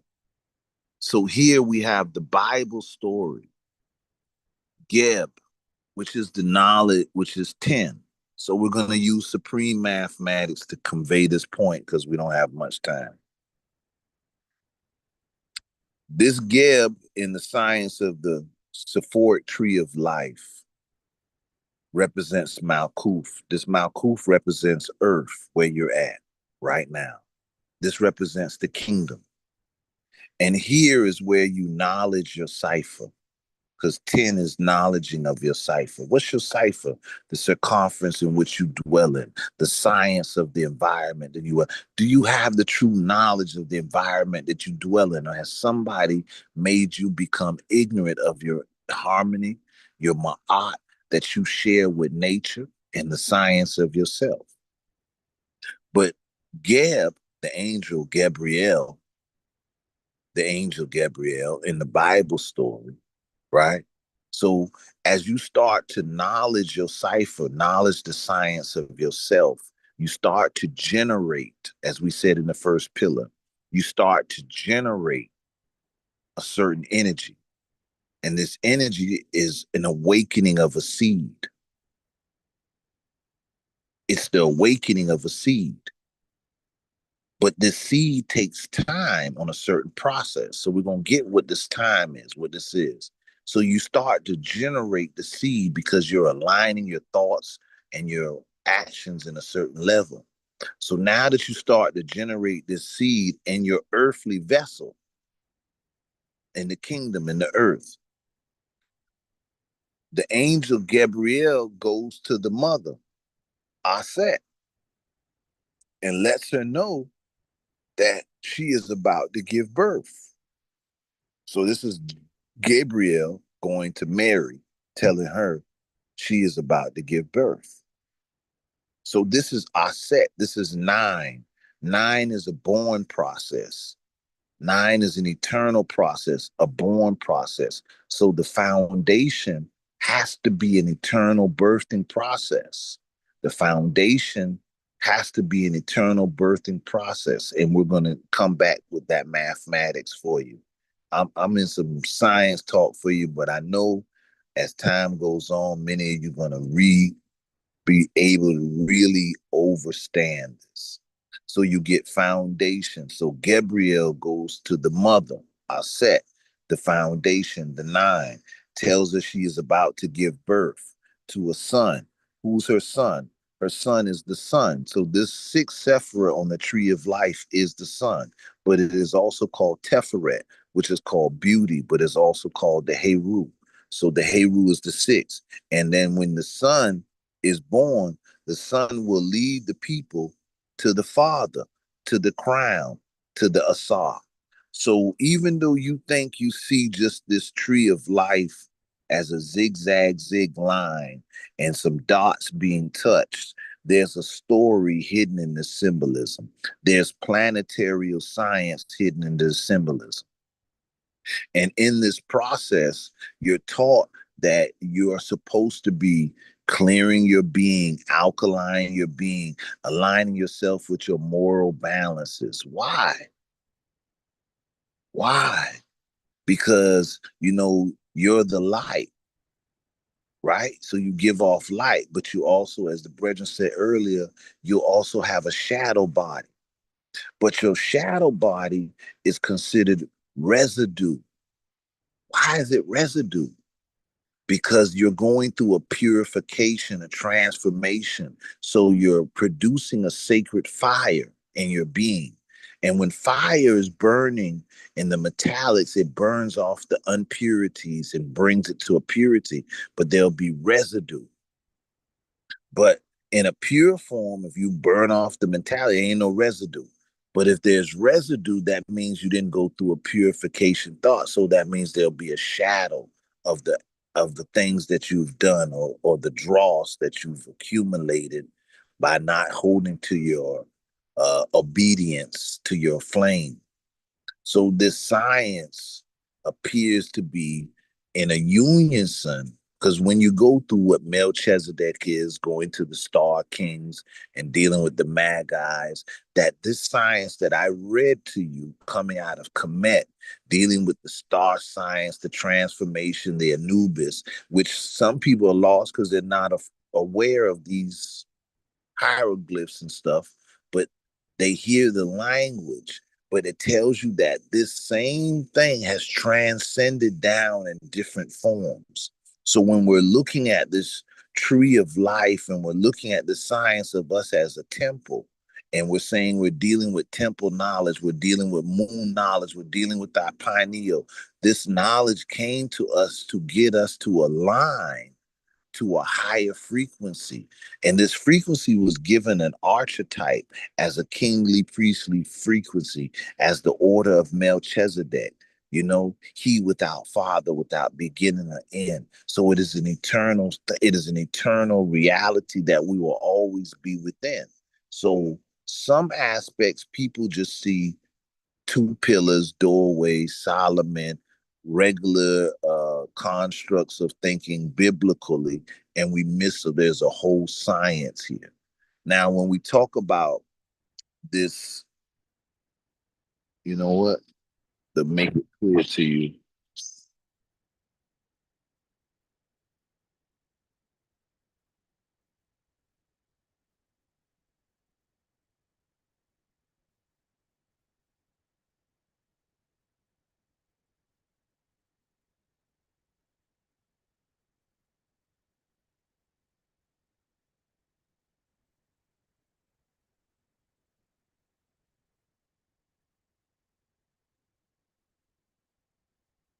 All right.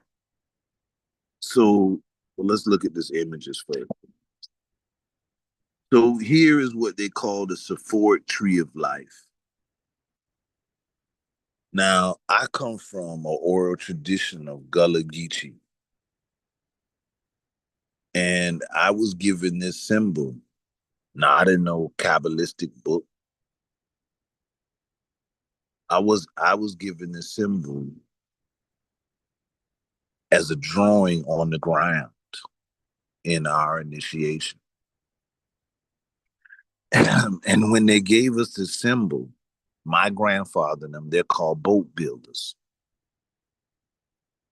And so they draw the symbol on the ground, and it's the symbol of a boat. I don't know how many of y'all see the bottom of a boat, but this is the bottom of a boat.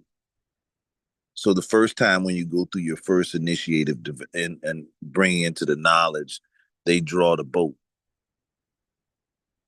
So you get this picture of the boat, and you're like, oh, so this is a boat. But you don't know that the Kabbalistic science and the Jews been taking the same symbolism. So I didn't know this at first. So we were given the symbol. And in the next stage of the symbol, we were given the symbol with the arched doorway. But here, there's a tree here. And just as we have the tree of life, there's also called a tree of Quilith or a tree of darkness.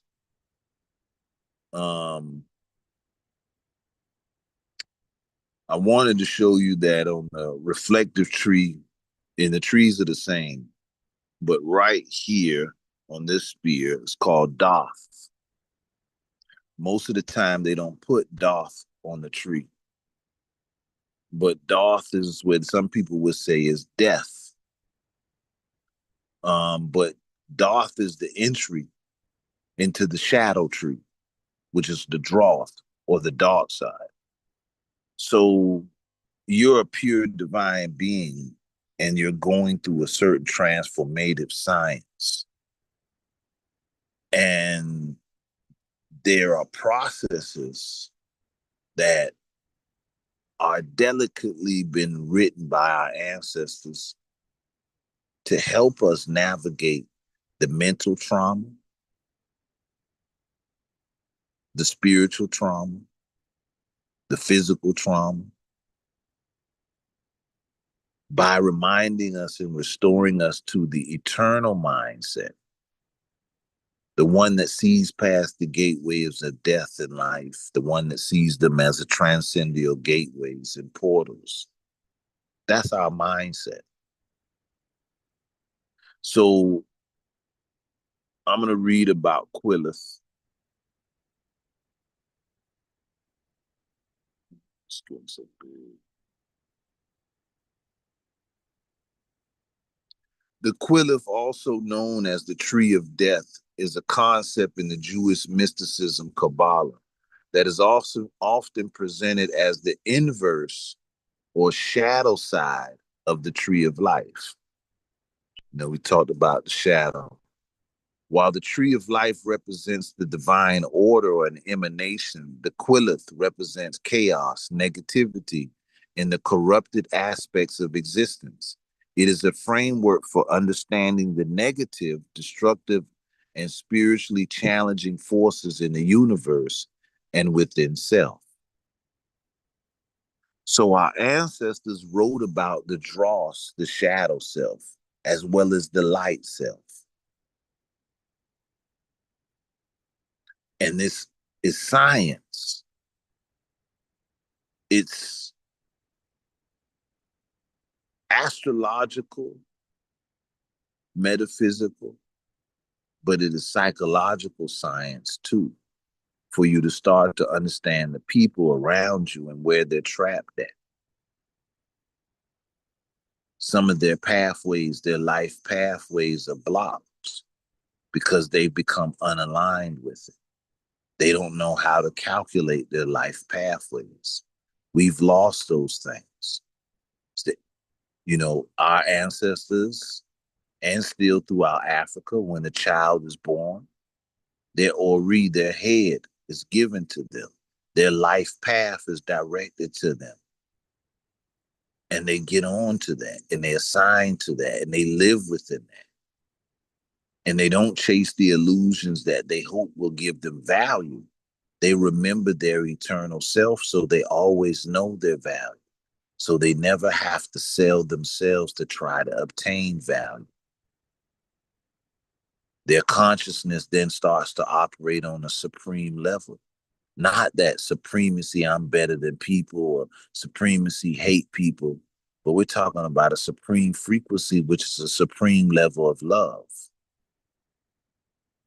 And now the knowledge of the truth of themselves allows the gateways of the heart to open up without fear. Because they now have an understanding of the life paths and the science that the people are embodied in. And that this system is trying to dismantle us from that harmony and that science.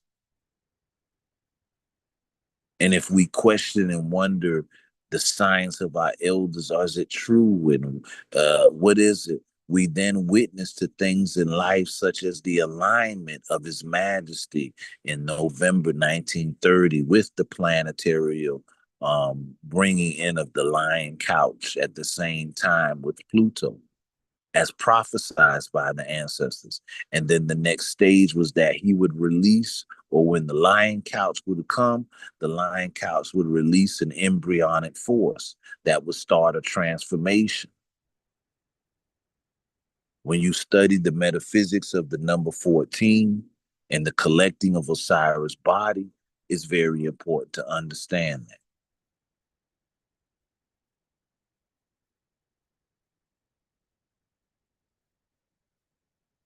Now, give me one moment. I gotta play that clip to close out to make this all make sense. Hold on. Just gotta pull this up right quick.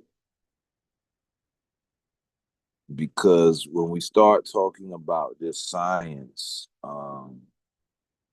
it's important to get a clarity on our mind as well. And I say this in utter respect, is that this video may challenge some in their mind, but I want us because we have to get back to being scientists and not just seeking some of our colonialized positions. So bear with me. This is where this topic was coming from.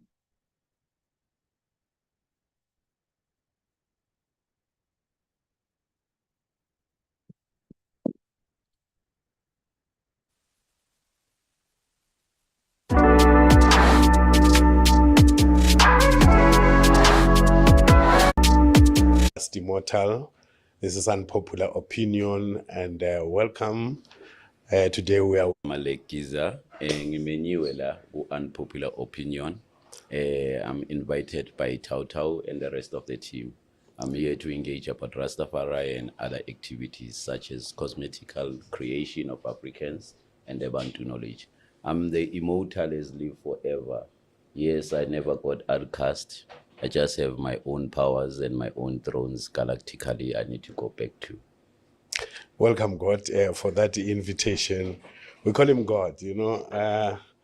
This man we met about 25 years ago. Yes. I say of all my students, to hear them around, he's my oldest, among others. And then he came with a very interesting story. He wanted to deal with some deeper mysteries of Africa, like the concept of Mutau, but he will explain further about it, because that is his journey. And then from there, before it becomes so fashionable for people to say, I am God having a human experience. This was the man who was going around and say, I'm God. And then when he's sleeping, while we are chanting, they'll be like, God, when you are sleeping now, who's guarding creation? No, Mudimu Roberts, you know. Because, you know, it's because it has much to deal with our Rastafari perspective in that time.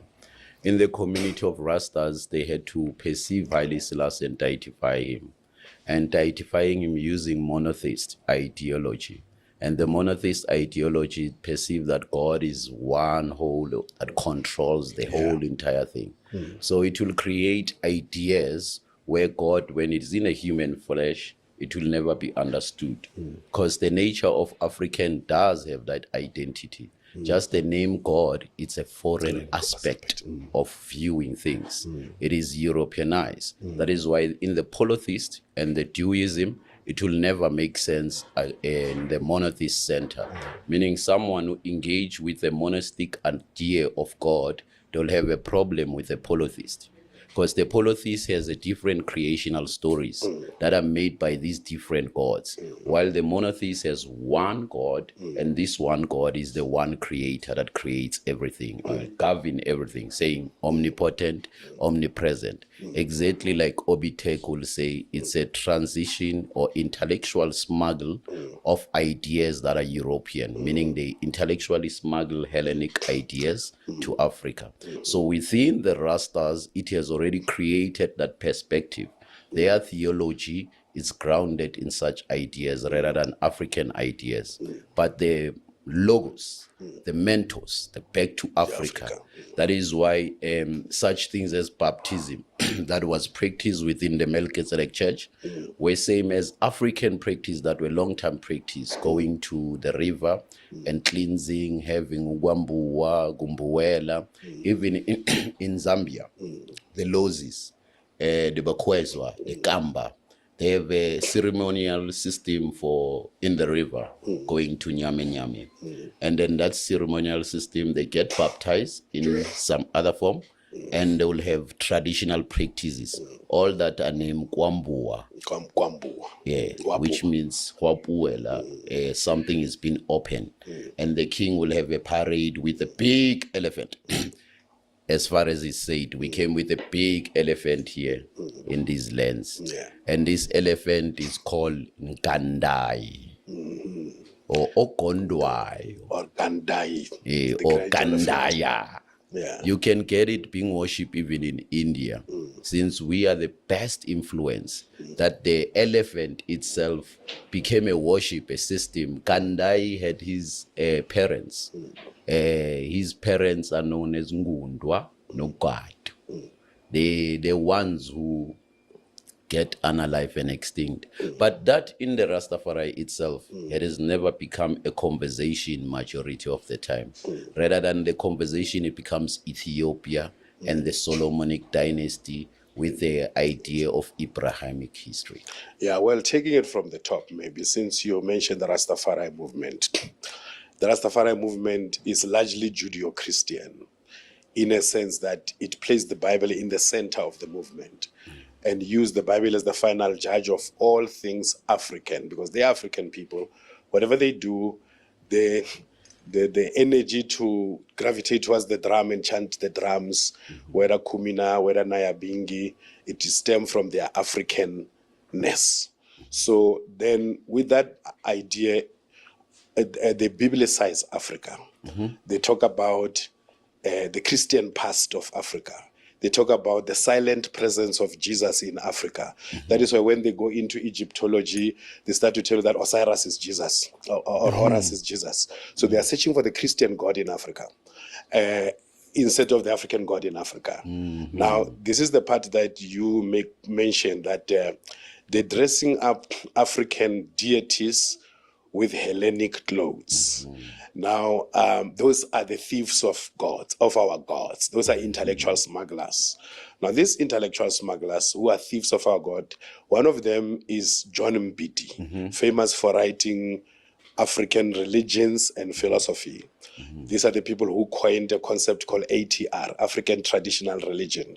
So these are Christians who are despondent with segregation in the church. These people came up in the South African context in 1888.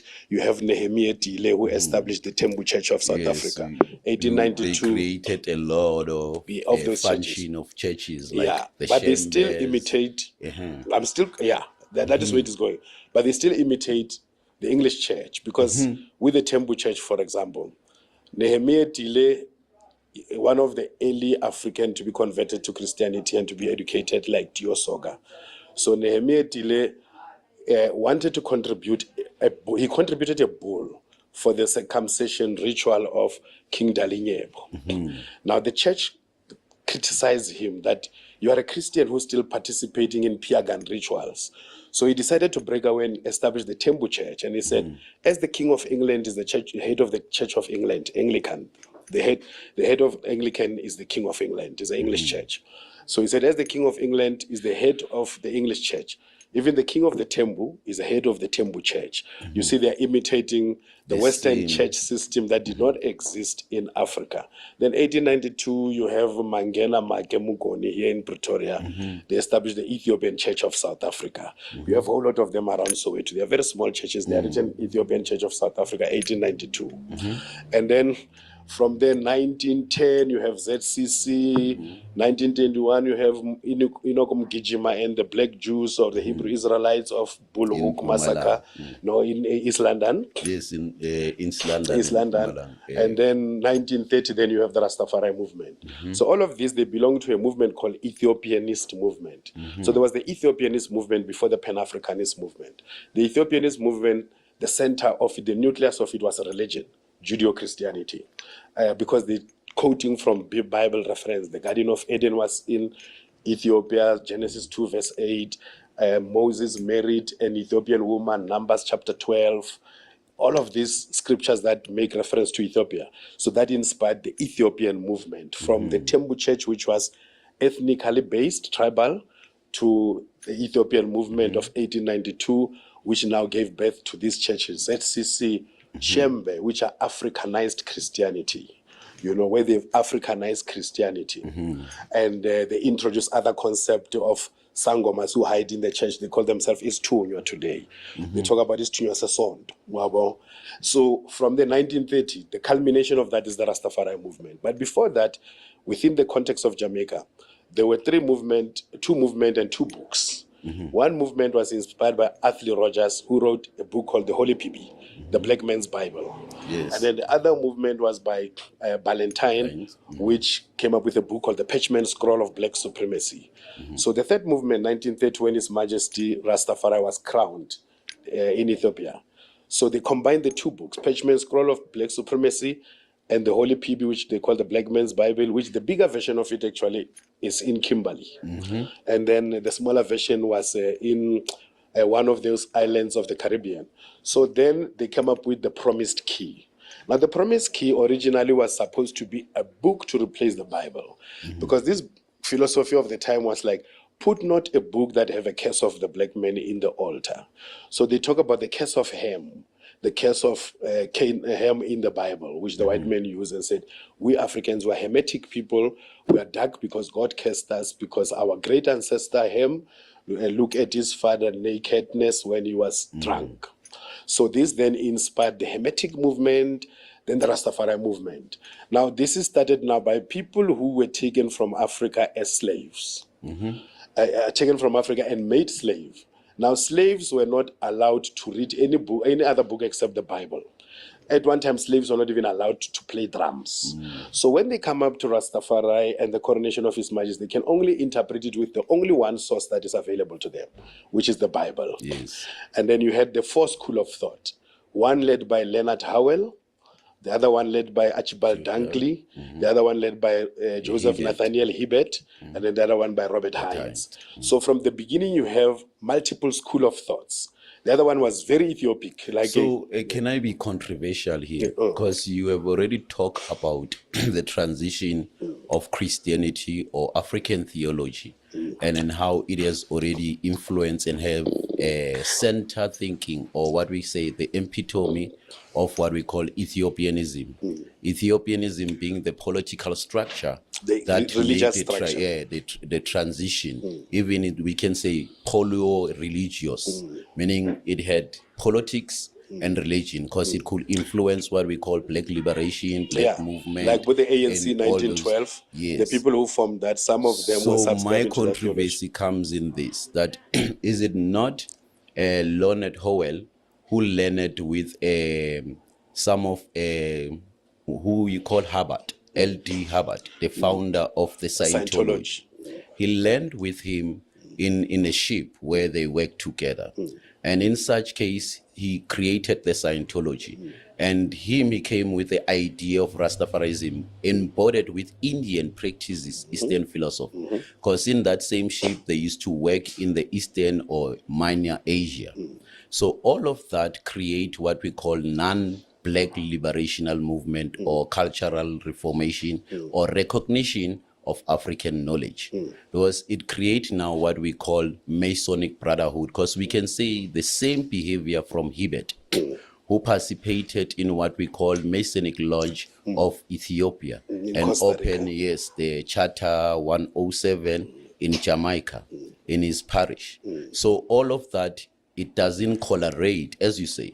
It has already created a space of using only religious ideas and Ethiopia as a center and the appeal role model of what is Africa.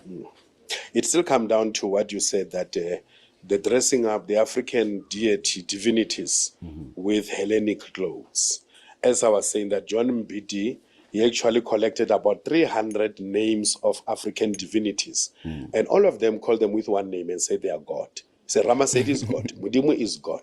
But it can be. Questionable. It can be. In the principle of translation. In the principle of translation. Pardon me here to interject you. It is questionable that John Mbiti will never be learned in traditional system, and he's learned only in Christian theology and understanding. He was a theologian. Proper scholar.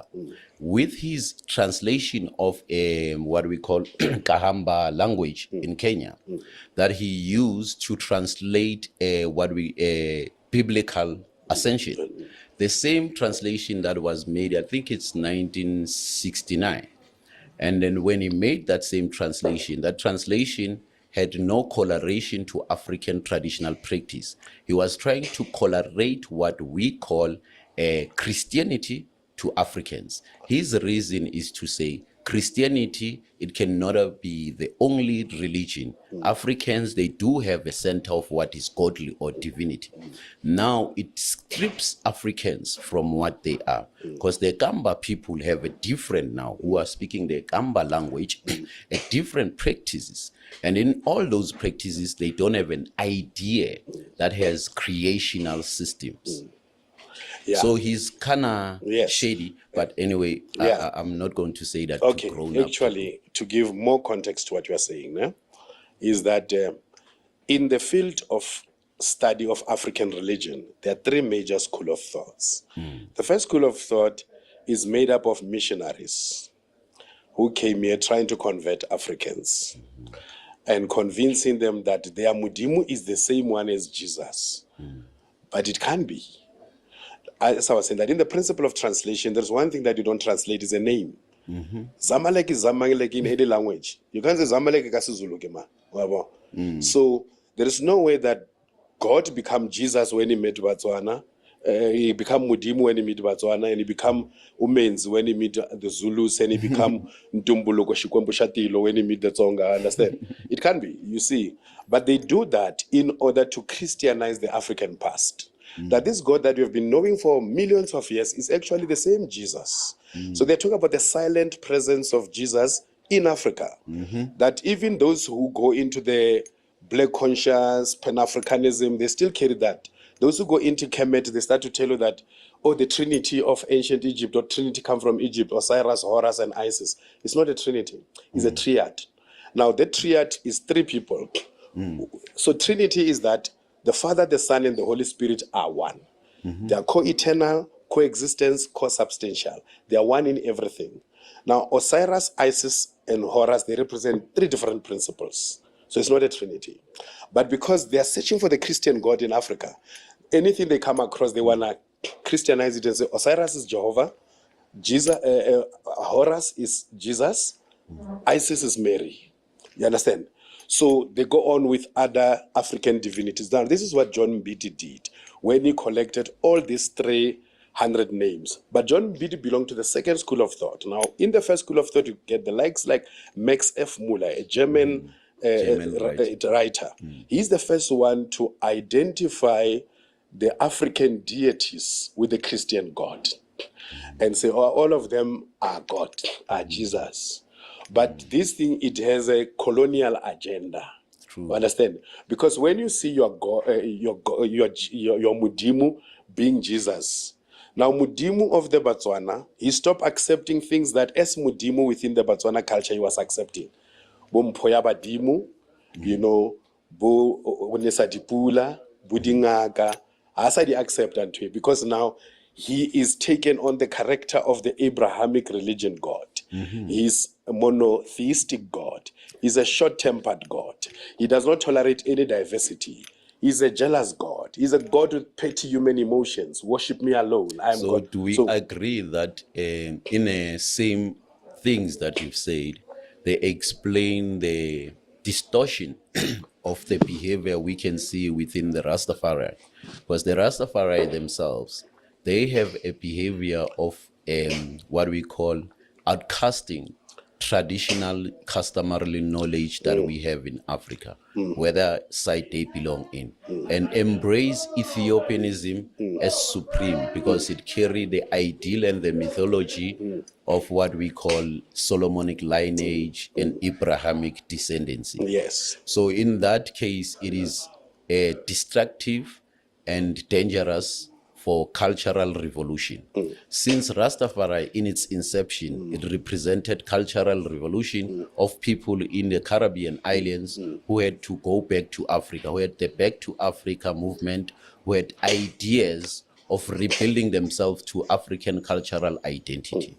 So obviously, by explaining all this, you are giving a simple framework of that the Rastafari didn't have a what we call a scholarly system that can explain such evolution and understanding.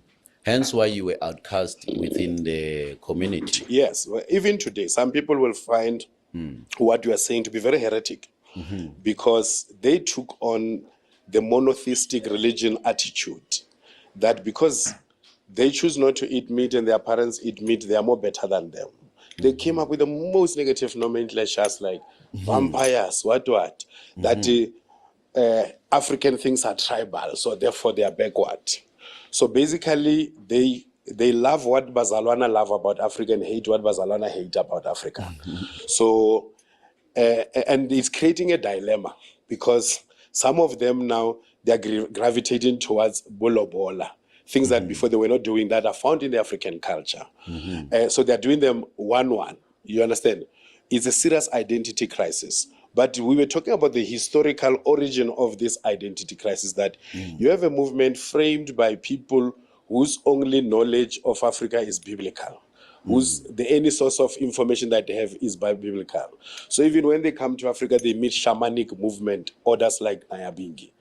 By its origin, it's not a priestly order, it's a shamanic order, like Obumundau, like any other African system. Shamanic. Yeah, that we have, like Kumbai in Congo. Yeah. It's a same as Bungoma. Yes. So the Nyabingi has that system truly. Its origin. And its origin and in its cause, as far as you have explained in one of your live, I think we were talking together about your travels in, I think, Uganda. Uganda. Yes. Yeah, that's Uganda. And then you explain how you became an outcast even in that community because you were using a name Nyabingi that was already outcast by the laws and the system of that community. Yes. And they have already been using what we call European restricting colonial structures, which means itself everywhere that system exists. That is why it's embedded again within the Rastas. That the Rastas themselves, they're the ones who needed to save, because what they say, they are savers of the world.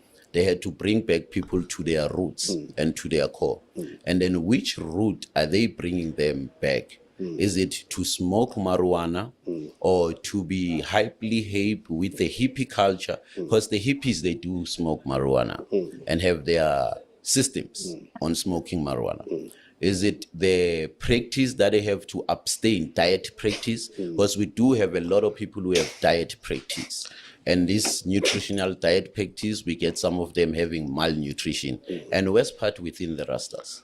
So what is it that they are bringing back to Africa? Is it the music that we hear from reggae? Because music itself has influenced African liberation. It has influenced African awakening and awareness. Majority of people would only use reggae music to identify things. They have sentiment with issues based on the governmental oppression or political ascension or religious belief, wherever they will find themselves. Yeah. So what is it that the Rastas are bringing to us? Okay. Let's touch a few things that you touched before. The Hindu legacy in Rastafari. Yes. There's actually a book. I came with it from Jamaica in 2016. It's called The First Rasta. It's about Leonard Howell largely and what influenced him, and even the origin of Nyabingi for that matter. It's called The First Rasta by Helen Lee, you know. Now, anyway, I was privileged to read that book, Liwen. Yeah, yes. So there they talk about the Hindu legacy, that the ritual name of Howell used to be very close with another Hindu man called Baba Tawari. And that is where the vegetarian influence come in. Because no African culture is vegetarian, understand? Unless you biblicize that culture and said, because what Daniel Mama. Although they will consume meat, but and mostly eat mirojo and all of that, but they are not completely totally vegetarian, right? So the vegetarian influence came with Howell's relationship with Baba Tawari. Howell also, his ritual name, Gangung Guru Marak, is a Hindu name. The famous teacher of great teacher of famous wisdom. Master. And then the locks, actually, some they call them the Jata. They talk about that sadhu influence, sadhu practice from India. But also there is one aspect of Rasta where the locks are influenced by the Mau Mau, because the first Rasta were Afro and bearded like when they were like they're trying to look like Haile Selassie. Like Howell himself, who never had dreadlocks. He never had dreadlocks until he passed. So that is the part of the Hindu legacy. And then even Jah, it derived from Jai Rama. So, but then it changed from Jai to Jah. Understand? So, which is basically a shortening of Jehovah. Jah, that the only time it appears in the Bible is Psalm 68. Extol him that ride by the heavens by the name of Jah. But otherwise, you find it in the end of words like hallelujah, so Obadiah, So even that itself, it had Hindi influence, Jairama. And then Yenai decided that he's going to do something that is strictly African based on the Ethiopian king. But then there is also a history that said Howell was influenced by, there was a group called Rastafarites in America, in New York, before the coronation of His Majesty. This is the people who recognized His Majesty while he was still Rastafari, because he was Rastafari from 1916 until 1928, he became Negustafari. 1930, when he became emperor, he became Haile Selassie, used his baptismal name of Haile Selassie. But then the movement is called by his pre-coronation name. So now, with Howell being the first teacher, you had those influences of vegetarianism. But again, as is the case, everything where they see anything, they bring it to the Bible and biblicize it. They'll look for that vegetarian behavior in the Bible. Genesis 1 verse 29, God said, all green plants shall be a meat for you. And then the ganja smoking, even the word ganja is Hindi. So the ganja smoking, the chalice pipe of the Jamaicans are influenced by the hookah. You see, chalice pipe of Jamaicans are not like ours of a bamboo. Yes. It is this flexible pipe like a hookah. Yes. So it comes from those hookahs of the Hindus. The hookah pipe. Exactly. And then, so the whole influence of the Hindu came in now and formed the bedrock. And other influences, like the African influence, the Mau Mau came with the dreadlocks. The dreadlocks was more as observing the Mau Mau. Nyabingi is from the Bachwezi in West East Africa, in Uganda. It come from Queen Nyabingi, which became a generic name, like how you have the Mujaji lineage. But you have different queens with different names, like Muhumusa, Kitami, all of that. But they all take on, because now when they invoke Nyabingi spirit, which is the same as people said, Ngoma spirit, in Dau spirit, in Mohondoro spirit of Ambuya Nehanda. So when they do that, they take something that is African and biblicize it and start to tell that Nyabingi is the order of Melchizedek. That is what make me go to Uganda now. That Melchizedek is a biblical character, Nyabingi is an African Sangoma, in my understanding of study of history. Mix. It's a mixture of different cultures. Which is the problem that you're having today which is a post-traumatic Christian disorder, which is creating this phenomenon called the Christian Sangoma. Somebody who was like a Sangoma and a Christian at the same time. The two don't go together. Even their eschatology, their concept of end time. Sangoma, when they die, badimu. A Christian, when he dies, is either going to hell or heaven. So even their eschatology is not the same. You understand?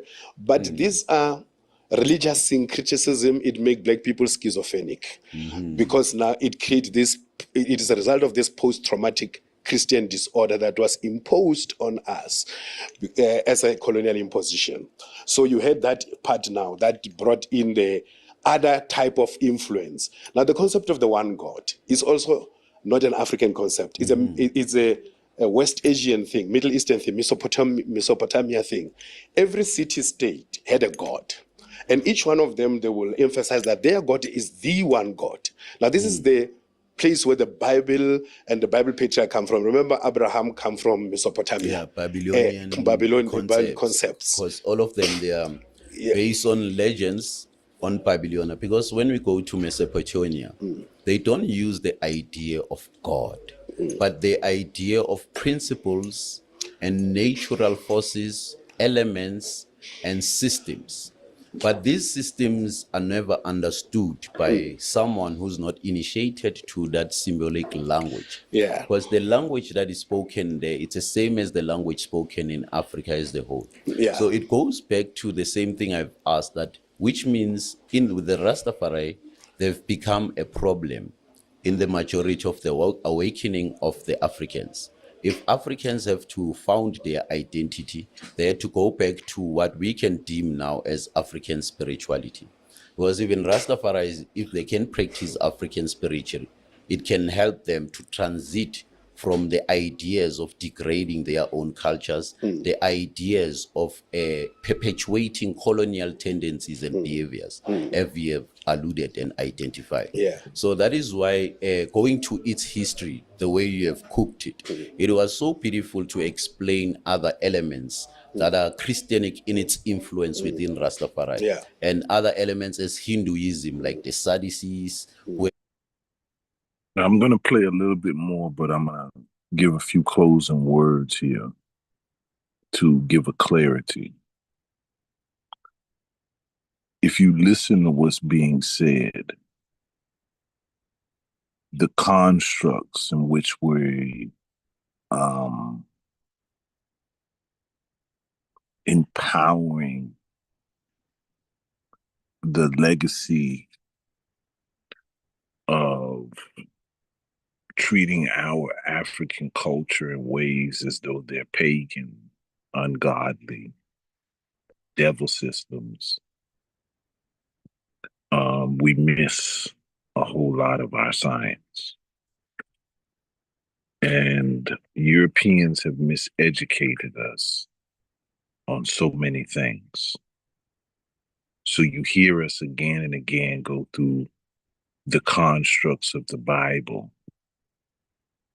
and we explain from our construct to knowing that Melchizedek, the kingly priestly order, is an ancient African tradition going back even to the priest of Amun-Ra, who are called king priest.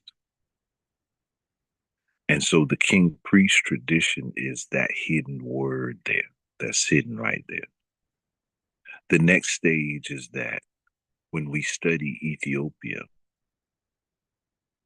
Africa, the Kushite story, it expands into what we call the Palestine, the Jerusalem area. But somehow, because of European affluence, we overlook those Jebusites, Canaanites that are there. And in that process, because there's no denying that these Canaanites were supposed to be, according to the biblical story, Black Africans, Ham, that we miss how they are playing with our intelligence on many levels. But these things are still unveiled in the Ethiopian church. But yet they are comprised in the political aspects of that Kushite, Aksumite Ethiopian empire had become Christianized. And thereby the rightful ruler would hold the blood right within the Christian aspects. And so Ethiopia accepts the rulership of a Christian empire. Now, when we think about the Jerusalem area and we look at the Canaanites, the Bible tells us Melchizedek, king and priest of the god Elyon, in the city of Salem, in the city of Jerusalem. But there is no Israelites there when Melchizedek is there. There are only Canaanite people there. So we showed the video that the Akan of Ghana recognized themselves as the Canaanite people. And when we study the history of the Canaanite people or the Akan people, and we study the history of the Yoruba, we study the history of the Dogon, they all speak about fleeing from the invaders into the areas of West Africa. So they come out of this Kemetic region. They come out of the Levant regions. They go all the way up into the Jerusalem, Bashan regions, all the way up into Suma, all the way up into Kish. And we know that the African rulership of these areas is documented in the Armana letters that shows all of these rulers writing letters back to Amenhotep III, Amenhotep IV, even from the king of the land of Jerusalem, Abihibi, writes and says he's only king because this Pharaoh made him king. Now, when we look at the seals of the kings of Israel, supposedly in Jerusalem, we only find seals of Kemetic dynasty. That's it. All their seals are a Kemetic dynasty. But we don't tell that story as Rastafari.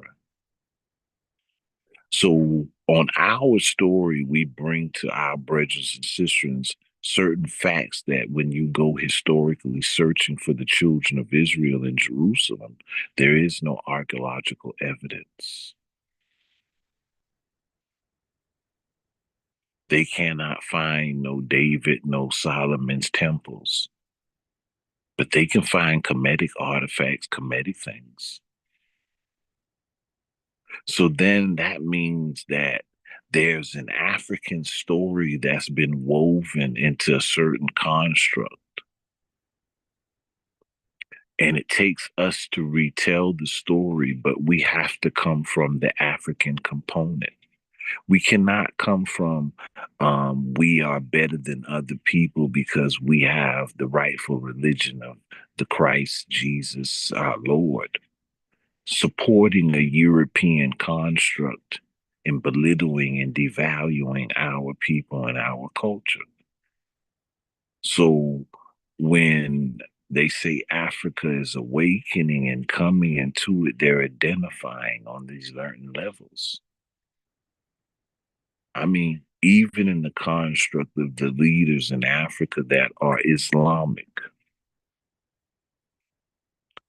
they have found themselves where they know they have not been accepted in Mecca and been able to be an imam. They just made the first black imam in Mecca. What that was 5 years ago, might be a little longer, 7 years or something like that. Just 7 years ago was the first one. So they found that even in the Islamic traditions, there's been struggling with the constructs of racism. And then when you get down into Africa, their Islamic traditions embody certain African traditions. And so then they don't correlate directly in the same aspects with the others. But there still is that oneness. So in this world today, people are looking for a healing of the minds, a healing of the beings, because this misconstruct of the story is destroying us from the inside out. And so when the brethren asked the question, what is Rastafari bringing to Africa? We bring in hippie, we bring in music, we just bring in smoke herb. Those are some serious questions. Those are some serious questions. And you have to say, what does that mean? What's been going on? Why would those be questions? Why would it be clear that Rastafari still represents that Black empowerment and liberation movement? Why is it not clear that His Imperial Majesty did not just liberate the Blacks in the West with a statement of his name as Rastafari, but through his charter that gave a government to we the Black peoples of the world, but also his declaration of undoing the Berlin Conference claim of jurisdiction by stating that he is the emperor of all of Africa and the king of all Negroes around the world. So His Majesty put in some works to set free the lands and the people.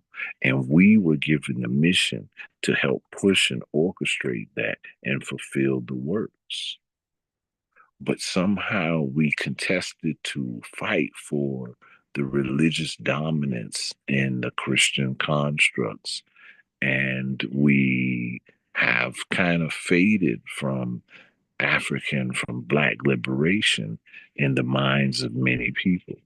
We've become commercialized. We've become content in an emplacement which does not rightfully identify us in the totality of what is going on. What's our tomorrow? Are we still waiting on His Majesty? Or is it time for us to become something new? So when we speak about that regenerative force and the planetary alignments, it's calling us to be something new. The light encodements that are needed to direct the new programming represents the intelligence and the utterance of words and the directive of the international energy by His Imperial Majesty through Ethiopia's progressive works to liberate Africa. So a new channeling of force and energy gave life, and it started to populate the Osiris energy all over. So these awakenings started to begin, but then they still had to go through the next transformative process.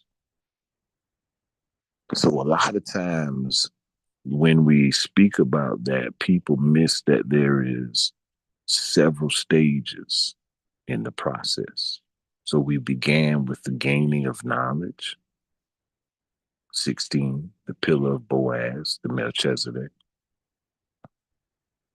And then the operating in the mastership of the temple. And from the generating and operating in the mastership of the temple, you produce the middle pillar, which is your divine nature. And that is the path of the Messiah. That's why the Geb, the Aset, the Heru, and the Asa. Gabriel, the angel, goes to the Mother Mary. Mother Mary produces the son Jesus. Jesus takes the people to the Father. It's an encodement of a science. They call it the sacred Shin, the sacred fire. All of the things and the principles that we stand on and we speak on as Rastafari. And we speak on it in the Christian constructs without finding the connection in the science. And then we do our people a dishonor because when we find the connection in the science, it translates into the African culture. Many of us listened to the brethren speak and we heard about the four bodies. We could see the three higher bodies. We could see the seven. We would know the science. And that is the key on why we go through the science. And we know, like in the world today, most people won't sit down and read or study to build their mind. Not that the book is the key, because the next stage is for you to operate, to experience it, to recognize it, to learn to understand it, to see it. So that's 1, 2, 3, ABC. That's a 6. That's equality. As above, so below. So you learn to knowledge your equality.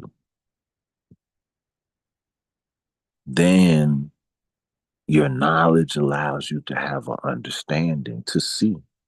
3, 13, bringing you to a mastership.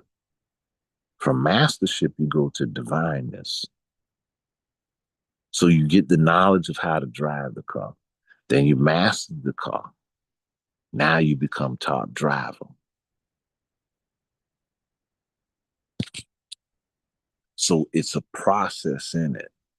And then there is the cosmological alignment and timing with your purification, with you going through the process. And so the ancestors are saying those that go through this, they awaken that ancient one.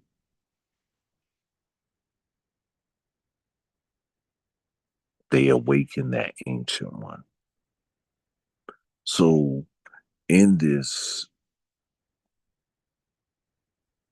think about it. When we say, don't miss the Bible story that all of the women they married were Cushites, they were Hamitics, they were black women. All the patriarchs through the Bible. So they always had to go back to who? Those Cushite women. When we get to the story of David and Solomon, we've shown over and over again that David could not gain right of the throne without the Cushite woman. That's Bathsheba. Bathsheba, the house of Sheba. So when he has a baby, when David has the child with Bathsheba, he gives the throne to that child, not to his other kids, but to the son of Bathsheba. So the Sheba lineage represented the rightful blood lineage. The Sheba lineage represented the rightful blood lineage. Now, while David's on the throne and when Solomon is also on the throne, the high priest Abiathar is removed and the high priest Zadok is put in power. When you go through the history, you will discover that Zadok is not an Israelite. Zadok is a Canaanite. When we study the name word Melchizedek, we find out the Canaanites associated a divine god with the name of Zadok or Zedek. So you'd have to say, why and how could these Canaanite people use the same words that the Hebrew use, but the word belongs to the Hebrew definition? The word Elohim is a Canaanite word. The word El is a Canaanite word. When you go to study where did the Hebrew language come from, it comes from Proto-Hebrew, which is Canaanite. So there is no Hebrew language. There's only the Canaanite language, which this Canaanite language produced Arabic, Amharic, and all of them. And so all of them come out of our African language. So from David, Bathsheba, Solomon, Sheba. So now that means the blood lineage was now, and the priesthood was Canaanite, not Israelite.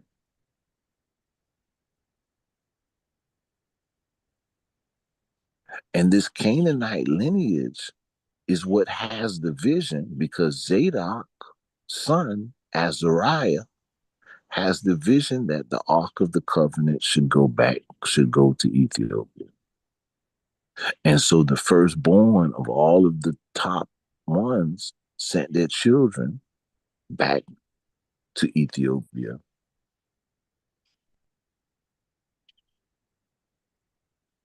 Moses, Zipporah, Ethiopian.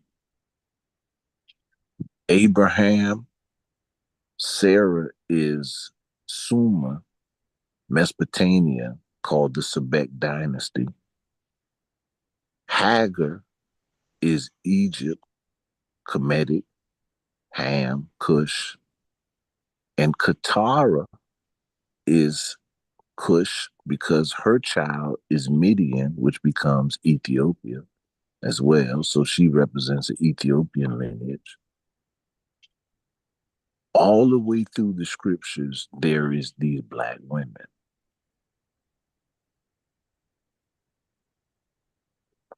And so a lot of times that's veiled right before us, so we never get the identification of Black Ourstory. When we look at the history of the characters, certain time periods don't add up. For one, Joshua and Moses. Moses, we say the Pharaoh died in the Red Sea. Even the Jews say that's a metaphoric story. They haven't been able to find the pharaoh that died in the Red Sea. And the pharaohs at the time period that they try to say live a good life and had like 50 and 60 kids and stuff. So they know that that's not what it is. But when we go to the Ethiopian kings list, we're able to track that Moses would represent Akhmoses. Then we're able to also track that he had a son, and his son, Akhmoses' son, would be Amenhotep the first. And we just read through this whole book about the Sothic stars and the crown. And so we used to mark our kingships and kings that were birthed under these star systems at the right time period in certain energy forms. And we say, okay, this represents an energy for the transformation, for the leadership, and so forth. So now when we get to looking at this in a science construct, the star Sirius, the Orion Belt, the Mighty Hunter, Nimrod, Ethiopia. Then we go to the Dogon. We can go through pretty much all of the star science in all of Africa and pretty much find the same traces of the same things. And so when we go through the king's list and we look at the Sheba lineage, and it goes down into this story where they trace you through Africa, through Zimbabwe, South Africa, so forth, and it's showing that all of these are connected in the same bloodline under either the Zing dynasty or the Saba or the Sheba.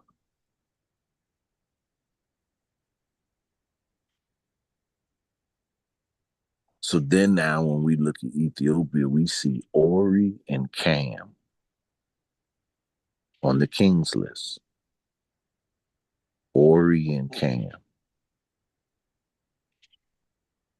Now, that whole king's list goes through a whole list of people. If we go through the Bible, we don't see our king's list in there like that. So what does that mean based on the stories? So when we go to Akhmosis and we go to Amenhotep goes up into the Bashan, Jerusalem area, fights wars, takes back over the land. At the same time period, according to the Bible, that Joshua was supposed to be doing that.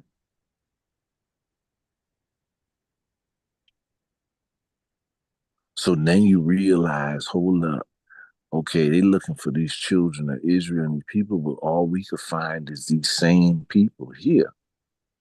But this is the same bloodline that makes up the royal families of Ethiopia as well. So are we missing something that we don't get? Then last week we spoke about the lost 10 tribes.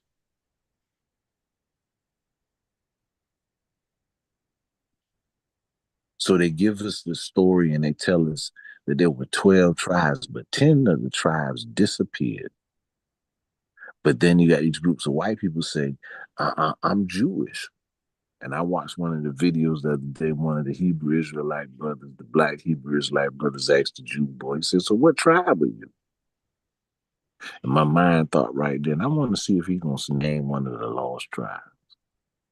Because if he say he one of the lost tribes, then the people should be saying, the Europeans should be saying, we the return of the lost tribes. And that's what they tried.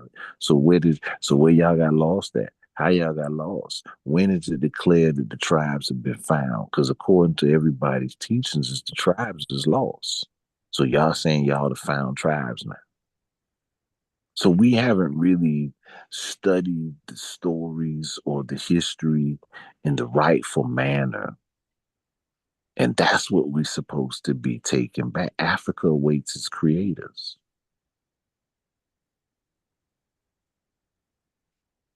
So we're supposed to be able to undo this and restore the African essence. You know, when you say Rastafari and liberation, the developing of the consciousness on the high intellects to create liberation? Or are we supplementing our liberation for comfort in a construct Europeans gave us as what they say, religion and being happy in your God? So now we want to just be so happy in a religious construct of our God that we're missing a living reality. See, because you didn't hear them brethren speak nothing about the charter, about the government, not the EWF, the diaspora.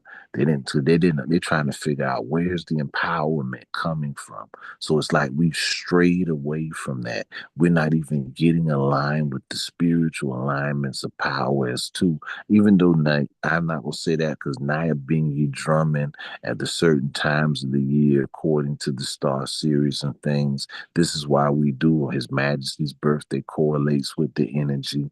So there are things that we are doing. Most of the brethren, I them go idle. Why do they go idle? It's not so much about, as people say, fighting. You're alkalining your body.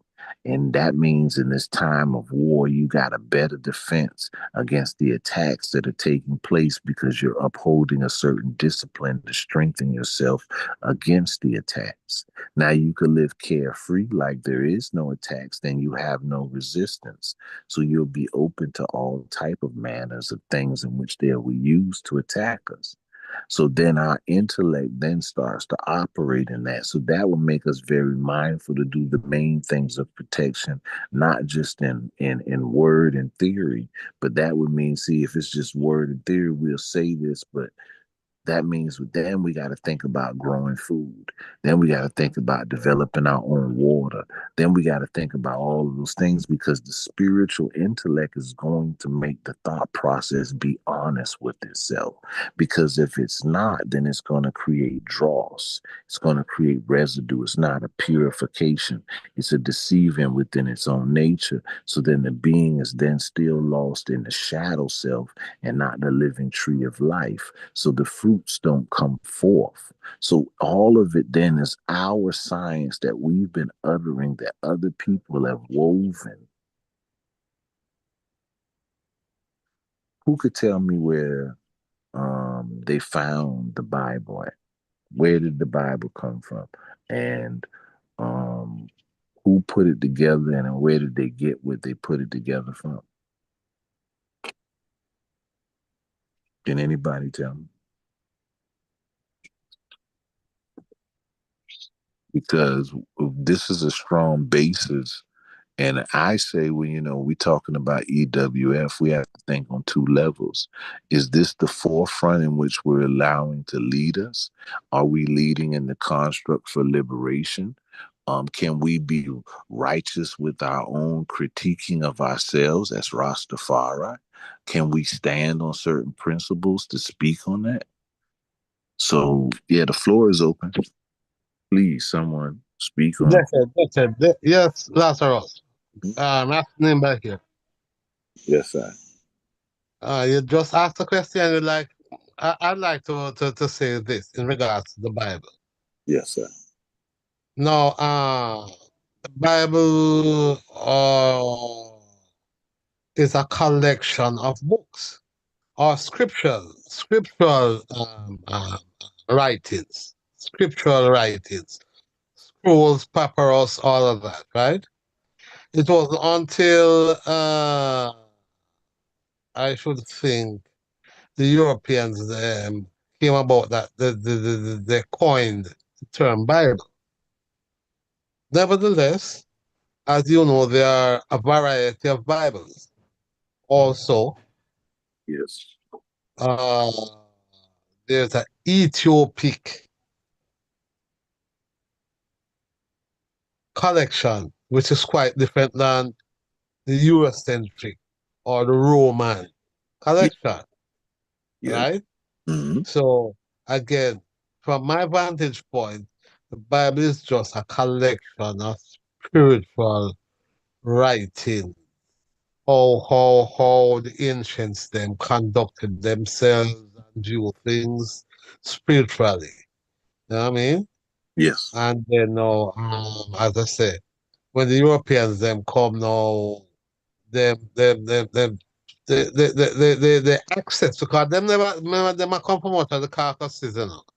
I Yes. mean when Mali and Shanghai and the whole of the empires them had been developed and onto them things. Even like what Toto said, and the next Petri was saying, those sort of scriptures and writings were there, and the people them did what they needed to do with that. But when the advent of the colonialists now, them put a different spin on the whole of that and start using that now for kind of control the people them in some way. You know what I mean? Yeah. And what name? What name the Shakespeare or you know they did a number on it. So the Bible is basically twofold, if I might say so. Then a Ethiopic version and a European version. You know what I mean? Mm-hmm.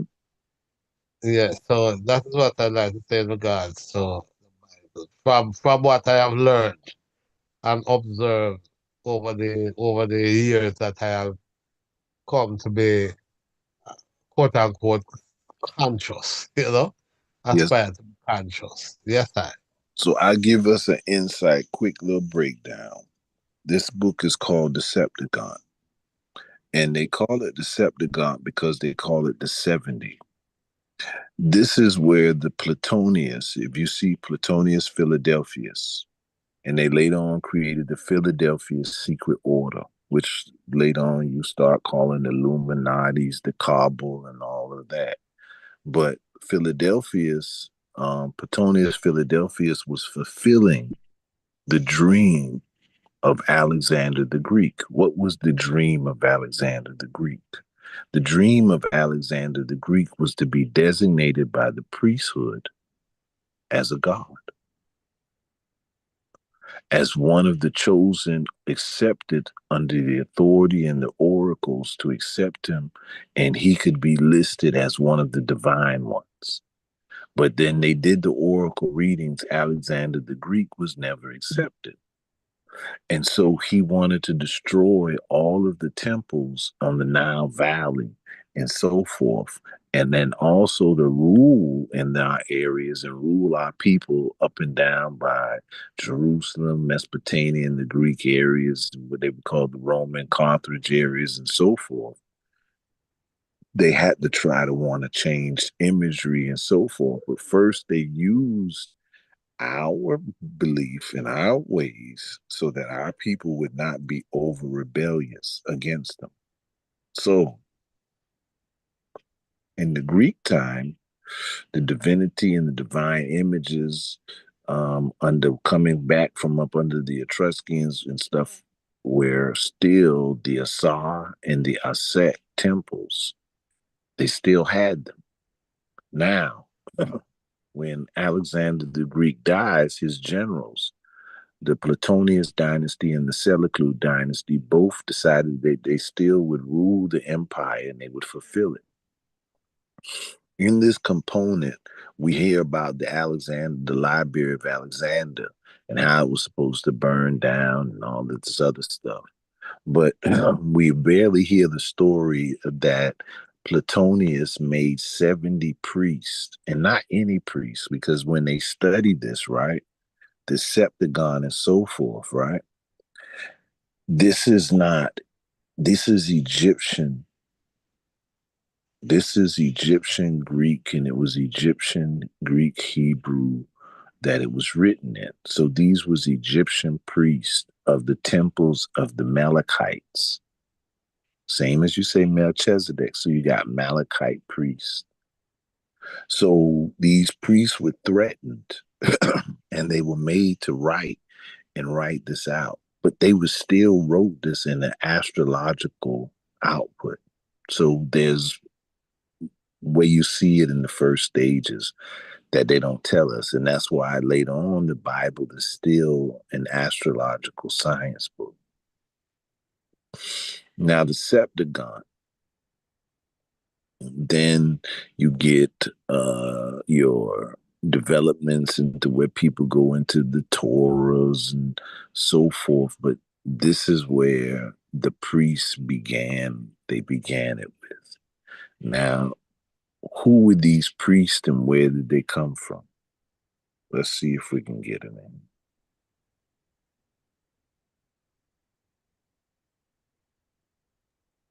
But funnily enough, no Lazarus, every time somebody attack about Bible, they never seem to be talking about the Bible from an Ethiopic point of view.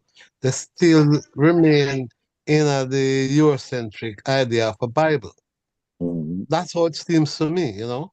It never return to the Ethiopic mindset, comprehending that the Ethiopian Bible has more books than the Eurocentric Bible, and thereby them have a lot of more teachings that is not even been looked into. You know what I mean?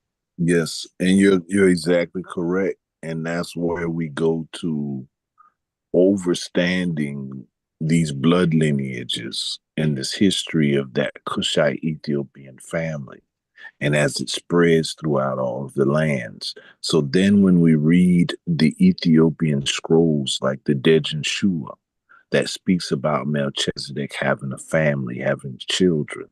See, most people don't describe Melchizedek as a living being that had family. But in the Ethiopian book of Enoch, in the book of Enoch, Enoch's book tell you about Melchizedek being birthed and that his mother had died. So then you have to look into the history of who is this Melchizedek? Why did his mother die? And what are they trying to tell us that when his mother died, his uncle and them came into the room and they found him sitting upright on the bed, fully dressed and speaking, fully knowledged. So there is a story behind the story that's not really clarified to most people. You're right.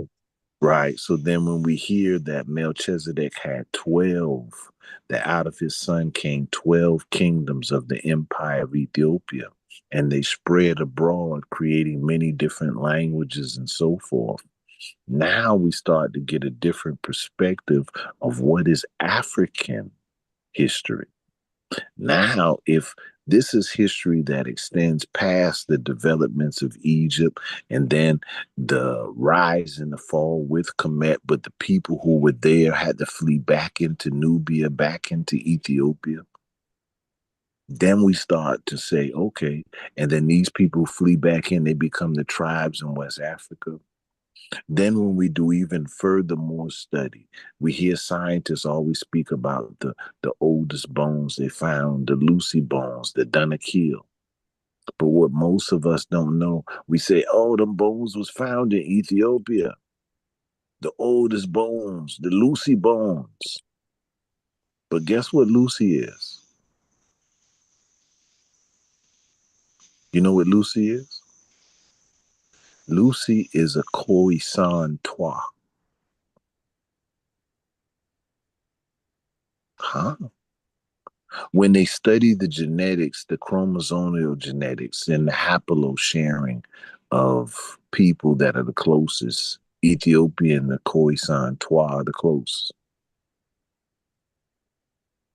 Meaning?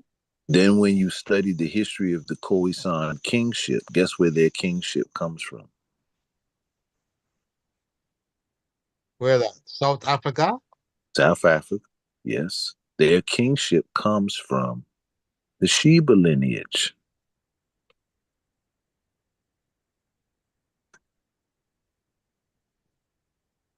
So that's and so that's also another thing with the Eurocentric theology. It leaves the female Mhm. and goes to the male. Everything comes through a male lineage. But just like I will say, because even Solomon and David to get, uh, let's say, the authentic bloodline, they had to marry an Ethiopic woman, no? Yes. Right. So that's not a focus of the Eurocentric theology. Everything comes through the meal. Right. You know what I mean? Hmm. So we start to see that unless we go back to our traditional ways and learn them, we won't be able to see them in the writings. And I think even Toto and what the other brethren was saying, although they didn't say it, but I kind of comprehend that traditionally the female is the backbone of the community, all the communities in Africa. You know what I mean? Mhm. Yes, there were kings and all of that, but the female had that central mother earth kind of a thing, woman, you know what I mean? Mhm. Although they didn't really say it, but I comprehend that has always been continental philosophy where the female has that paramount position, as quiet as it as it was. Yes, because we know the story that Sheba, there was no kings, and that Sheba would have to give Menelik the right in her area to be the representative as a king. Right.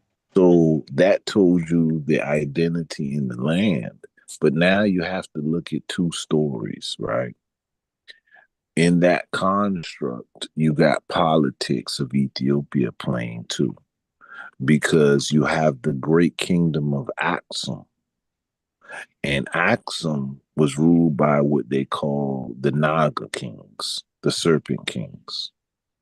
Now, when we go all throughout history, that serpent becomes where, we arguing about that's our power, that's our Kundalini, third eye, our kings was enlightened, they was this and that. But here we get into this story where they speak about a serpent ruling Ethiopia for 400 years. It was the serpent kings, the Nagas, just like the Negus or the Nagas, the Nagas, the Kebra Nagas, the Cobra Kings. So here we have the Cobra or the Serpent King ruling, and then Sheba's father kills him.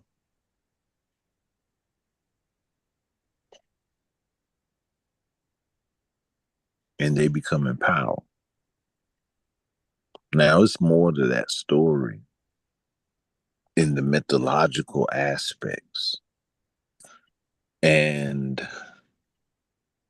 do we study it from, we have an ancient history, and are we studying it from one stage in the history or the next? And if there's a change in power, how do we identify the change in power? Do we identify it as evil or good, based on what the European has said? So now we see that Axum was ruled by a serpent king, and the Sheba lineage had to kill the king and had to take over. And later on, the Axumite kingdom becomes a Christian empire. So, what does that mean to us? Because now I'm into the traditional African religions, and in studying that from the Yoruba, the Akan, and so forth, or what people call the Vodun or the Voodoo or the Hoodoo, coming from those traditional ways, I was able to track also that in Ethiopia, they had a Dambala, a solar lion, and they had the Adam Pitmak, that was considered the serpent head lion. And then, there's a lot to that. So where do we describe this from? Are we describing it from an overstanding of our history, the ancient history, or from a European construct based on religion that now makes us define it as being the victory, the serpent went down, and now we are on a righteous path and we're getting close to God. We're getting out of the pagan ways. Who told us about that? The Europeans define what paganism is and all of that, and understanding their psychology, what they term pagan and negative might just be the right thing, as opposed to the wrong thing. But they would have liked for us to think. You know what I mean? Eh? So, if So time they get us to have that thought process, we disconnect from something. Or we say, I ain't dealing with that. right, I want to be right with my God. right. So now His Majesty comes and says, I'm just as much pagan, Christian, and Muslim. So His Majesty saying, oh, I'm just as much pagan. Well, what that mean? So is he telling you? So it's not bad? I mean, Like, I mean, go ahead, go ahead. It's a statement.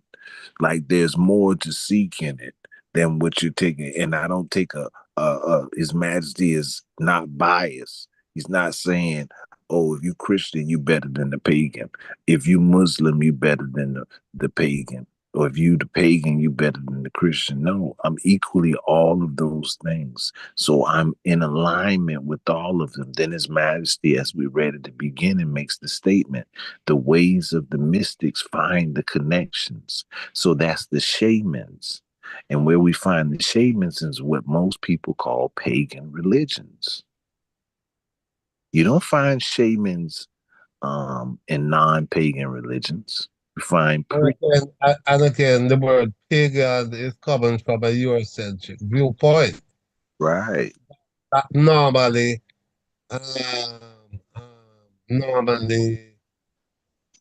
is not in agreement with the authenticity of the indigenous people. They want to draw them away from that to their psychology, you know?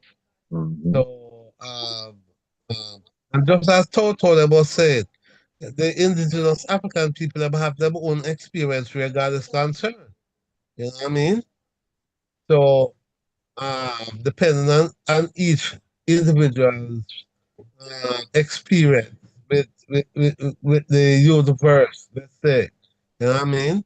They have a right to express their experience within their context, you know what I mean? So, if a man I see God in this particular way, and then the next one I call it pagan, and the next one I call it Muslim, and the next one I call it whatever, what have you. You know what I mean? I have him right, providing that he is true to the thing where I deal with, you know what I mean? And I deal with it within its fullness. Mm-hmm. So when we get to Coptic in the Coptic Orthodox traditions, the development of the Coptic language is intricately linked to the history of ancient Egypt and the rise of Christianity in the region. So Evolution. the Egyptian Coptic tradition is quite different also than the Roman thing, you know what I mean? Yes, it is. It is, and I, it was a preservation as they will. It's the evolution from ancient Egyptian. Coptic is the final stage of the ancient Egyptian language, representing the evolution over thousands of years. It's transitioned through various forms, including hieroglyphs, hieratic, and demotic scripts. The influence of the Greek, the conquest of Egypt by Alexander the Greek in 332 BC, brought a significant influx of Greek culture and language into the region. According to Boom, this led to a period of bilingualism, particularly in northern Egypt. The Demotic contribution, as Egyptians became familiar with the Greek alphabet, some scribes began to use Greek letters to write Egyptian words, however, to accurately represent Egyptian sounds not present in the Greek. Additional characters were borrowed from Demotic script. The emergence of the Coptic alphabet. This adaptation of the Greek alphabet, which added Demotic characters, became the Coptic alphabet. This system was easier to learn and use compared to the older Egyptian scripts. Christianity and Coptic. The spread of Christianity in Egypt beginning in the 1st century AD with the arrival of St. Mark in Alexandria played a crucial role in the standardization and the flourishing of the Coptic language. Coptic became the language of the early Christian communities used for translating the Bible and other religious texts. The earliest Christian documents in Coptic date back to the 3rd century. In summary, Coptic emerged as a unique blend of ancient Egyptian language and the Greek alphabet, with the addition of Demotic characters, largely spurred by the need to translate and disseminate the Christian teachings into Egypt. Now, they tell you that story like that. In another stories, in most of the books that go back into the early 1900s, 1800s, explain that the cops were trying to preserve a language and a history. They were trying to preserve. Now, when we hear about Greek language, don't get confused. The Greeks dealt with the word coming from the Etruscans. The Etruscans are a black people. The Etruscans are a black people. This is how come you have to think about Carthage was black. When we talk about Carthage being black, we talk about Hannibal.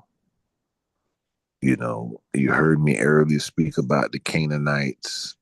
You hear the word Baal or Baal or Baal, and most of the time we think negative of it. But the word, Isn't it made forward. Huh? I was thinking, isn't what is called Canaan now would be also referred to as North Africa? Yes, it is. Oh. It was, and that's what the Armana letters show. The Armana letters show that the Amenhotep III, Amenhotep IV, and even going further back, were overseeing from Egypt to Nubia to Jerusalem to Sumer up into the Persia areas, what they call Iran, Iraq. Right, and the Hindu Kush Mountain. Yes. That is the whole region going up to practically what's that? China, eh? Yes. So Yeah. we then have to understand that when you study the Aksumite kingdom, you find out that these Axumites were great seafarers. And they were also known in the regions and other places where they held port cities. They became known as also Phoenicians. When Right. Phoenicians' history, they explain to you that they are Cushites, Ethiopia. Right, black people, right.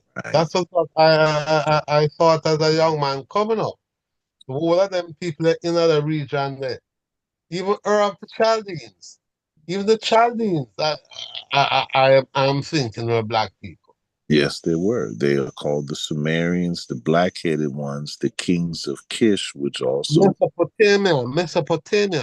The king. whole that inside there, so black people too. Yes, because even in our stories, if you take the Bible story, Nimrod left Ethiopia and went up and created Akkad, the lands of Mesopotamia. Sumer and all of those things were created under Nimrod, who is an Ethiopian, who was a mighty hunter before the Lord. So there you go with the Sothic and the star coordinations being put back into the story. And, and so when we look at that, now that means that how we're defining even the biblical history of the lands and the people without identifying them in the African construct is a European brainwash on us. Because now instead of us understanding that ancient history, that when they say all of these people here are Shemites, the Assyrians, Shem, the Moabites, Shem, the Israelites, Shem, but you say they're all fighting. But when we see Shem as white, not black. Why? Somebody's trained us for that. And I always remind everyone is that His Majesty was questioned about Negro and black, and His Majesty responded and said that he was Shem.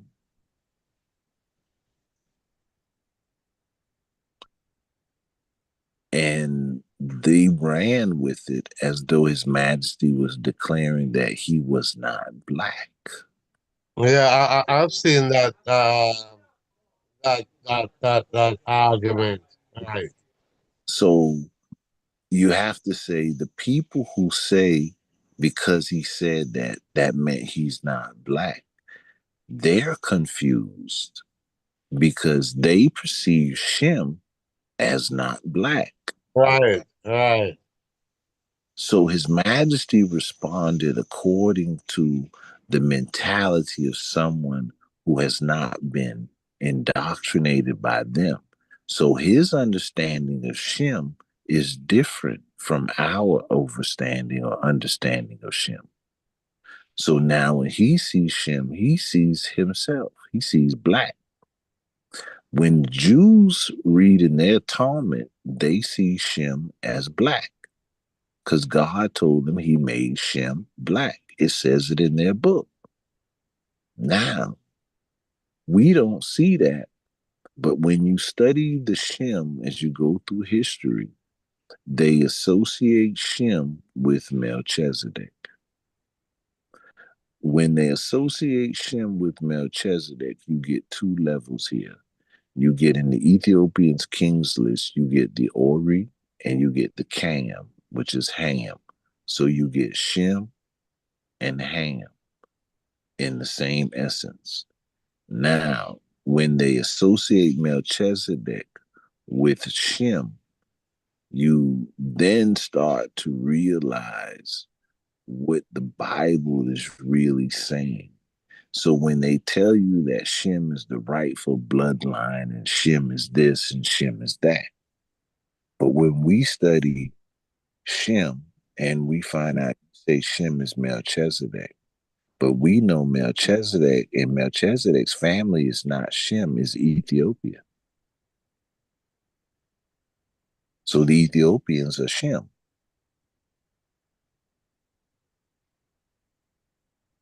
So you tell us this story without telling us you're speaking about Ethiopian history. So then when we describe it as Israelite history. We describe it away from Ethiopia. We describe it away from its true essence. But when we go to the Ethiopian church and they give us the Dejan Shu and we find out Melchizedek had a son, Ethel. Ethel became Ethiop. Ethiop became 12 kingdoms. But then they say, well, Melchizedek is really Shem. But if Melchizedek is Shem, that makes Ethiop Shem. That makes Ethel Shem. That makes His Majesty and all the Ethiopian Shem. So look at the Ethiopian story. Who does it say? What does it say? And if you start telling us that they're Shem, it's because you trying to claim the blood right, the birthright. So you need the story. You're needs the story to be confusing in that construct and make it about Israel and the mythological, patriarchal characters rather than deal with that Ethiopian blood lineage, those Ethiopian women, those Cushite women were the rightful holders of the throne. That's always been the way. So then you have to say, well, darn, Melchizedek, he got children. Well, who was his wife?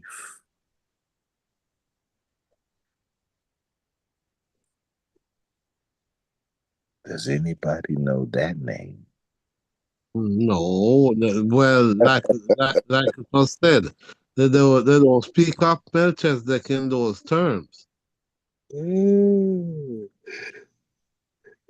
know that name? No. All right, let's do this. What's better than his wife would be who? Who's wife, Russ? I say, what would be better than his wife?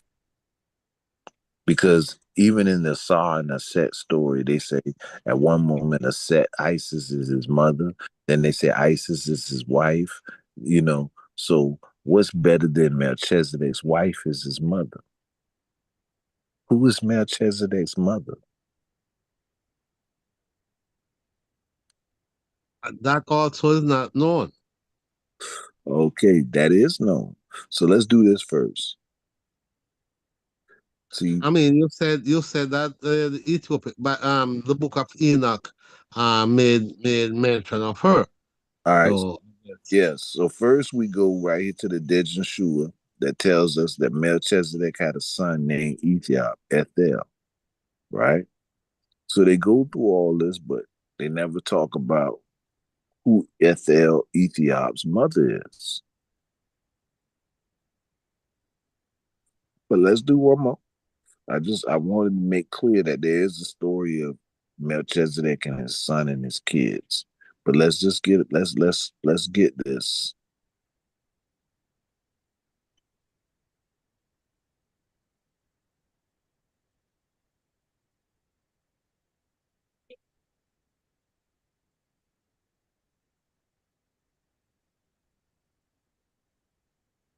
We're gonna go to the Enoch book. Oh, they ain't went to the Enoch. Must be in their head.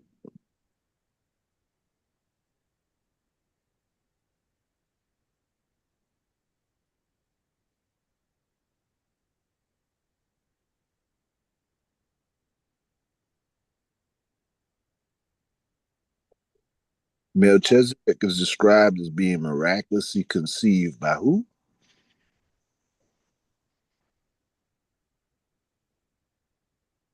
Sopanim. Sopanim.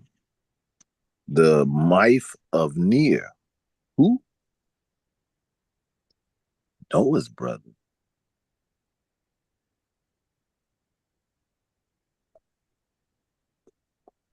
Who was previously sterile and old.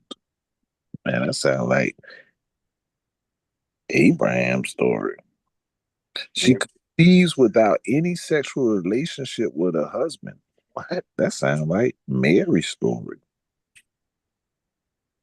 But Russ. And dies during childbirth. Yet Melchizedek emerges from her body fully formed and speaking. So who is this Melchizedek? What does this mean? Yes, hi. The floor is open. Go ahead. So I heard somebody call me. Yes, sir. Yeah. Well, Noah and Enoch are totally in different time frames, according to the according to the Bible. I know that they say that Enoch passed the knowledge on to Noah, right? Mm-hmm. But the Melchizedek is not mentioned until in the biblical text a couple of thousand years later than Noah. Melchizedek and Noah are in total different time frames. So there's a bit of a, unless we're just going to say that's, I mean, But why would they say this the book of Enoch? And Enoch wrote a story about Melchizedek, but Enoch should have been gone. But Enoch walked with God so that he never seen death. And Enoch went into this, angel took him into the realm where he was able to see and write out the calendars and know all of the things to come. What does that mean? Is this what he's writing? What is he writing to come? Because Melchizedek replaces Shem as the rightful priest. Because Shem was originally the rightful priest. Let's oh, it didn't go to the right. Go to the right to the story.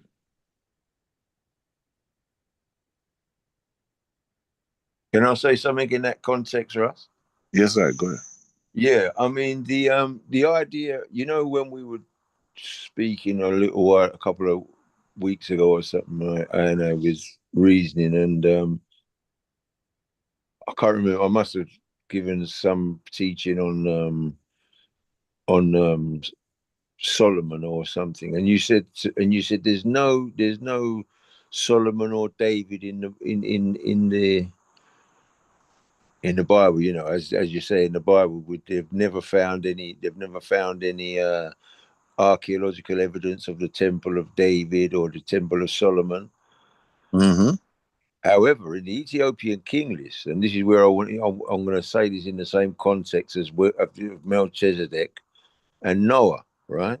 You know, this is a concept. This is something that is the only explanation I can actually give to the idea of David and Solomon, because in the Bible, I can prove actually that the idea of Solomon's temple is in the celestial realm. But however, Solomon in the Ethiopian king list is Solimon, not Solomon. Solimon Tehagui. He's up in the time of Hogeb.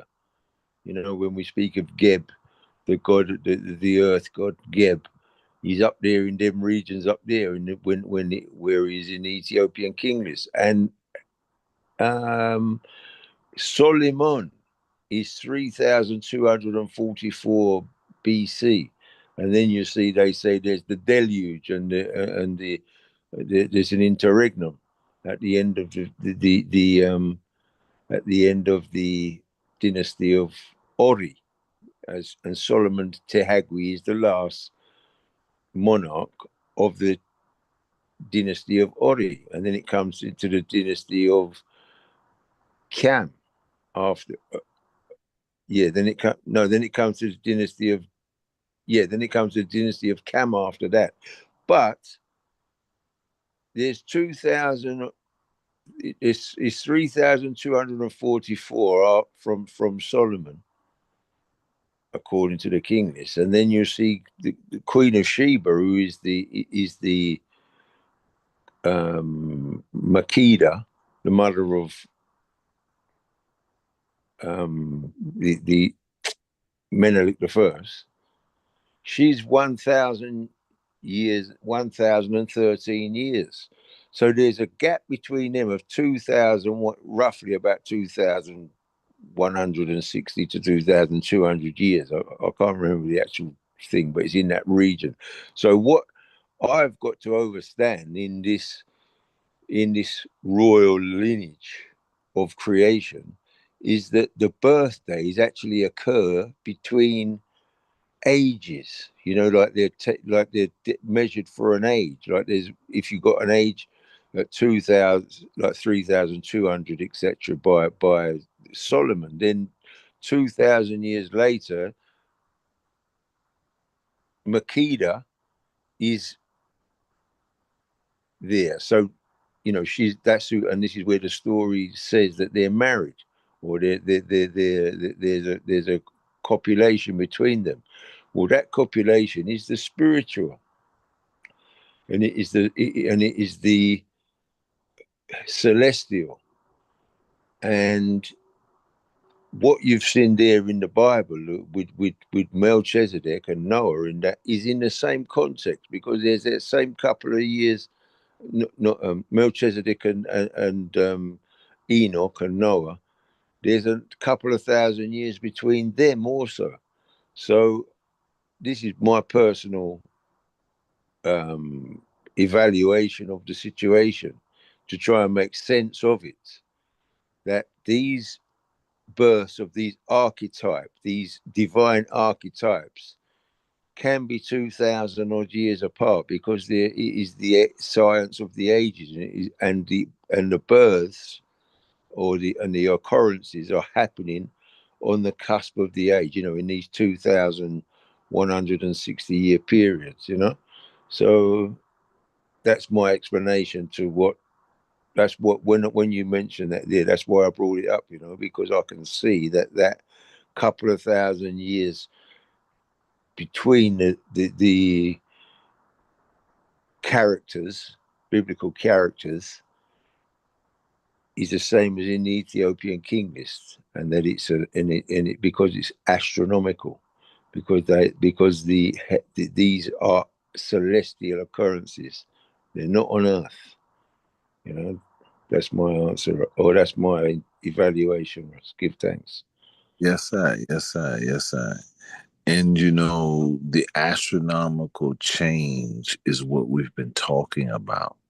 And how does it affect the earth? And you see the reflection in the people who are the formative response.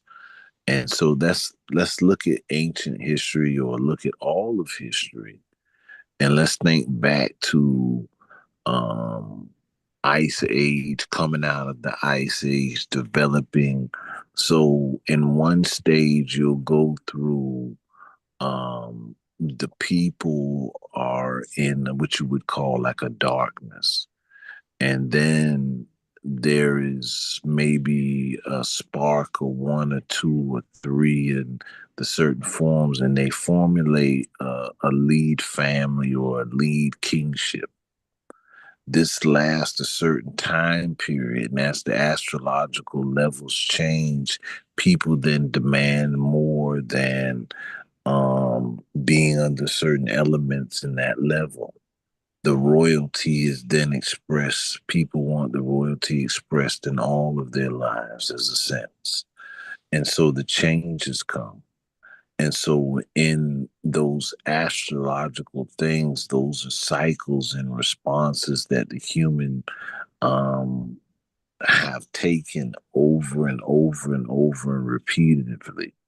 But there are also what they call golden ages, when it tells you that the cycles in which we have gone through will bring us to another stage of development. In those stages of developments, we will come to the doorway of self. This is like a kingly priestly order. So they become representatives, they're archetypes and representatives of a divine nature. So that divine nature is beyond time. So even though we pinpoint it and put it with certain characters in certain time period, that's the reawakening of the archetype. The reawakening of the archetype is defined. That's why they explain to you that when I ask you about what about the Bible, the original essence of the Bible, the Septuagint, the original essence of this was astrological. It was speaking about planetary influences. and the definitions of that. As we say, you create archetypes to define the movements and the collective forces. This then is transformed into looking at these points in history and putting these archetypes with certain characteristical people or times and redefining or naming them in those essence, so that that would mean that it leads to the rightful birthright. The construct at that stages mean that you go to a point where mankind needs deliverance from itself. So this is where, based on those prophetical oracle positionings, you have an Alexander the Greek and many of the other Platonius dynasties, the Satyrs, and them wanting to be what? They wanted to be the saviors. They wanted to be what? They wanted to be that Christ essence, that God Son on earth, that reflective divinity. And then once that was denied, you know, and then the holders of that were still being acknowledged. So this is where we had spoke in the beginning of our discussions about the Basilius. And we spoke about the title. The Basilius was rightfully only for two places at that time. And, they say other than Rome, like, because they want to make sure, but we know what we're talking about when we say this Basilius, this Greek word that they found in Aksum, Ethiopia, representing the rightfulness to the titleage of King of Kings. So then when we get to the Bible, when we get to this thing here, we say His Majesty is the King of Kings. But this is the Basilius title. This is the Basilius title that there's been a war and a claiming for. And this was a titleage that not only Alexander the Greek wanted, but this was also the titleage that the Pope and them came wanting. But what did it mean? It meant that now they could find a way to strip away the birthright from the heritage carriers. But why was it important to be with heritage carriers? Did that mean they were the supreme people on the earth? No, they were the keepers of a covenant and a reminder to the people of the divine heritage that they all carry. And so they were to rule in this divine authority and this divine nature. So the Pope and them and all of these people wanted this authority. On another component was also that those of this authority received the tithes. Tithes became taxes, and the kingdoms paid that. And so now others are looking at this authority in one view and then missing the other views. So the blood lineages that carried this then became attacked and wanted. People wanted their authority. Because remember, we just have to remember it wasn't one kingdom. There were 12 kingdoms that came out of Melchizedek. Now, is that a coincidence that Jacob was to have 12 sons? Is that a coincidence? Or are they trying to tell us something? Brady Russ? Yes, sir. Yeah, well, this subject, what you're speaking on, is so great because when that book that you read from this evening, tonight, the book that you read extensively, the Lion Path. Mm-hmm. Well, this is going into exactly what you're speaking of. The question you just raised there is, that they've from the 70 of the Septuagint and then the Alexander the Greek, the Septuagint, then going through into the Pope, who then somehow they've picked up that knowledge and carried it through. Well,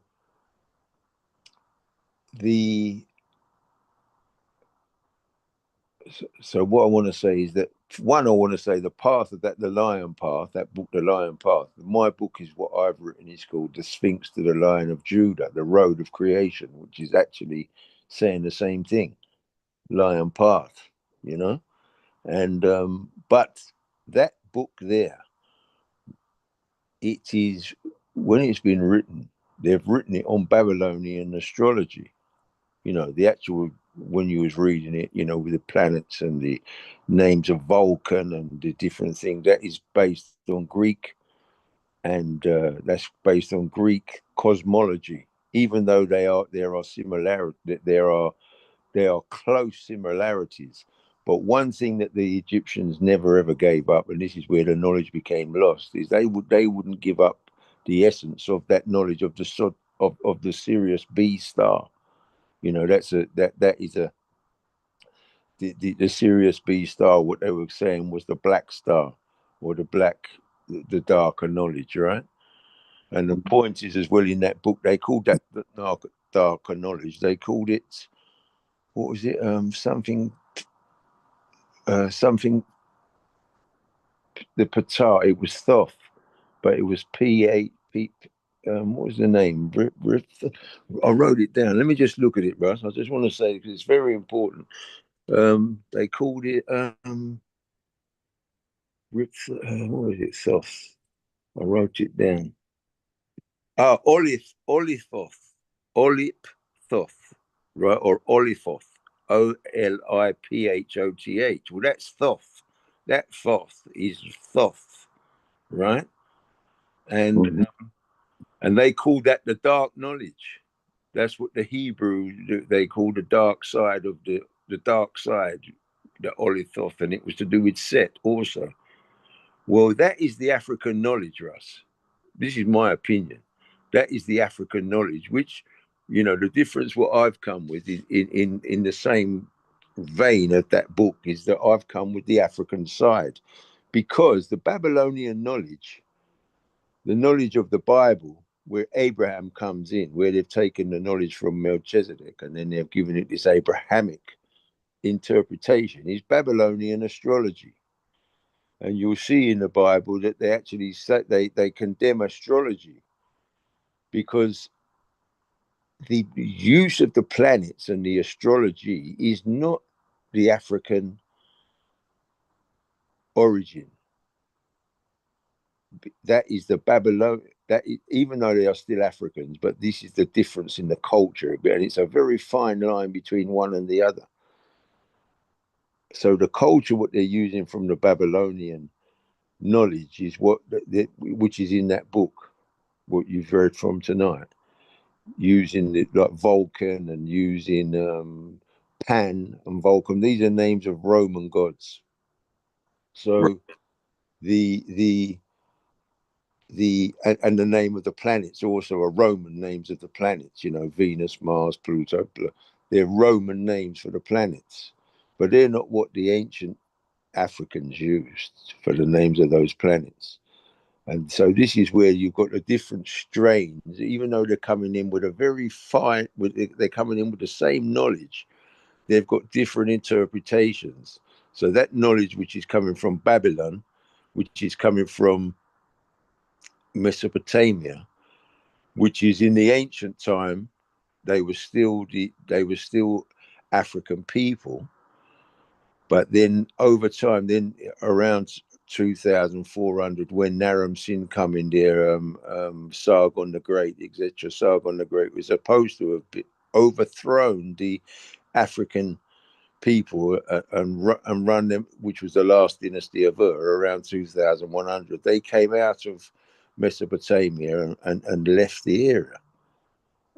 And because that was the last dynasty of Ur, who they called themselves the Blackids. Well, then allegedly, these other people came in, who is Sargon the Great, and then his posterity. Then there was Naram Sin, and he was a great. He conquered the area, and I think that probably Abraham is either one of the people who fled from that area. He was one of the Africans who fled from that area, or he was I'm not sure whether he was one of the Africans who fled from that area, or if he was one of those people who came across, you know, one of the same Naram Sin and Sargon the Great, if he was their people who actually came across and then conquered. and then these became, and then so after 400 years, that they became the Hyksos who went into Egypt. Possibly, I mean, I can't say really which one Abraham belongs to, whether he belongs to the people who fled or if he belongs to the people who conquered. But he's definitely come from Ur in Mesopotamia, because it tells you in the Bible. So, and the last dynasty of Ur was black people. Well, let me give you one more thing. I want you to give me your insight on this, because you spoke about Abraham, correct? Yeah. So I want you to look at all of the aspects of the stories as well on that. So this is called the Book of Abraham, and in this, let me see if they give us the image. Change it. In the Book of Abraham, there are images, and this is one of the images. And this is Abraham sitting on the throne. What does he have on his head? Why is he dressed in Kemet? Why is Hathor and Isis and all of the priests and everything in place on Book of Abraham? And you know who holds this hieroglyph in their book? Who's that? The Mormons. But I wonder whether Abraham and Abram, Abram, and Abraham are a mixture of the same two people. But Abraham is the African one, and Abraham is the Mesopotamian one, who came in and then ruled the Hyksos, and so they've then carried out the story of Abraham. You know, but the real story is with Abraham, who is of the African Melchizedek lineage, and whether Abraham, you know, whether the stories have become confluted in Abraham and Abraham, and that's possibly because there's definitely you know, and the finite line between the Christ and the Antichrist is so finite. Yes, and I want you to think about what today's topic was: the lion couch and the lion couch energy and the lion path, speaking about the lion couch. Now, if you read what this topic is here about the Book of Abraham in this picture, in the Book of Abraham, a Latter-day Saint scripture, a pharaoh is depicted as the first king of Egypt, with his lineage traced back to Ham and the Canaanites. The text suggests that the pharaoh, despite lacking the priesthood, sought to claim it through Noah and Ham. The Book of Abraham also includes fixed meals, which depict a lion couch scene, interpreted by some as Abraham being sacrificed, but by others as a lion couch scene in the funerary context.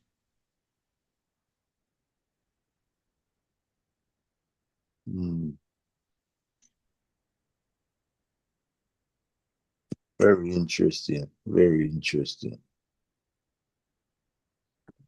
But you know, obviously, I mean, they're using the same.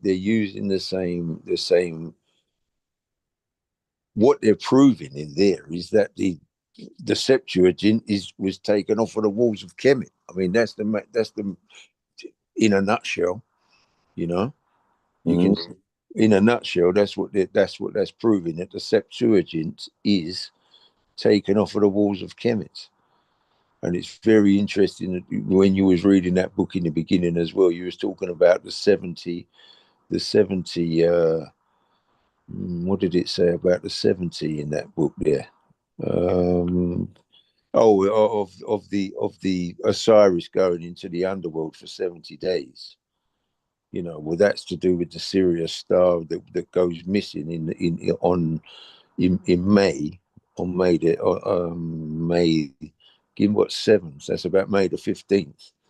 The star goes missing for 70 days, beginning on May the 15th, and then emerges in July the 23rd on His Majesty's Earthstrom.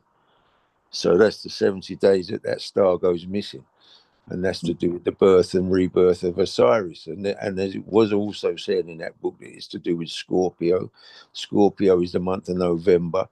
So it's all pointing to that. And you'll see that the Jewish calendar, they have two beginnings in their calendar. They have a beginning in April. They have a beginning and then 6 months later, or so 7 months later, they have another new beginning of the year, what they call the agricultural calendar, which again is in November.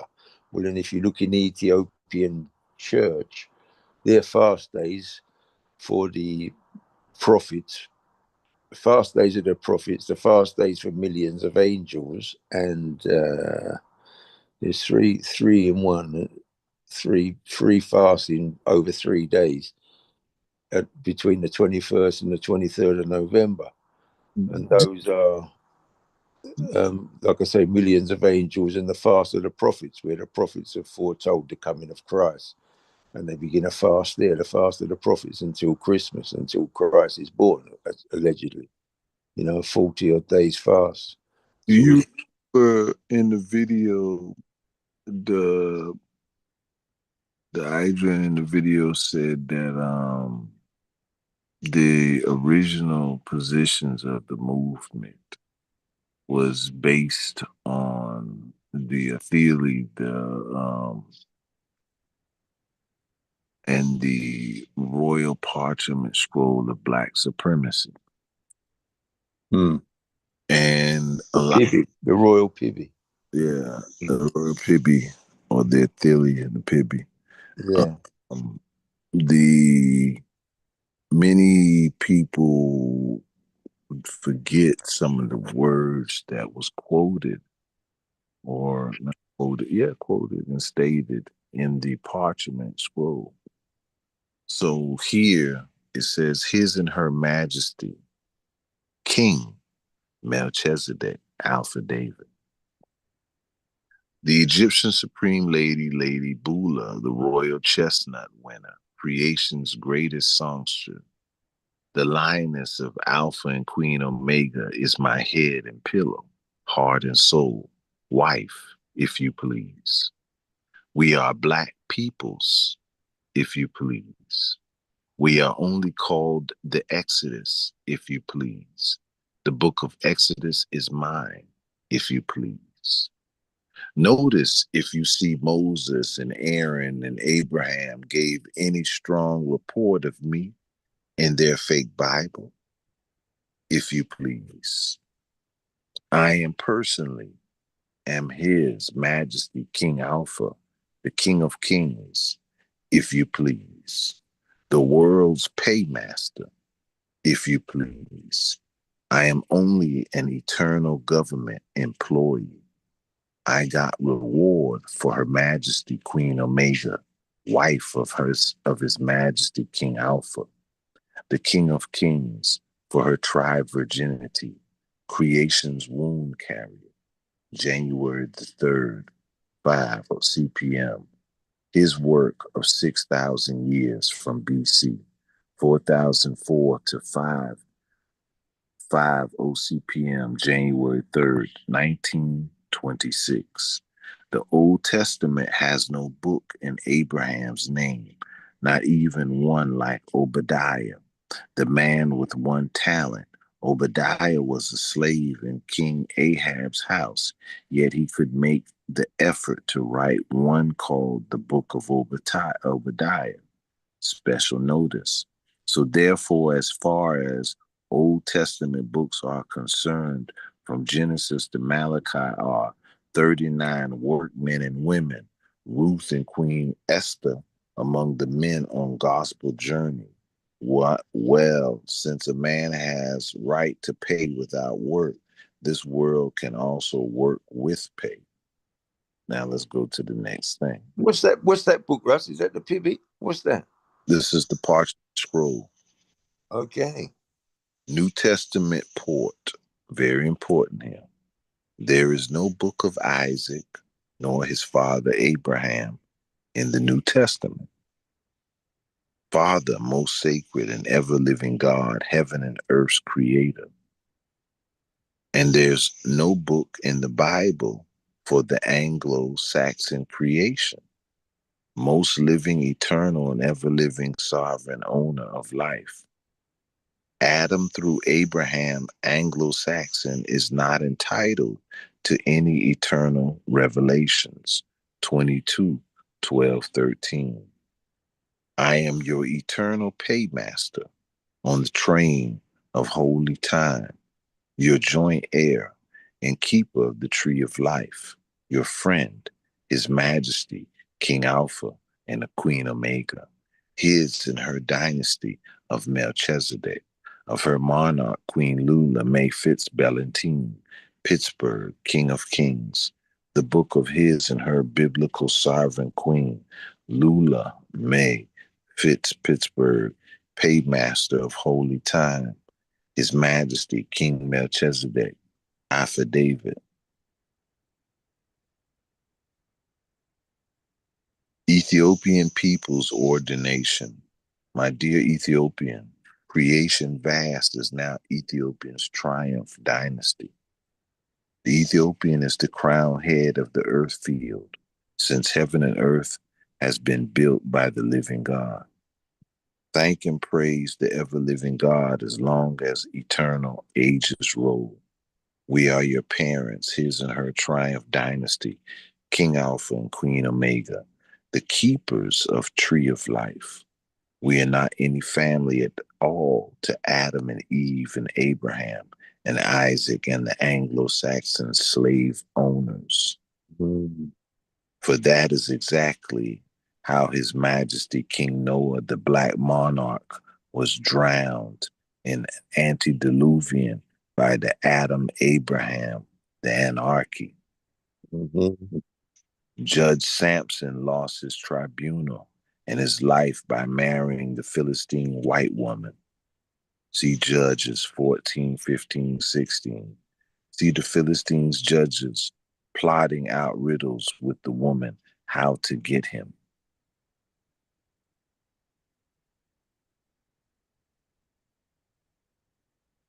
Number one, the Bible editor.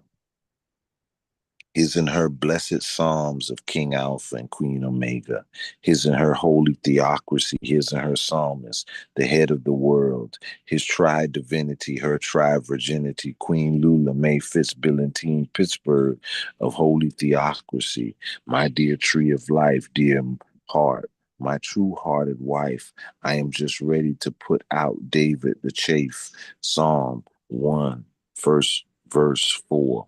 The owner of the Psalms is the Blessed Virgin Mary of Alpha and Omega, my two lawful black boys, my love. John, the lawgiver, and his brother, Prince Emmanuel, the world's swiftest clergyman, if you please. My love Psalms. Number 2, my dear monarch, my love. Will you, darling, be pleased to have all my love letters, business, and other official documents set up in solid work in 8-point types, and I will place them in the Psalms making department again for you, the New Bible Land, April 27th, 1926. Who wrote this, Russ?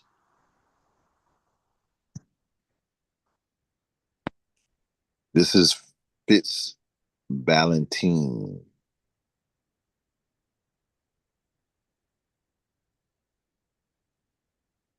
The cover is usually different than this. Fitz-Ballantine Petter. Petersburg. So that's his name? Fitz-Ballantine Petersburg? Yes, sir.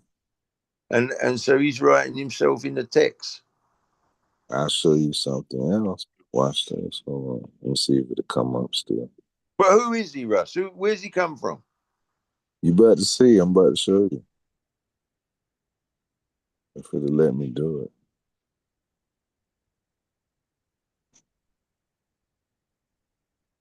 The royal parchment of black supremacy. Mm-hmm. And when he talks about Prince Emmanuel, that's not the Boba Shanti Prince Emmanuel, is it? No, this is 1926. Yeah. This is But I wonder if that's where he picked up that Prince Emmanuel from. many of the things that you hear from the theocracy reign, the order of Melchizedek, comes from right here. But in this context, they say the Anglo-Saxon Adam, Abraham, don't exist. That's not us. That don't exist. We before that. Yeah, that's exactly what I was saying there, isn't it? You know, where I think there's a I think there's a difference between Abram and Abraham. This is where the biblical, you know, confluences. Is a biblical confluence they've made, I think. You quoted one of the best books in the aspects with not only Graham Hancock but also Robert was it Temple, got Lawrence Gardner.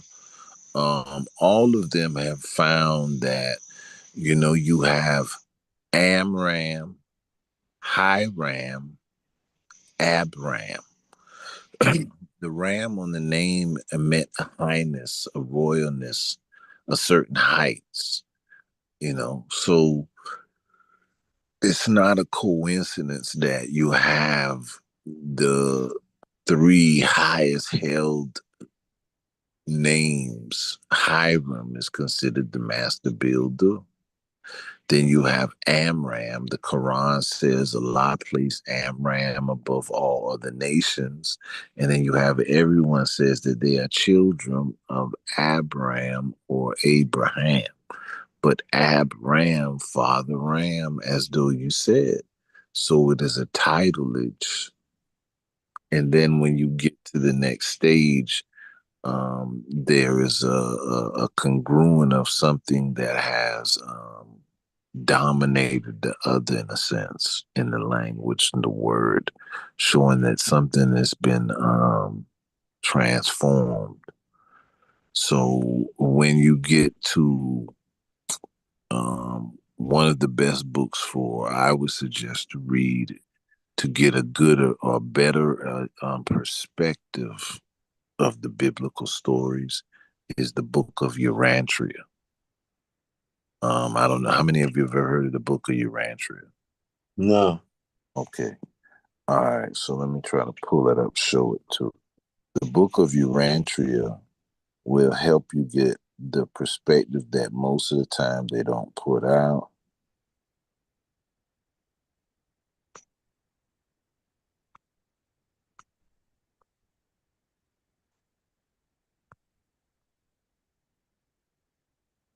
So let me see if it'll come up all the way. It came up, but I want to read it to you, a little component of it, right? Okay, yeah, this is it right here. I don't know how much it's going to put out right here, but we'll see. About 2,000 years before the birth of Jesus, Abraham, the patriarch of Islam and Judaism, was living at Ur, an ancient city located near the north end. Is this the right one? Hold on. Okay, all right, yeah.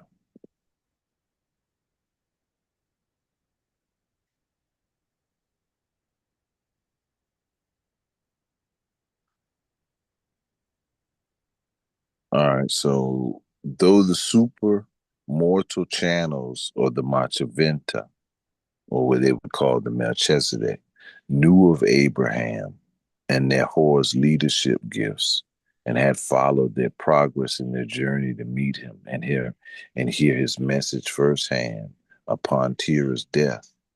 Machaventa or Melchizedek dispatched the messenger to Abraham and Nahor, Imagine their surprise upon receiving the message from the priest of Salem, who they had never met, and the message may have been something like this. Greetings to Abraham and Nahor from Melchizedek, priests of the Most High God. Come to Salem to hear the truth of the Most High God for yourself and to help build his kingdom of the Most High God. So they go through in the Urantria how Abraham upkept it. But what happened is Abraham was overzealous for power, and he wanted to be a ruler like Melchizedek. So Abraham came in the area making war. Abraham made war on his neighbors and was victorious. He forced them to accept and financially support Salem's religion. So Abraham would run around like he was bullying with the sword, forcing the people to comply with certain things with the Melchizedek way, but he was going with it on his own way. In the story, as you would keep reading, is that Melchizedek transcends away.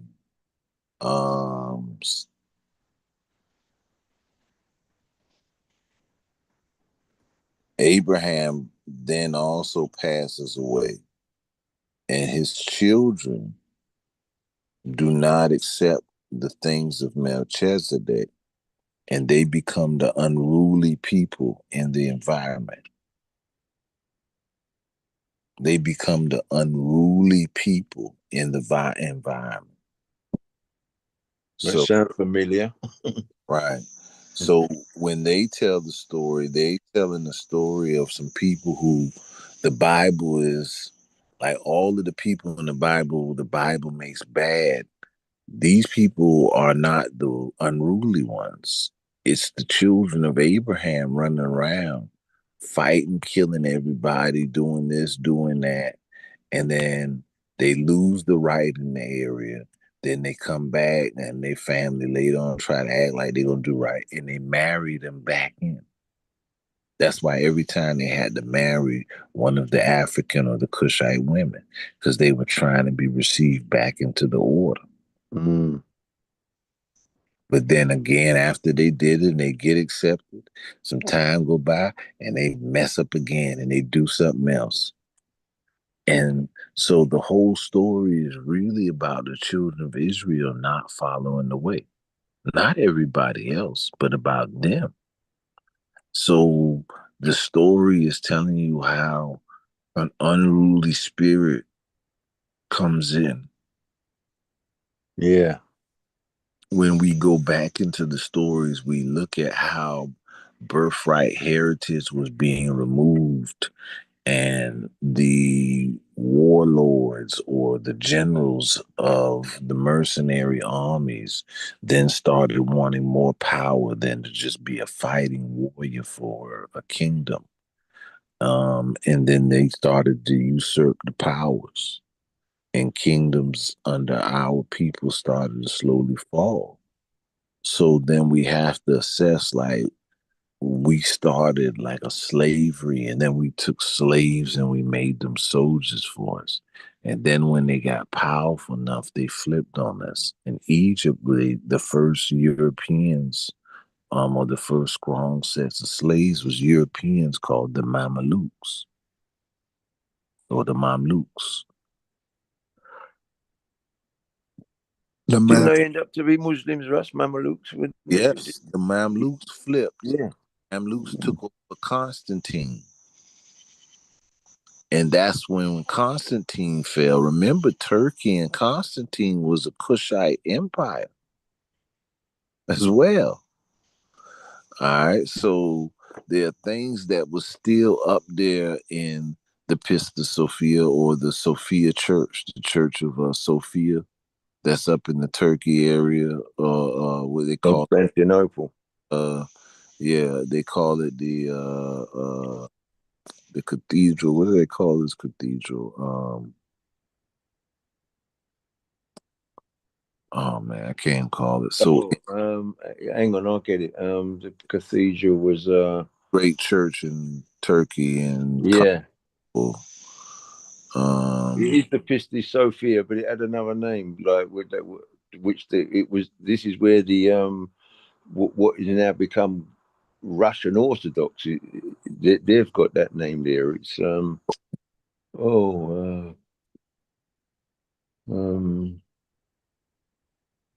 is it not Arsemia or something? No, I can't think of the name of it. I know what you're talking about, though, Russ. I know exactly what you're talking about. Right, right. Well, okay, well. So the Mameluke slaves that were or the European or the Goths and the Viscos and those that we had held in servitude and in slavery, and we made them mercenaries and we trained them. We trained them in organizing, structure, and militaries. The Mamelukes flipped, took over, and then they expanded up into the Turkey area. Was the battle for Constantine. They took over it. They bear the names of Muhammad, Bey, Ali, all of that after the Arabic transition and control in northern Egypt, northern Africa area. And so, when a lot of times you look at this history, you don't recognize that these are Europeans. And now, after years go by, there will be Persians, they will be Iranians, they will be the Arabic colonialization of Africa, but they will be all of these things now because now there's a different population that's been trained, educated in certain aspects, and understand how to commingle into the societies. Remember, this is why they don't go down in Africa. The Mamelukes go from Egypt all the way up into Turkey. Everybody says that Africa was too hard to adapt to and so forth and a lot of things, right? So even though we would train them and so forth, Africa was a different world for most of them. So even when the Mamelukes and them broke free and went the thing, they didn't come down up into Africa, but they went in other centers of trade points. And once you grab the centers of trade and gain the power over the trade, you affect the economy of the nation and the people heavily. And this is what we ended up being up against. And everywhere they went at, they weren't regular wars. They were ruthless. We were the ones that don't kill babies and so forth. That wasn't the construct. So when they came fighting and stuff, a lot of our people, they let it go. They didn't want to be into that. And so we stirred that from the 18th dynasty, with Horemheb going into the 19th dynasty. And then we did it again with the Mameluke. And then once the Mamelukes took over Constantine, in Constantinople, I'm sorry, I'm saying Constantinople, this is when the European structures that were influencing their way, this is when the Papa Bull or the popes asserted their power after this point. Yeah. That breaking what the Mamelukes did, it brought in the Papa Bulls because it signifies something for European or white European authority and power and being the key lords. That's why when you watch all the history now about the Catholic Church and them fighting the Protestants and people looking for the blessings of the church and so forth, we have to pay attention what those stories are talking about. So yes, I ain't gonna keep us up no longer. We up to 2:47. Wow. Yeah. Oh. Yeah, well, Russ, it's 8 o'clock here, I think. Yes, nearly 8 o'clock here. Yes, King. Well, it's been a great uh subject that the guys dealt with tonight, you know. But one thing I do say is that we're not, say we're not, the discussions that can come that can develop from the guy's teaching, like when we come next week, we're coming with another subject, and I think personally, I think that we're not not trashing it out. It's not trashing it out isn't the word, but like the explanations. Even because even one thing before we close, Russ. One thing I wanted to say in there when you was going through that book as well, you said that, and I said I did actually try to just see whether you would respond, but I did say pray thee. But that when you was talking about the consubstantiation, through the duat, and then the consubstantiation of the change, which is changing the water into wine, and I that is where the definite, which would actually bring the contradiction into what the brother was saying, Tao Tao, what he was saying, that the African knowledge is not. We're trying to look for.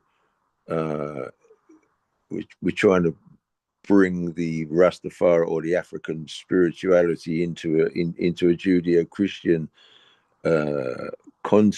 construct, where you read in that book, you actually read about the consubstantiation, which was the changing, which is giving the sacrament towards the God, the God and the goddess. When you're taking the consubstantiation, is changing one substance into another, which is the turning the wine, the water into the wine, and the wine, I think we spoke about it last week, I think you said was the lotus flower, and we also said the pomegranate, and the wine of the lotus flower and the pomegranate is the transformation of the mind into the substance of the divine intelligence. So when you're actually taking the bread and the wine, the consubstantiation, you're not actually eating flesh and blood, but you're actually partaking in the transformation of the spirit of that of the deity, which is obviously got a human form in the aspect of I'm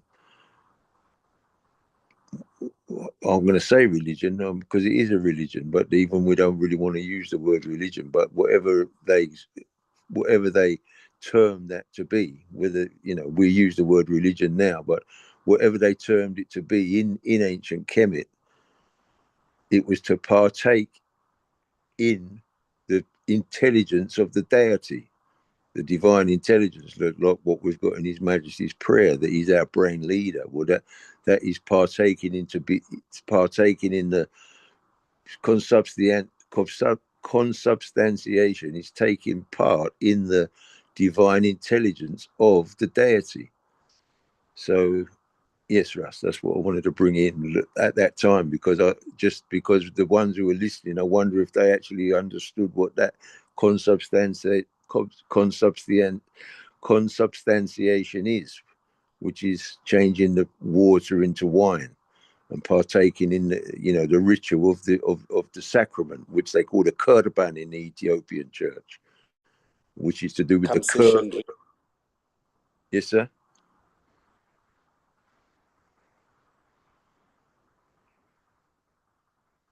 Yes, it is. The science is the transformation, and the marriage is the higher self and lower self. The matter and the atom are already one. but the consciousness of the mind has fallen to its earthly body, and it does not see the oneness.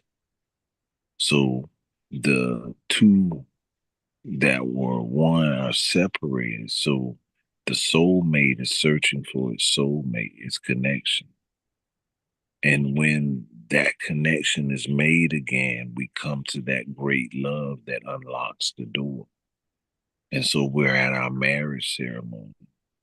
And so the six lead jars, meaning our lower self, the six chakras or the six lower frequencies, the waters of emotions, the waters of time must be transformed into a spiritual rejuvenation, a fermentation, a purification, a cooking, a translation of the sugar molecules in the wine transforms to life or the blood. So there's a science on that marriage, on that connection, on that higher self, that lower self, and that definition is what we're pushing is that archetype, to understand that we are all possessors of this archetype, of this science. We are all possessors of this archetype, of this science,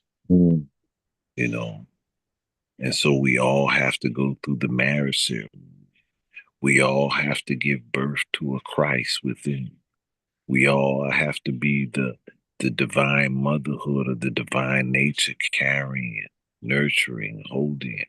We have to be the father, the protector, you know.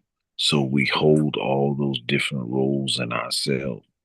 So our set or the great mother, she will be the great mother for us, and then she will be our great lover.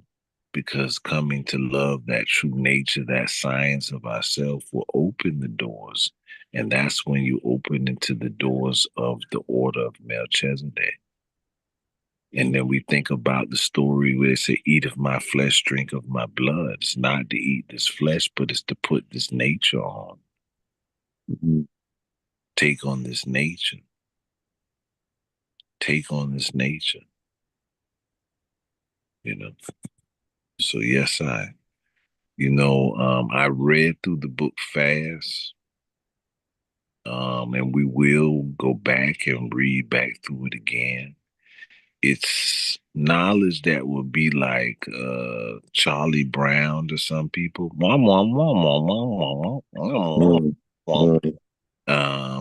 Until their being aligns with what they're hearing and what they're trying to channel into. But I wanted to read it because if I just said, hey, here, y'all take this book, everybody go read this and come back next week, I don't think too many people are not going to read it. They're not going to get a chance to. So on it was to show that they have research teams, and I'm going to read another book called The Brotherhood of Light next week as well. They have research teams that have sat back and studied its ancient knowledge, ran the tests. They have equipment and money that some of us don't have to do the research. So somebody said they got a telescope and they got major observatories to watch the stars over a certain period and track them. But we don't have all that. But they're studying this based on who our ancestors taught and left. So they're in laboratories literally studying the theories of our ancestors. And again, as I said last week, they have realized the science and the knowledge which our ancestors taught, even that simple picture of the circle, the triangle, and the square, that's quantum physics. That is quantum physics. And when we learn to understand our ancestors were speaking in quantum physics and dimensional high travels, oh man, the happiness will be here again. Yeah. Yes, sir. You like those who dream. Yes, sir. Giving thanks, Russ. Beautiful work. Beautiful work, Russ. Giving thanks. Ritual of King Dalinyebo. Now the church criticized him that you are a Christian who's still participating in So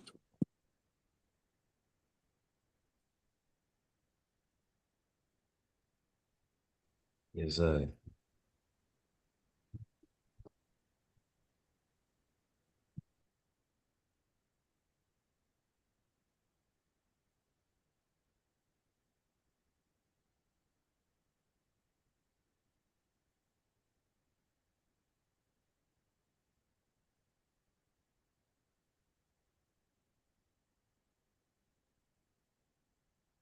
spirit in Mohondoro spirit of Ambuya Nehanda.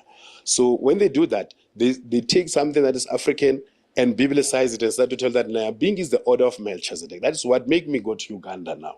That Melchizedek is a biblical character, Nyabing is an African Sangoma, in my understanding of So study it's of a history. mix. It's a mixture of different cultures. Which is the problem and that you're having legends. today which is a post-traumatic Christian disorder, which is creating this phenomena called the Christian Sangoma. You know, somebody who was like a Sangoma and a Christian at the same time. The two don't go together. Even there are So we are looking at information and learning. And in the identification, the question, I think Rasifa said it as we close, the question was this: is it Judaism? Is it Christianity? Or is it our ancient teachings coming out of Africa that they have reformulated and then sold back to us under a different identification, knowing that in the subliminal projections of it, we would accept it? Or is it our story, reconverted into ways that take it away from our authority? Again, we spoke about the Black woman and her role in the book and how she is not recognized as the key factor. So whose story? What is it? And as the brethren asks, what are we bringing to Africa? Are we bringing the answers? Are we bringing more confusion? Are we coming to Europeanize? Are we coming to lead the people away from African tradition?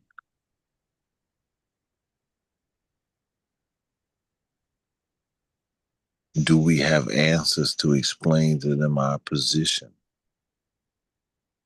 Or will we feel challenged and threatened? Or will we be able to share full knowledge to help them awaken to see that we're both right in our positions?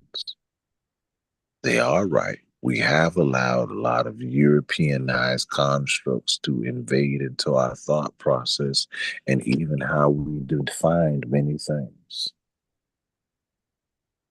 But then we are also the converters and the restorers back to the information to return it back to us, that which was taken from us and used to dominate us. And then it requires us to remember that. And as we do, we'll be aligning more and more with the energy of transformation and change that is here for this time.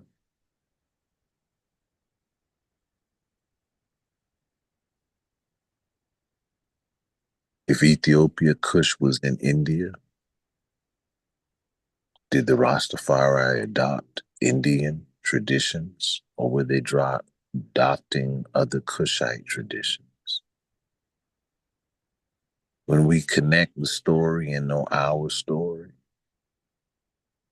then we can answer these questions.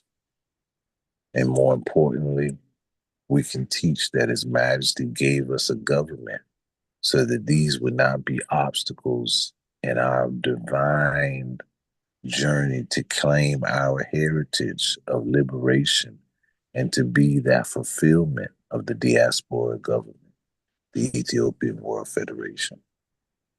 Give thanks. Yes, sir. Give thanks. Yes, sir. Yes, sir. I got a special song for this segment. It's called Pay Homage to the Land. That's it. Called what, Russ? What's it called? Pay homage to the land. Okay. Yes,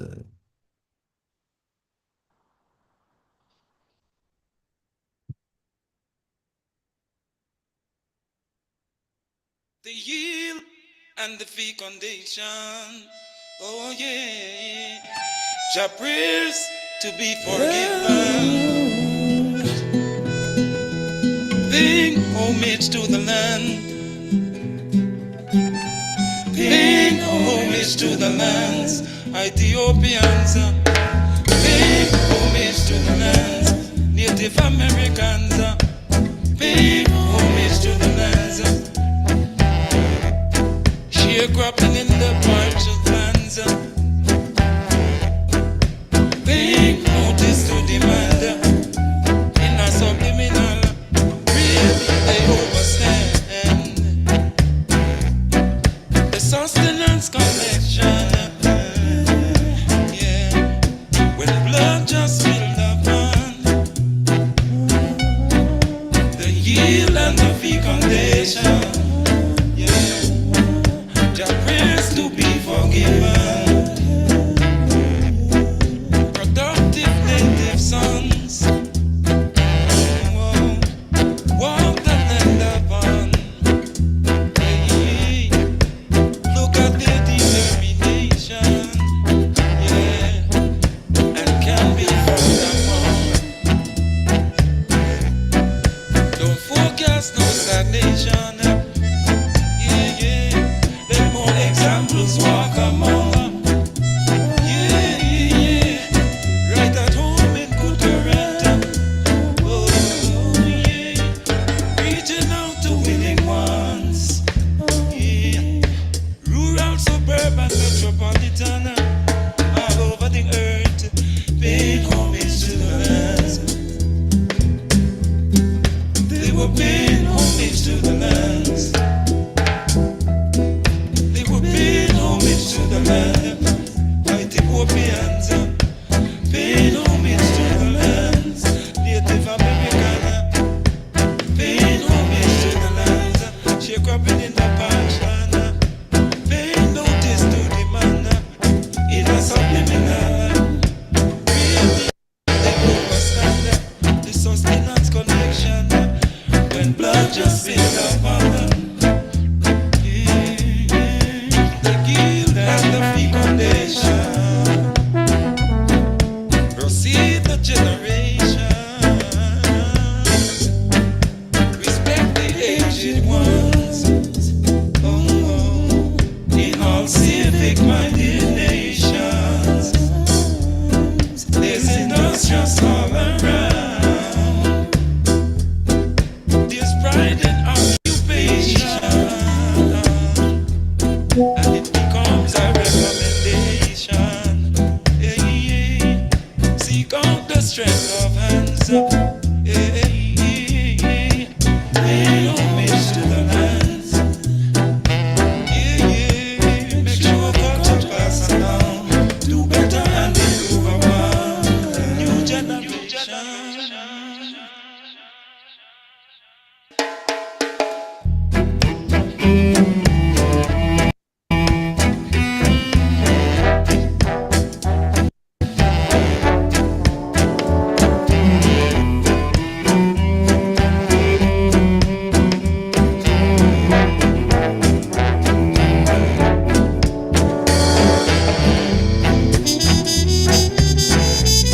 Yes, pay homage to the land.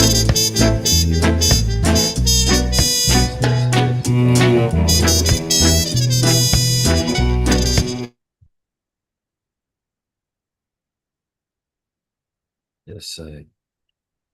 Yes, Give sir. thanks once again, everyone. This was a wonderful, wonderful night. And looking forward to next strong when we get into those books Ms. Lies was talking about. Give thanks once again for everybody coming in. Wonderful, significant night. Great timing. And yes, sir, yes, sir. Meditations in. This is that energy. Most of you know there's gonna be some astronomical phenomenons coming in the next 2 days. Definitely align your energy, drink your water, center yourself, try to be alkaline. Don't overeat, don't overstuff yourself so that your sensory is not clouded. If you can, fast. This is what Black August allows you to do. So fast and then, eat at sundown, but catch the energy. Definitely catch this energy that's coming in. Align with it. Know what it is. Know the I am that I am. I am love.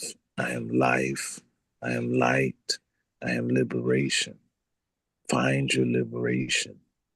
Speak truthfully to yourself and the things that you need strengthening in, the things that you need to be liberated from that hinder you from being able to develop your gift, your greatness.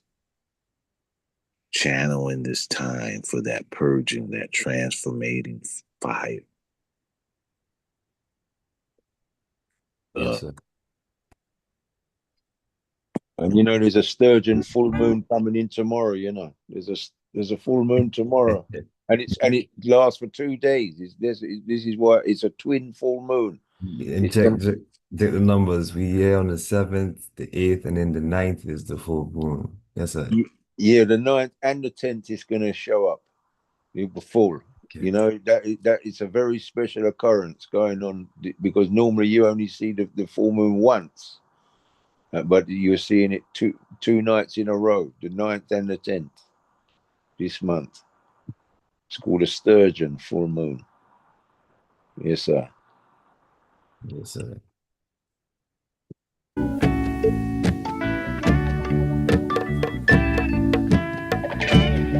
Got to be in that land of Ethiopia.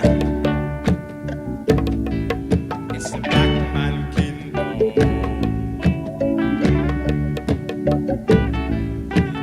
Ethiopia, the land of our fathers, the land where our gods ought to be.